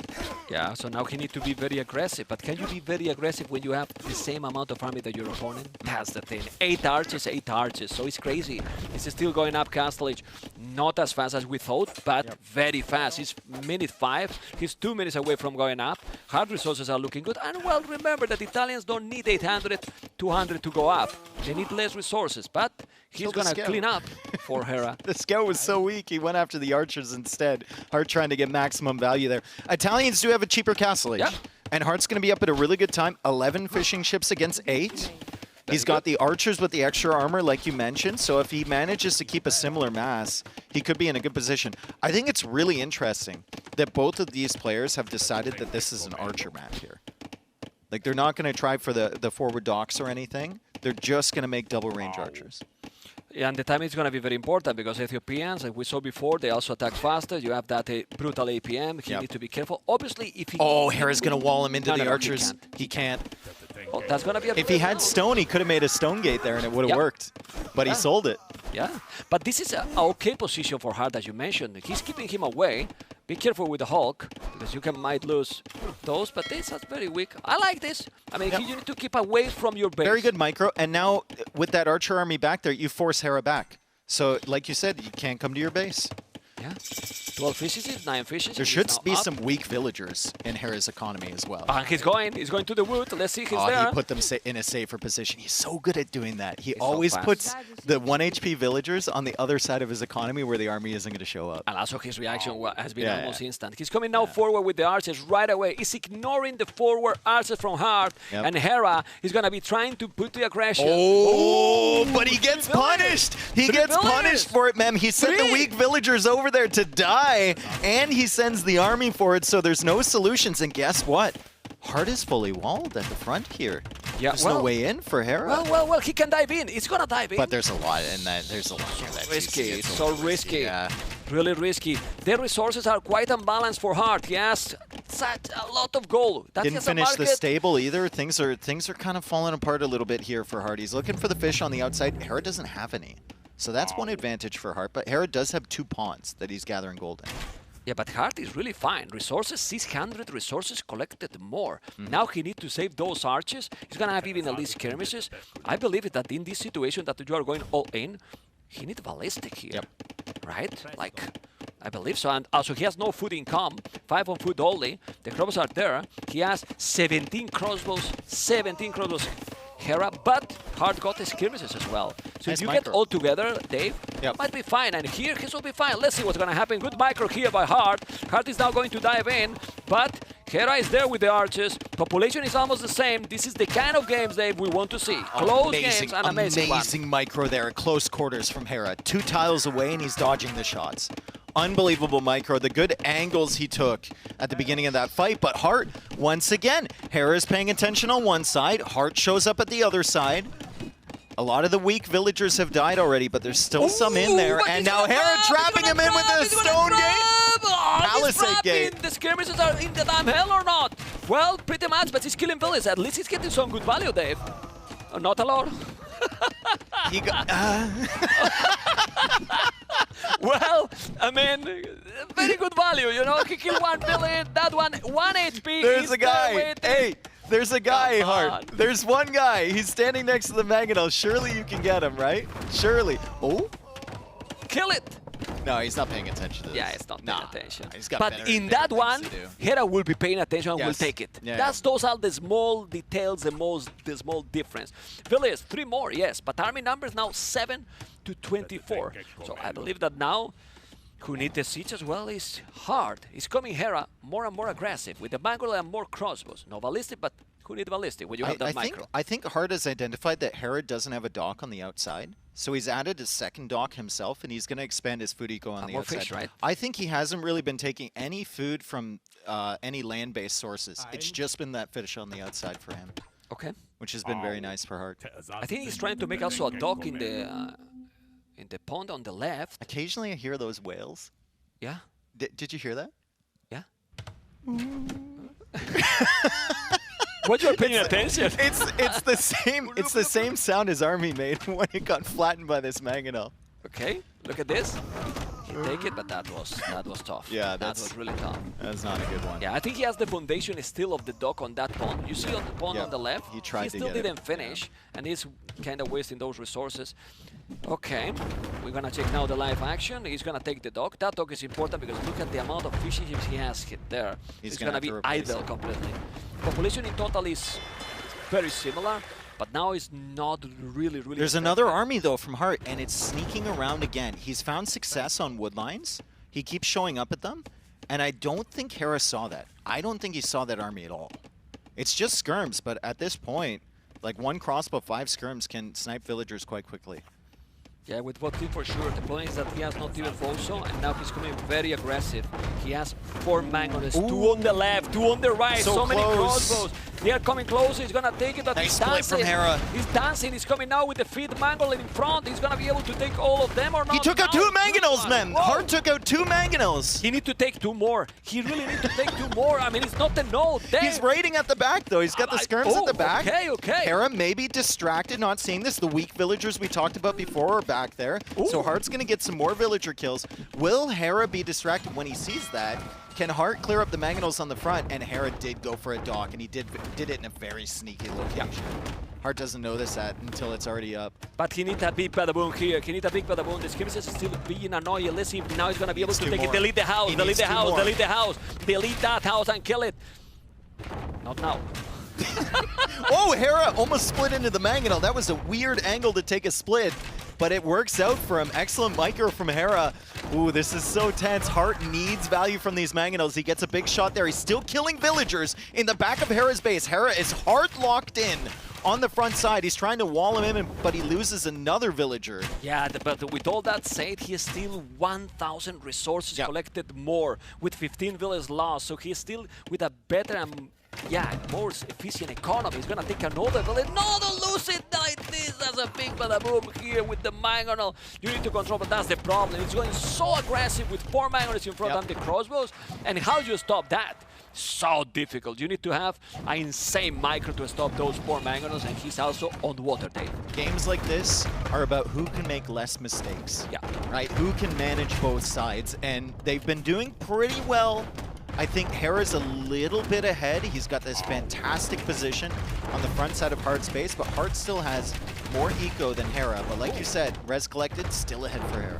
Yeah, let's see now. This is a good one. He's taking Nice another. job It's from 2. Hart. Now he's gonna take that one. You need to take that one. He's gonna take Hera it now. missed. He take Hera it. lost another one. He take it 3.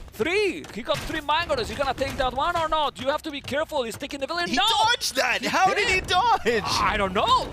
It's crazy. 2 mangoes still repairing, and now you can see how the numbers is still ahead. But he lost a lot of expensive army, Dave, and 12 villains more. One thing I like about Hera is how he set up his eco. That's why the res collected. He had all of those fish over there, and he only just now goes out for a dock. I was wondering about that. The numbers were kind of skewed in his favor, but Hera still had more res collected, and that explains a lot. He never got an opportunity to go replace that dock that was destroyed earlier. Yeah, he's doing now, and population is almost the same. Definitely, this is the kind of games we want to see with those two. Very, very close. It's almost the same population. Resources is still now stabilized a little bit, and those crossbows gonna be very dangerous. You need to put some fishes maybe to go him away. It's going, and this is 3 mangonels. 3 mangonels. Somehow he's paying attention. Did you see how he's not getting a single mistake? Even Hera backs away from that. Even Hera backs away from 3 mangonels, walking around looking for trouble. We've got 5 mangonels on the front side from Hera. He's not giving up on the pressure. So much gold income coming in from the whales and the oysters. He can just keep producing those. Big shots! He's taking now a lot, and now the fire ship is there. He's taking half of that. Arches, he could take even more. So fast, Hera still, damn it.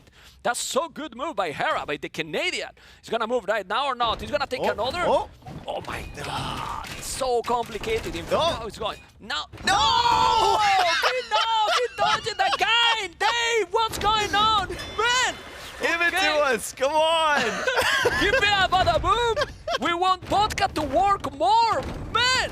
And now, bad, nobody, well, he killed those villains, you know? He's about to lose the dock he just replaced. Oh my goodness, the pressure. That was a good one! Finally! Whoa, he took it! Bang! Yeah, man! My goodness, I mean, those were destined to die, those archers, come on. Anyway, 88 population, 89, look at the population, Dave. But 0 villains on gold for Heart. Yes. You need to find a way to get some gold. And I think Hera has just been whales. I think it's been.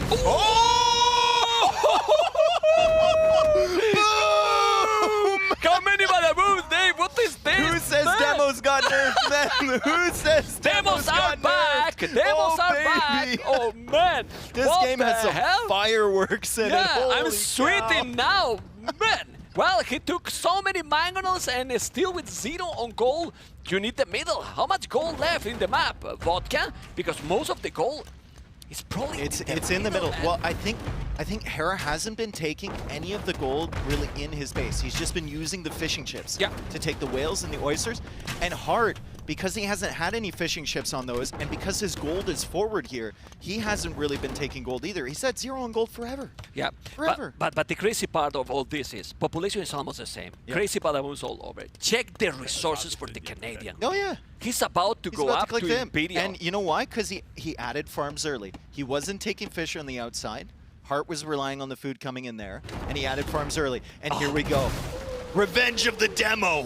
But the old demo will kill 4. The old demo will kill all of them. It's the truth, you know. Anyway, let's see the mangonels. He's gonna be able to take it. Where's doing a? Oh, he sold it. 500 stone. Sorry. Oh god, his heart is. He just needed gold, and I think he. No, but he's realizes, taking gold now in that pond. I know, and gold.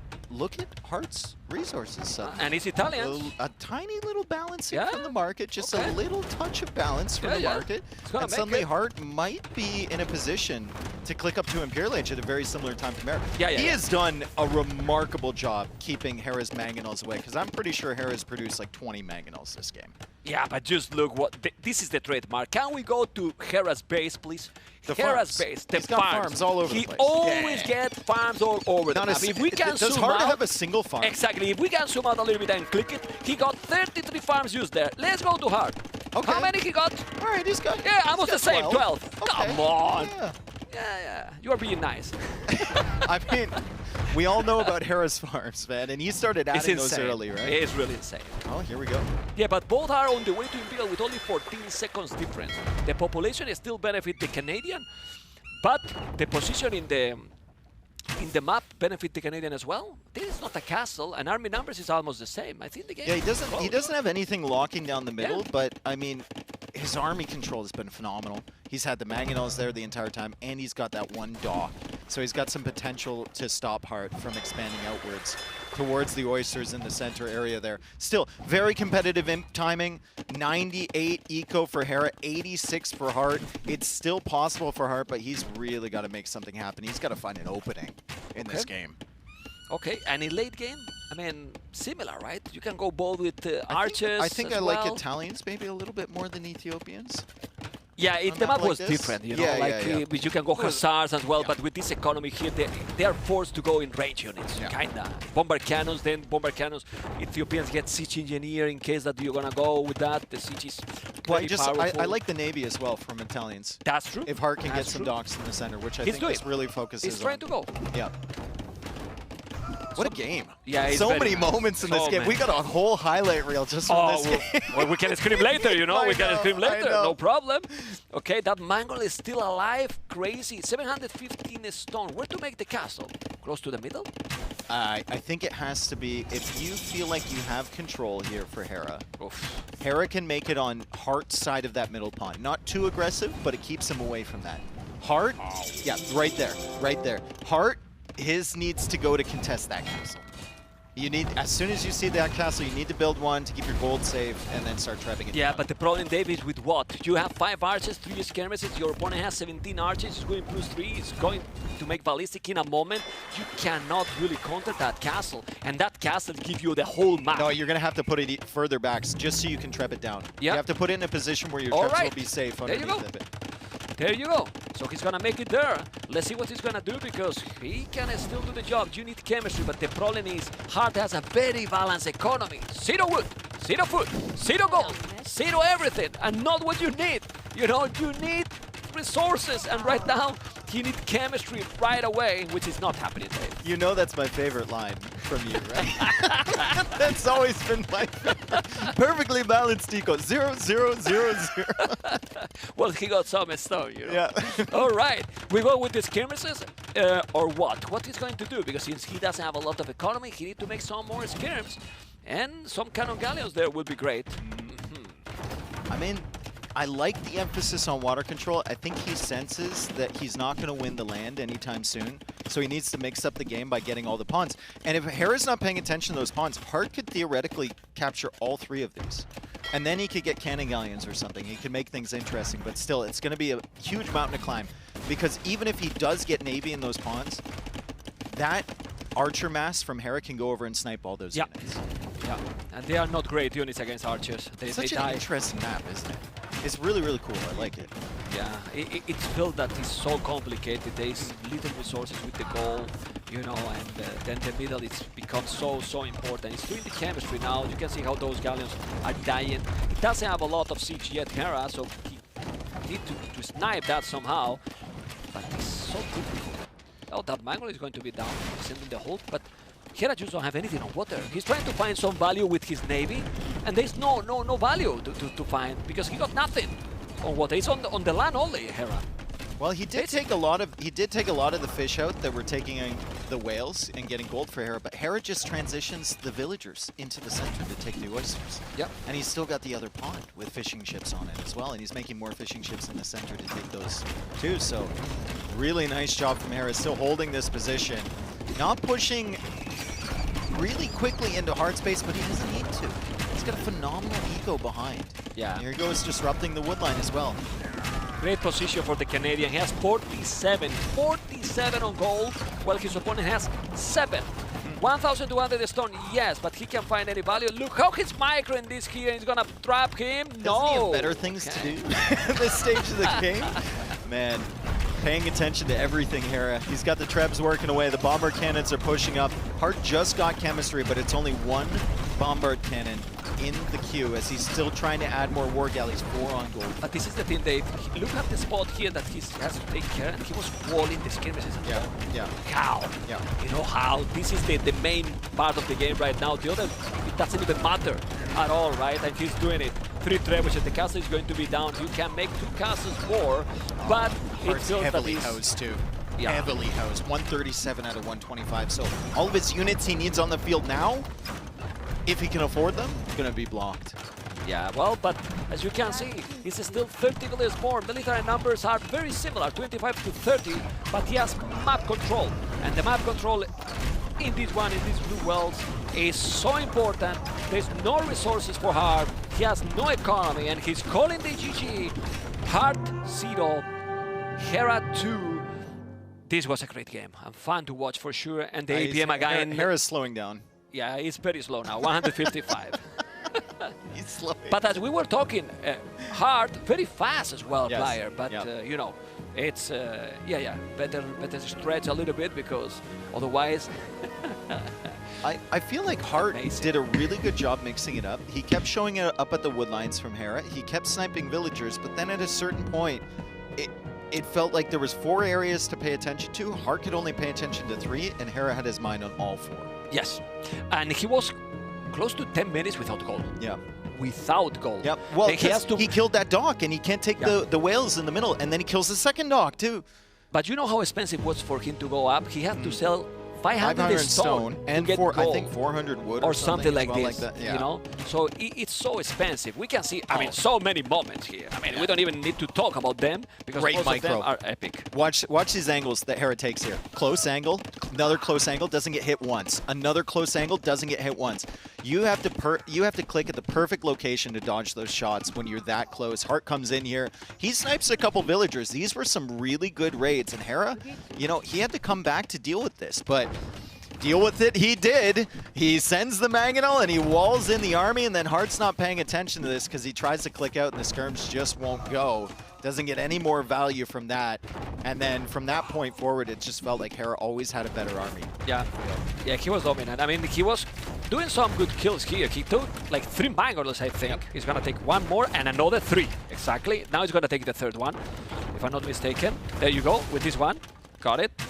But still, man, and he was 12 ahead, but as you mentioned, on that pond, it was not working. So it was an efficient army. You can see 12 there were idle. And now big one, let's go. Here it comes, man, here it comes. This one. Quiet now.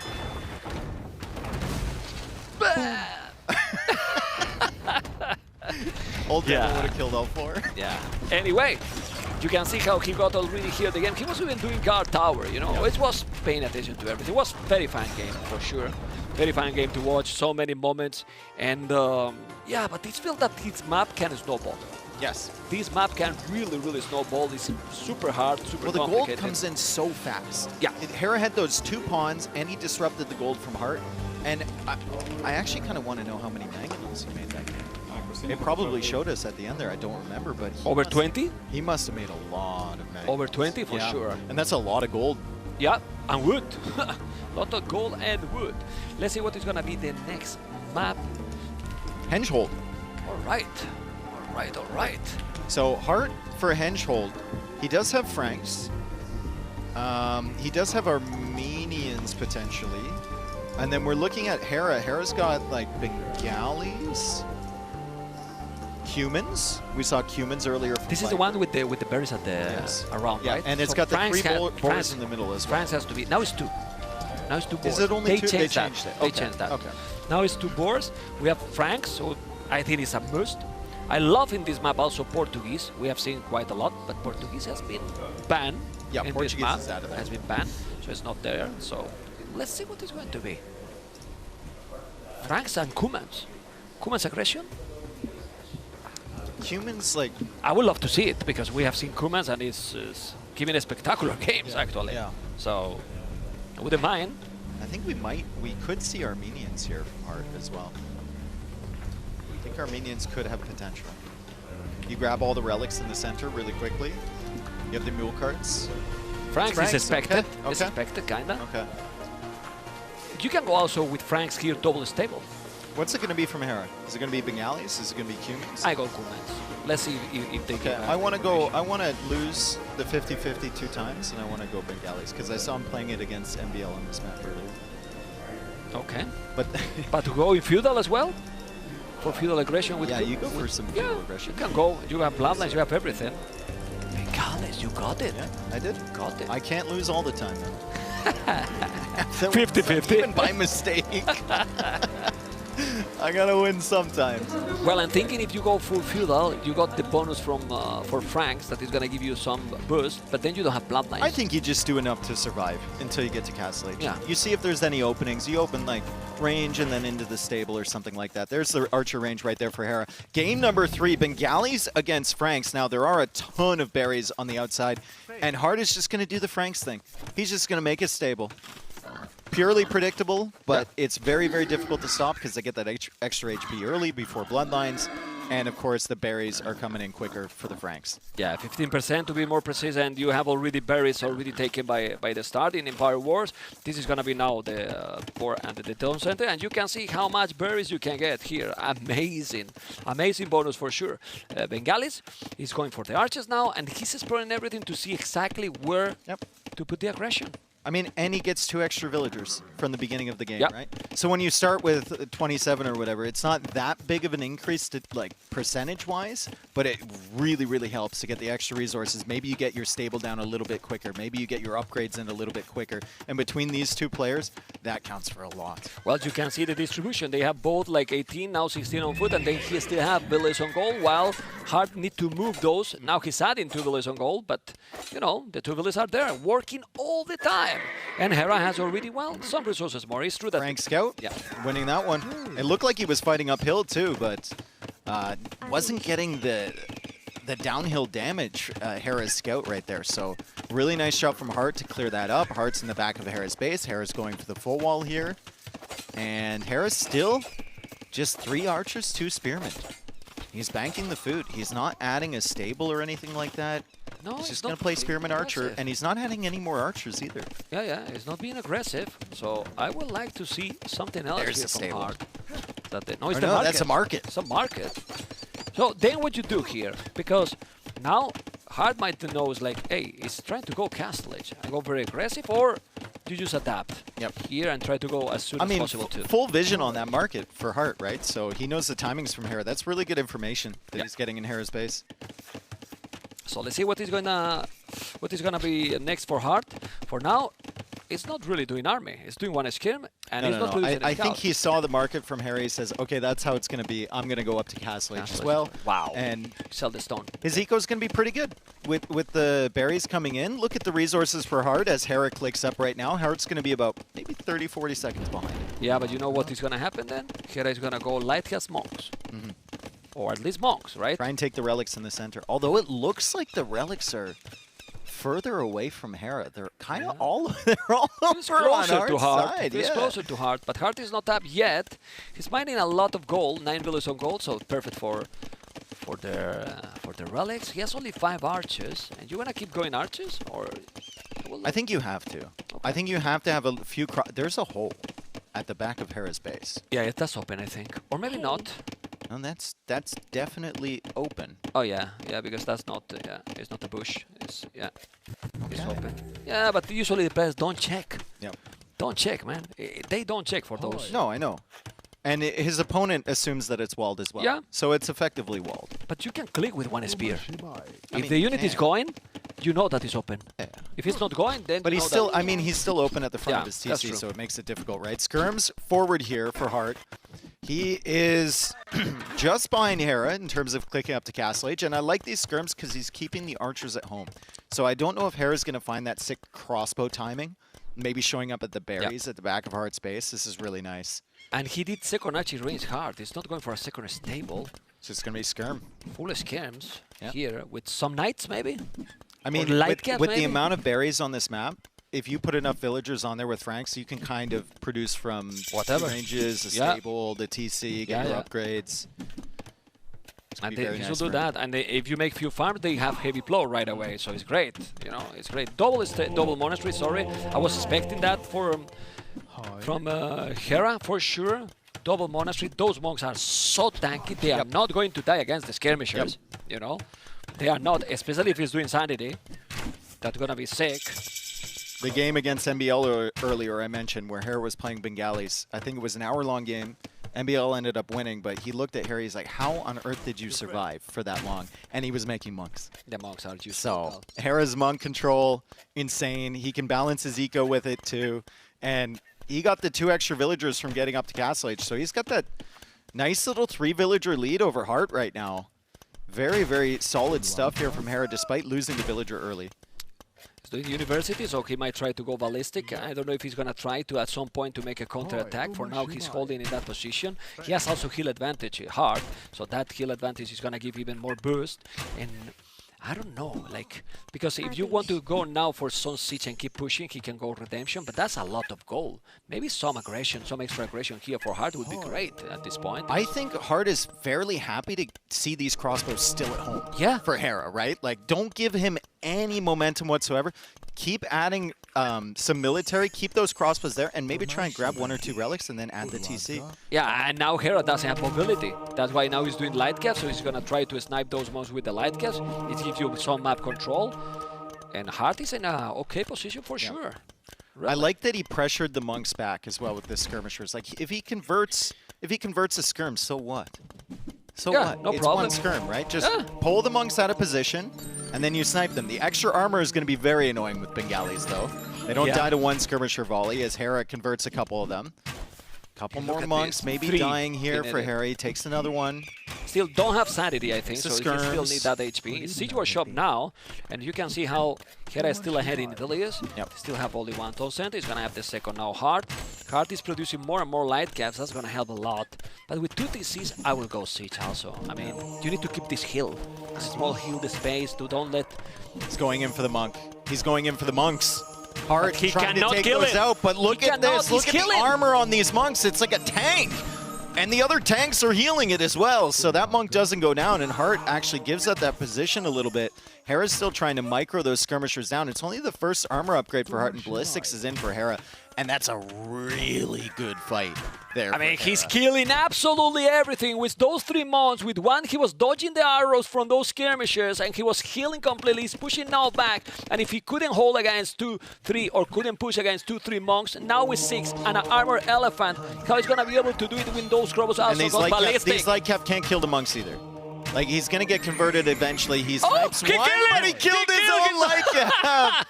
Oh, no. That was unfortunate, but those relics that are far from his base, or farther, are still on Hera's possession right now. With 2 villages more and almost double the army, the Canadian, Dave, is starting to push. He with is. archers and monks, crazy.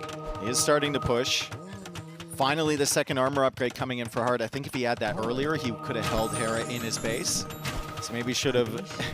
You say that the monks could convert the schemes and that wouldn't be too much. Now it is too much, those conversions. Yes, now it is. The plus really 2 armor too is about to much. kick. Oh, Hera has man. been very, very courageous against these skirms with the crossbows, but that's because they didn't have that plus 2 armor. So now he's running back. He sees the light cap. There's 2 light cap going over towards these monks. Only one of them has faith, and Hera will potentially snipe this light cap, but look at the dodging there from Hart. He does get the monk. Yeah, nice game. Nice game. Again, completely different. We don't see this kind of approach so often, you know, but he's taking so many relics. It's true that Hart got 2 relics, but that monastery, I feel, it's in danger. Yeah. It is in danger, Look at this. They got converted at the wrong moment, brother. Or attack at the wrong moment as Yeah. well. My goodness, the tower is there. The monastery is in danger if he's coming with the elephant, but he's pushing more. Villas, 56-57, almost the same. Double TCs for both, now doing the 3rd tone center, and the game kind of stabilized a little bit with a very nice food production for Hart. But then you check resources collected in total, and Hera, surprisingly, is still ahead. Yeah, I mean, he's had the villager lead for the entire game, right? Because he got the extra villagers with Bengalis, and apparently that outpaces the extra bonus on the Frankish berries. He's got the elephant working away on that monastery now, and like you said, the monastery is just not going to stay up for very long. The monks are behind this. And Hart, it must be such a frustrating experience for him, trying to kill monks with skirms and light cab, and they just won't die. He's going to get that one, though. He's Yeah. pushing back the main army potentially, going after the monks behind. He's repairing the monastery, working away on the elephant. He might be able to hold this This position. is nice. This is a very nice hold by Hart. Also, I like how he attacked the reinforcement by But you Hera. can heal the so he elephant. couldn't Yeah, well, but he forced him to go back, you Yes. know? He forced him to go back, so it's something, and now the monks are going to be killed? No! It's not possible. Hera is going to come with a forward castle in a moment. I have a very hot take. Oh! Skirm should counter monks! Yeah, well... Skirm should counter monks! That is a spicy castle from Hera. He's got all the monks healing behind. The Skirms feel like they're doing absolutely no damage to these because of the extra armor from Bengalis. And the castle is going to be going up soon. What can Hart possibly do about this? He's got 700 gold in the bank, but what can that get him? Does he even have a market? Well, I'm not sure, to be honest, but now he's going to get 5 relics. He's going to take all the relics. Hera is getting the map control. The only good thing here is that Hera doesn't have... He deletes it, puts it further forward. He's going to make the forward on the face of his teammate, and now his teammate is not a friend anymore. It's his enemy. He wants to kill him. He wants to win 3-0, and that castle is pretty much... I wouldn't say the game, but he forced him to delete so many farms, take the castle. It's a brutal castle, Dave. It is. And the confidence from Hera to just delete that first foundation and go for it. Hart's going to continue to play here. I think a lot of players would have resigned in this position, but he still has 75 villagers. He didn't lose that many villagers forward there. And right now, Hera's comp is still just crossbow monk, which I'm not certain can kill you. No, and he's doing a castle at home, you know, and you have a big map with a lot of resources to expand if you want. You can really move. This is the only thing that I would like that Hart is doing. Just move a little bit more away from that area, you know, because he cannot kill with those crossbows. He has the skirmishes. And the problem is, Hera can put a second castle. He should do maybe more towers. Hart? Probably. Otherwise, you should look those monks. Don't die, man. It has to be, I have to ask Hart after this. It has to be one of the most frustrating experiences, having a full group of skirms, trying to kill a monk, and you're not even doing half damage. Yeah. You're not even doing half. It's incredible. Well, they are healing all the time, right? The castle is there. That helps a lot. He can go, oh, he take one monk now. Almost a second. Not even the second from the castle. Yeah, not you even know? the castle can You take know, out those that's monks. crazy. Okay, population is still ahead for Hera by not a lot, but a lot of farming, man. Hera will know that Hart's going to expand to the berries on the outside. The market's there for Hart. He's going to probably take that down, and Hera's raiding where he thinks the expansion's going to be. There is actually a TC there. I don't know if he saw the mill further to the right, because that could be a target for Hera. Okay. I don't know if he saw those villagers over there. Probably he didn't. No. Oh, the fog of war. He probably didn't. But he can assume that there's something. No, he didn't. He didn't. That's good for Hart. Oh, the second castle is at home, so he's kind of like, I have to be careful if I get a counter-attack or something. You know, but there's still a lot of farming. Village is still hard ahead. But the problem with this is that Hera now is not spending any resources on military. Yeah. So he's going to be able to go up to Imperial eventually. Right? Yeah, and you have to be super patient if you're Hart. You can't pick away at this army. You have to take one big engagement, because if you don't send enough, suddenly your army is going to be Hera's army. And he sees the castle now at the back there. Still doesn't have ballistics for the skirms. Yeah. Okay, he's moving now those. He's doing those. Look at the TC he's doing forward. The score difference is actually insane. He's having a lot more resources, probably a lot more map control. Well, not map control, explore map for Hera. He's been exploring everything. He's taking more and more map, and he's about to go up to Imperial. He's winning now with the macro. He's controlling the map, and with the macro, he's going to go up to Imperial. Yep, 5 relics. He's got a great villager count, 89 villagers. His wheelbarrow coming in, resources looking fantastic. Hart did get the skirmishers, I think, inside of Hera's base, so he might be doing damage, but right now we're going to be watching the army as it pushes forward for the Mangonels. Hera does snipe it with his last shot. Another Mangonel pushing forward. Hart is, I think, still killing villagers in Hera's base. He's got the skirmishers back here, and once again, Hera not really noticing that in time, so very similar to last game. But also similar to last game is Hera forward with that army, with that castle. Yeah, didn't kill fantastic position. Didn't kill much here either because he didn't have ballistic. That's why he's going to university now. But you can see how Hera is on the way to Imperial, while Hart is on the way to nothing right now because he has husbandry. But what he has? 4 light cats, 9 skirmishes. Look at the amount of army from Hera. 13 monks. 13 monks and 2 more on the way. 20 crossbows. My goodness. He deleted them all. That's frustration. No! Frustration, Dave. Frustration. Man. Probably the correct play, but you never want to have to do that, right? But he was like, you are not going to convert me a single unit more. Yeah. You know? That's the frustration seeping in there for Hart. Resources looking really good for Hera. 1,200 gold in the bank as we see Hart's decision making. I'm going to read it out live time. He's like, oh, I'm getting converted. Can't kill that. Oh, no. 2-shot. No. No, he converted one. Get him out. You Get him know, out. converted one and deleted you know. It was deleted by himself, you know. Anyway, do you think that seeing this score and when he reach Imperial, he might call it? Well, what do you think? We'll see. It's going to be his reaction. The map is really big, so you can't really expand. And it's not easy that you're going to get raided by Hera right now with the army he has. I mean, the light cover coming in here. How many upgrades does he have? He's got forging, he's got the armor. He can kill a lot of villagers now. And Hera's still not paying attention to this. That's surprising. So Hera could lose quite a bit of villagers. If Hart kills enough here, he might have the confidence to play on, but Hera does notice it. He pulls the villagers away. It's still a lot of villager losses. It's not enough to even out the game. Even with the villager lead being the way it is for Hart, he still hasn't clicked up to him. But his resources, wow, great job, Hart. I mean, a lot of it is due to the market, but still, really good job balancing out his res, and he's going to click up to him. I mean, Franks is a good civilization, economically talking. He has 111 the list. Did he kill the monks? Oh, this would be so satisfying for Hart if he can finally kill some monks. This would be so satisfying for him. Yeah, he's killing all of them. Definitely killing all of them, and now Hera's gonna go Arbalest then. Oh, he's still losing a lot. Look at Hera, AKD. You know, he has lost already 18. The list might lose even more. It's gonna be 20 probably. He's doing also the now even illumination. I mean, he did. In the monks. He does have 6 TCs now, so he can replace them, and he did get 10 villagers from getting to him. Oh wow! With Bengalis, because he had 5 TCs. So he recovered all the lost. He just recovered everything that Hart killed. Yeah. Yeah, that's crazy. Yeah, look at the score. It's pretty sick right now. 146 population. Hart population is similar. It's close. But what you do now? You don't have Hussars, so now it's a bit awkward for Franks. The counter for the archers are really bad because basically Franks' skills are already fully upgraded. You only can add chemistry to them. I think you can play light cav, elite skirm with the final armor until you make your way into something else. If you're just trying to buy time, I think you need to have skirms to deal with the arbalists. And then the light cav with but they don't have more armor. Like they are already upgraded. Yeah, they are so bad. And they don't have bracer, but you need something to deal with them. You need something. Onagers doesn't work against these monks. No, no. Like you can't go onagers. You can't really go paladin here, although he's going to try to do it. I just don't think there's enough time.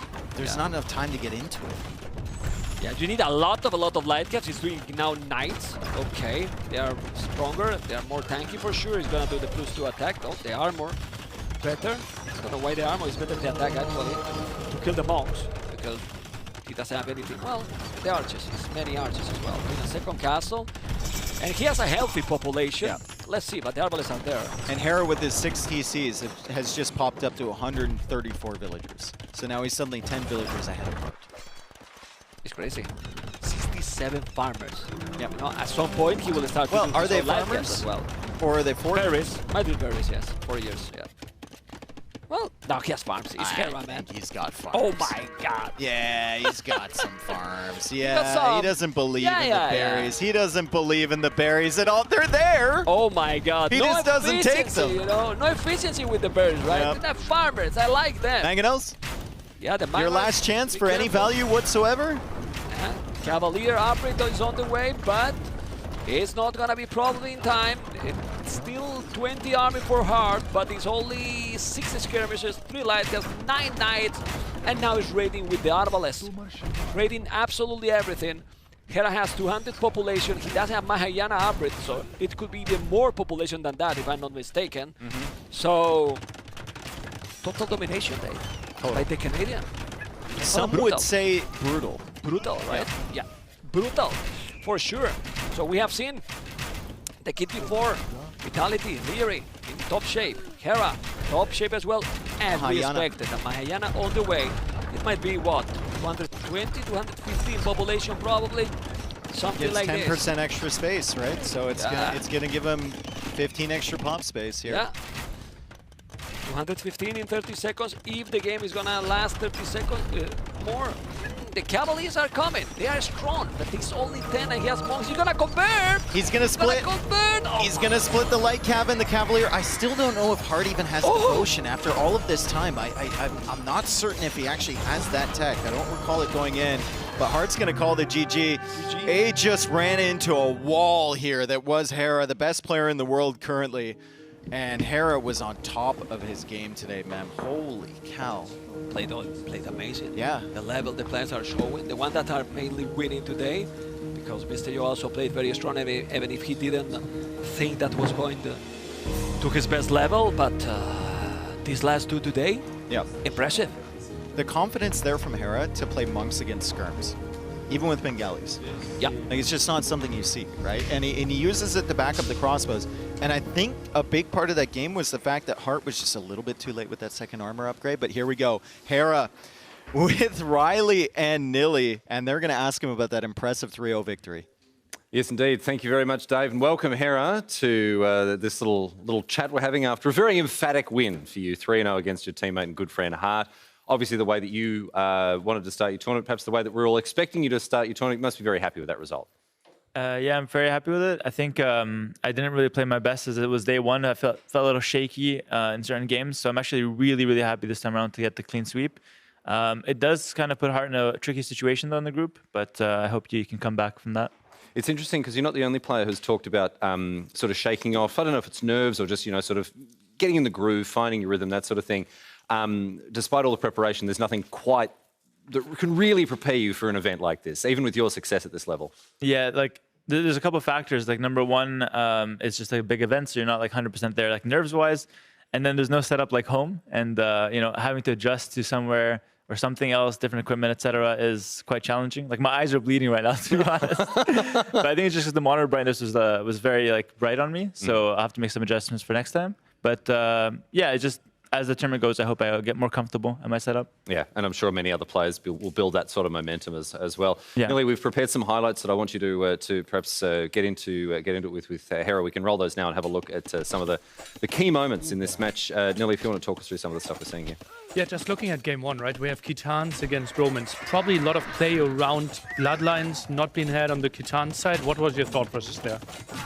Yeah, I think Kitans have, the no bloodline weakness, but also I think they take a long time to get going. So I felt like if I can just build up momentum with Romans that start like really strong with the extra savings right away, I feel like I can get that momentum and just keep it, and it worked out well. Yeah, is there any way like where you felt like, okay, that's Kitan's strength, I really need to avoid him getting to that state? Yeah, absolutely. So I played pretty open in this game. At least I didn't full wall, and that was because I realized that if I can attack him and not let him, counterattack me with really strong units that Kitans have access to, with the extra damage scouts and whatnot, I'd be in a better position that way. So I wanted to attack more than defend that game. And then Blue Wells, obviously we don't have too much experience yet, right? Yeah. It feels so weird to have those fishing ships collecting gold. How is that changing your approach in the game? I actually really love the Whales edition. Actually, I love all the animals that were added to the game recently. I think it just makes for such diverse strategies, and like the map creation has just been like way better, way more diverse. It definitely changes things a lot. Like I'm now taking gold from fishing ships, which means that I don't need like a mining camp. It also means I need to make more fishing ships to get more gold. It's pretty tricky. I don't think I've figured it out. I don't think anyone has really. Want to comment on this scene maybe? I'm surprised I didn't get all four, to be honest. It was a good play from him for sure.